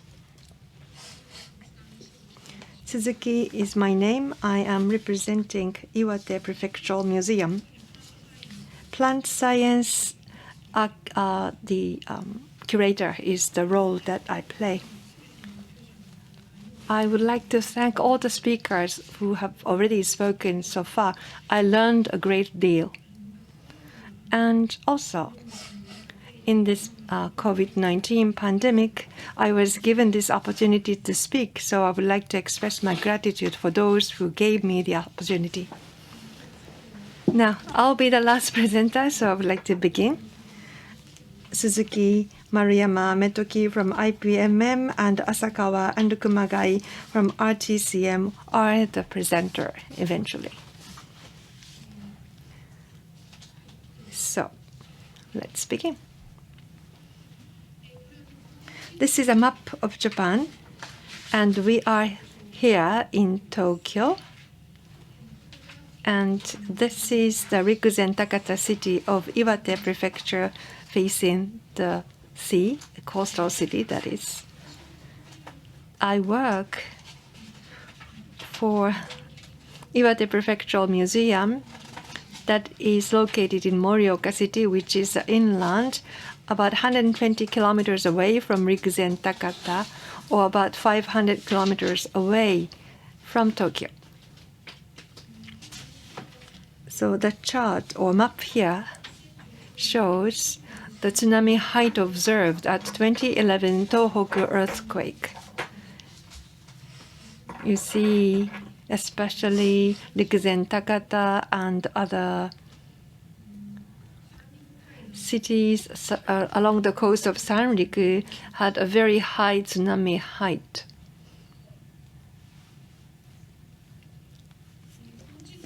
And this map indicates the locations of museums along the coast of Sanriku. All of them are damaged very badly. And of course, many libraries had a big damage as well, in addition to museums. Rikuzen Takata had a city museum and sea and shell museum. There are two museums in the city of Rikuzen Takata. And this is a photo of Rikuzen Takata City Museum when the photo was taken when it was still standing. Established in 1959, and this is a comprehensive museum dealing with the Rikuzen Takata city. Before the earthquake, 150,000 items of various heritages were collected, including historical material, natural science material, and fine arts. And the tsunami of 2011 swallowed all the cities of Rikuzen Takata, and the death and the missing people was 7.8% of the total population of the city back then. The museum staffs, many of them lost their lives in the tsunami and earthquake. The photo here is taken by my colleague Metoki-san 12 days after the tsunami, and this is a photo of City Museum. So as you can see, in the museum building, there were so many things washed into. And this photo was taken a month after the tsunami. And this is a photo of storage on the ground floor. There are so many different objects blocking the door, which were washed away because of the tsunami. So I would like to talk about museum collection rescue, which started only 3 weeks after the tsunami. Surviving staff members asked the help through other museums in the vicinities, and Iwate Prefecture museums and also expert museums joined the work of collection rescue. So there are so many rubbles which were carried by tsunami and staged, including mud. They were to be removed. So that was the first step. And then the collections has to be moved out to where safe storage can be possible. These work requires 1.5 months. So this is the photo of removing rubbles to identify collections of the museum. And this is a wooden fishing boat being carried by so many people, as you can see. So those works also helped partially by Japan's self-defense forces. So the collections which kept at a safer place, all of them are dirtied with water. And also it took so many days after they were submerged, so some of them started having mold covering over the surface. So we needed to clean and we needed to store, and we started that work. So rescued specimens were diverse, and depending on the material and the types, we segregated and we entrusted them to those who knew how to handle them. For example, natural science specimen, 40,000 or more specimens were salvaged and collected. Most of them were the specimen of a living organism, and it took more than 7 weeks after the tsunami, so decay already started. Back then, we didn't have a fridge to store, and therefore we needed to speed up the work. So, including myself and those who are at the Iwate Prefectural Museum, we created the protocol for cleaning and restoration so that the experts around Japan would be called for help via email. And luckily, we received a response from many museums.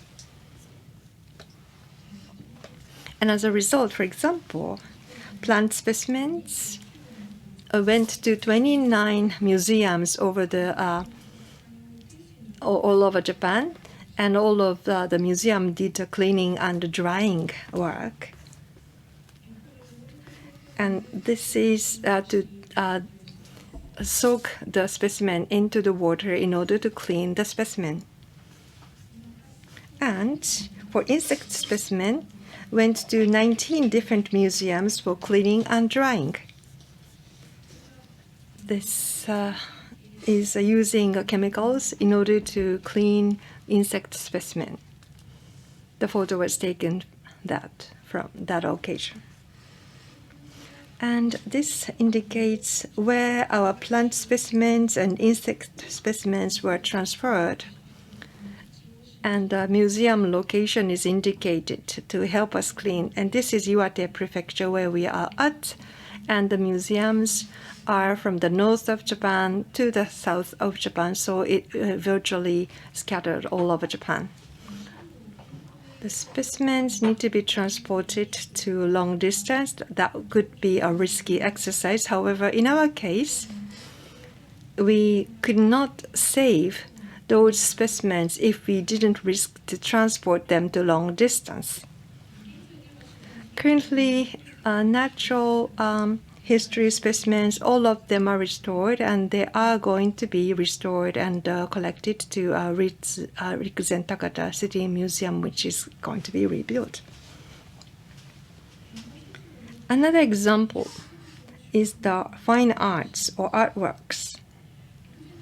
Rikuzen Takata City Museum had over 300 works, and they were salvaged, and they were brought to the prefectural capital of Morioka City.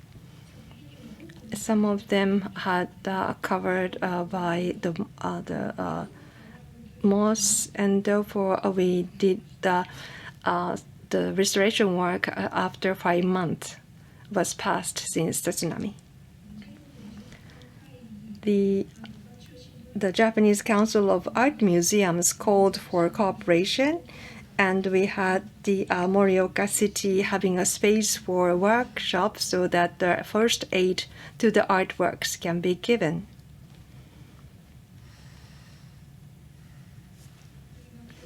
This is the salvaged artworks. There are many which are in large size. And this is the workshop photo.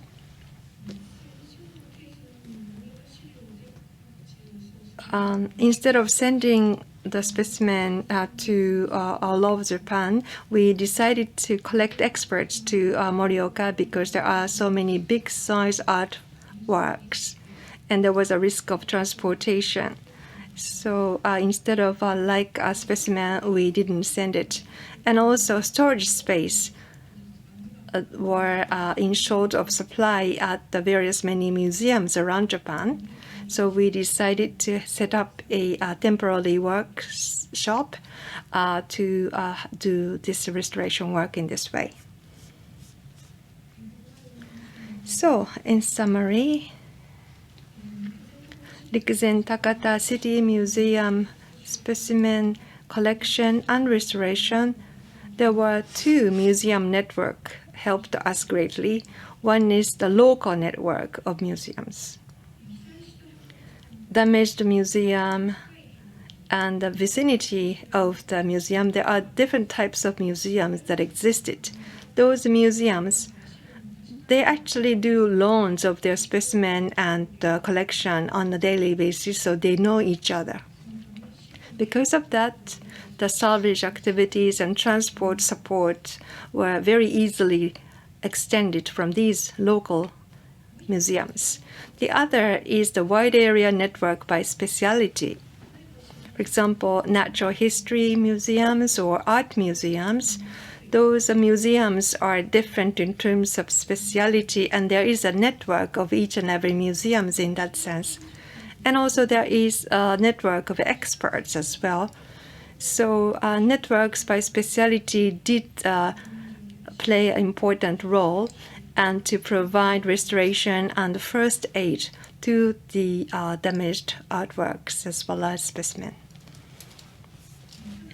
However, Rikuzen Takata case, there were so many learnings we need to get. That is, it took a long time to be able to have a disaster-affected museum salvage system. The biggest reason is that when the large-scale disaster happened, The museum network, how should it respond to the situation, that was not determined prior to the disaster. Our network were not prepared at all to large-scale disaster in that sense.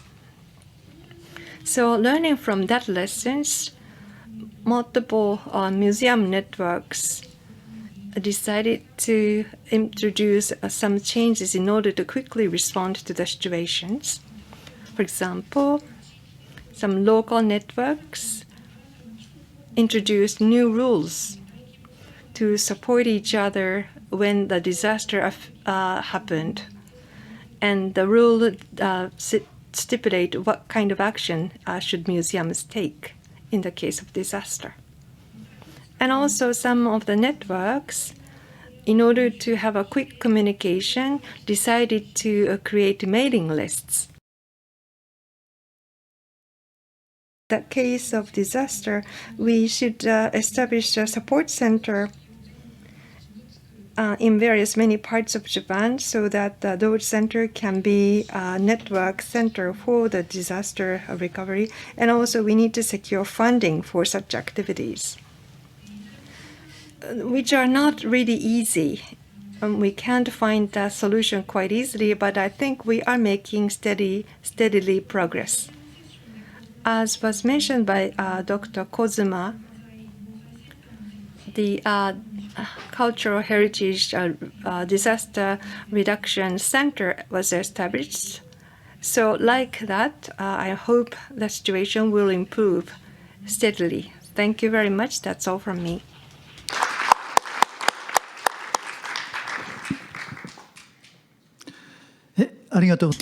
Thank you very much indeed.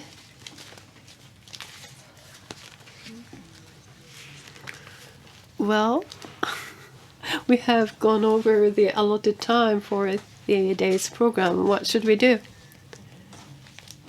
Mahara-san, would you like to stay there to entertain possible questions? Question time. Any question from the audience? Please.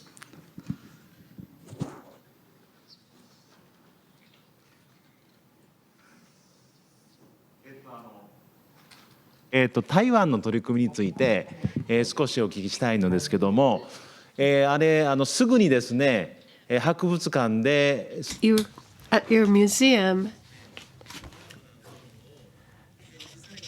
you started exhibiting those artifacts related to the affected people probably 1 year after the earthquake.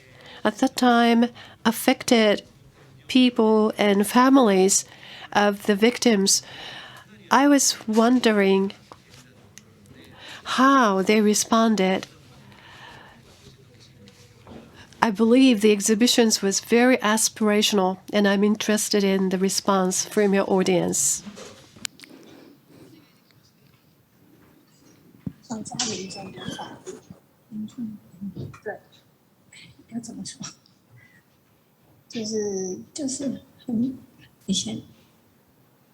他们很感动，而且就是有找到他们自己的。Yeah, the people, the first, they get the message about the found event, and they are really surprised that because they didn't expect that museum keep their object on that moment. And of course, because just there's a case that the people found the photograph, which is from his son, and his son is just dead in this disaster, and so that is just a memory event for that person.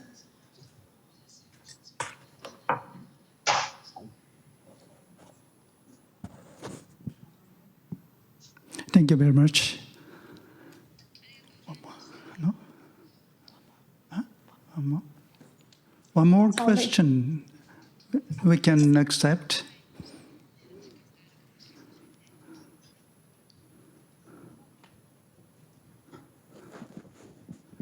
No one? Okay. So we will finish the last session. Thank you very much for your collaboration. Thank you very much. Kamba sensei, どうもありがとうございました. Kamba sensei, thank you very much. During this session, and I would also like to thank our great presenters, Drs. Chin Kwon Chen, Jin Su Chang, Nguyen Tidutong, and Ms. Mahoru Suzuki and her team. Thank you very much. This was the last session of the presentations for today. And now we should proceed to the last speech from Zenia Kaicho. Now I would like to invite President Masami Zenia, President of Japanese Association of Museums and the Executive Director of Tokyo National Museum, to give the closing remarks. Zenia Kaicho, どうぞよろしくお願いいたします。Mr. Zenier, the floor is yours. Thank you very much for your kind introduction. I am Zenia, the president of Japanese Association of Museums. Now, thank you very much for joining us today for the very first ICOM-DRMC annual meeting. Although we have seen a decline in newly confirmed cases, we had to hold this meeting in hybrid method because of COVID-19 pandemic. Well, our unfortunate colleagues from Americas had to join us during the middle of the night. I thank you for your flexibility. So, we did have restraints this time around. Today we had Professor Okumura for a keynote presentation, followed by 12 experts joining us. Many of ICOM members come from Europe and the United States. And at many annual meetings of ICOM, we tend to have such participation from Europe and Americas. However, because this time around we solicited participation online, we heard very interesting presentations from Egypt, Ethiopia, and Ecuador. And since we are holding this event in Asia, we also had presentations from Vietnam, Korea, and Taiwan. Of course, we were blessed with various interesting case studies and research outcomes from Switzerland, France, and Japan. I am sure all the presentations will serve the future disaster reductions and mitigations of museums going forward. As you have heard during the day, the National Institute for Cultural Heritages established the Cultural Heritage Disaster Risk Management Center on 1st of October last year to strengthen our effort for better preparedness for disasters for various types of cultural assets and properties. Japan is prone to earthquakes. We had a rather large one in Tokyo very recently, and Kyushu has Aso volcanic mountain, and we also have marine volcanic activities alongside Ogasawara islets. Overseas, earthquakes, hurricanes, floods, fires, and conflicts continue to happen. As such disasters frequent, we have to tackle the challenge of protecting cultural assets and properties from a global perspective. we will continue to be an active part of it. And I certainly hope that DRMC will use today's conference as a springboard to further invigorate discussions around disaster management in museums. Now, tomorrow we will move to Tohoku. On 6th of November, we will be holding a symposium commemorating 10 years from the Great East Japan earthquake in Rikuzen Takata City of Iwate Prefecture. The area was largely devastated by tsunami, and I'm sure the symposium will be filled with stories coming out of the experience. I hope you either come to the venue or join online. Thank you very much for being with us. Outside, it's already dark, just like any autumn day. So, as you hit home, please stay safe. Thank you very much.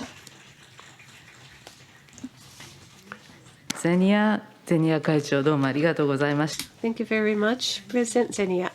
With us for more than 5 hours. And thank you, chairs, fantastic chairs, presenters, and everyone else for participating, both online and in person. And especially, I would like to thank our wonderful interpreters, Mineko Hino, Masako Chida, and Etsu Itaya. Thank you very much. And also, thank you to all the organizers and everyone who prepared this session. Thank you. Okay, so this concludes all the program for today, and I hope to see you in person pretty soon. Thank you very much.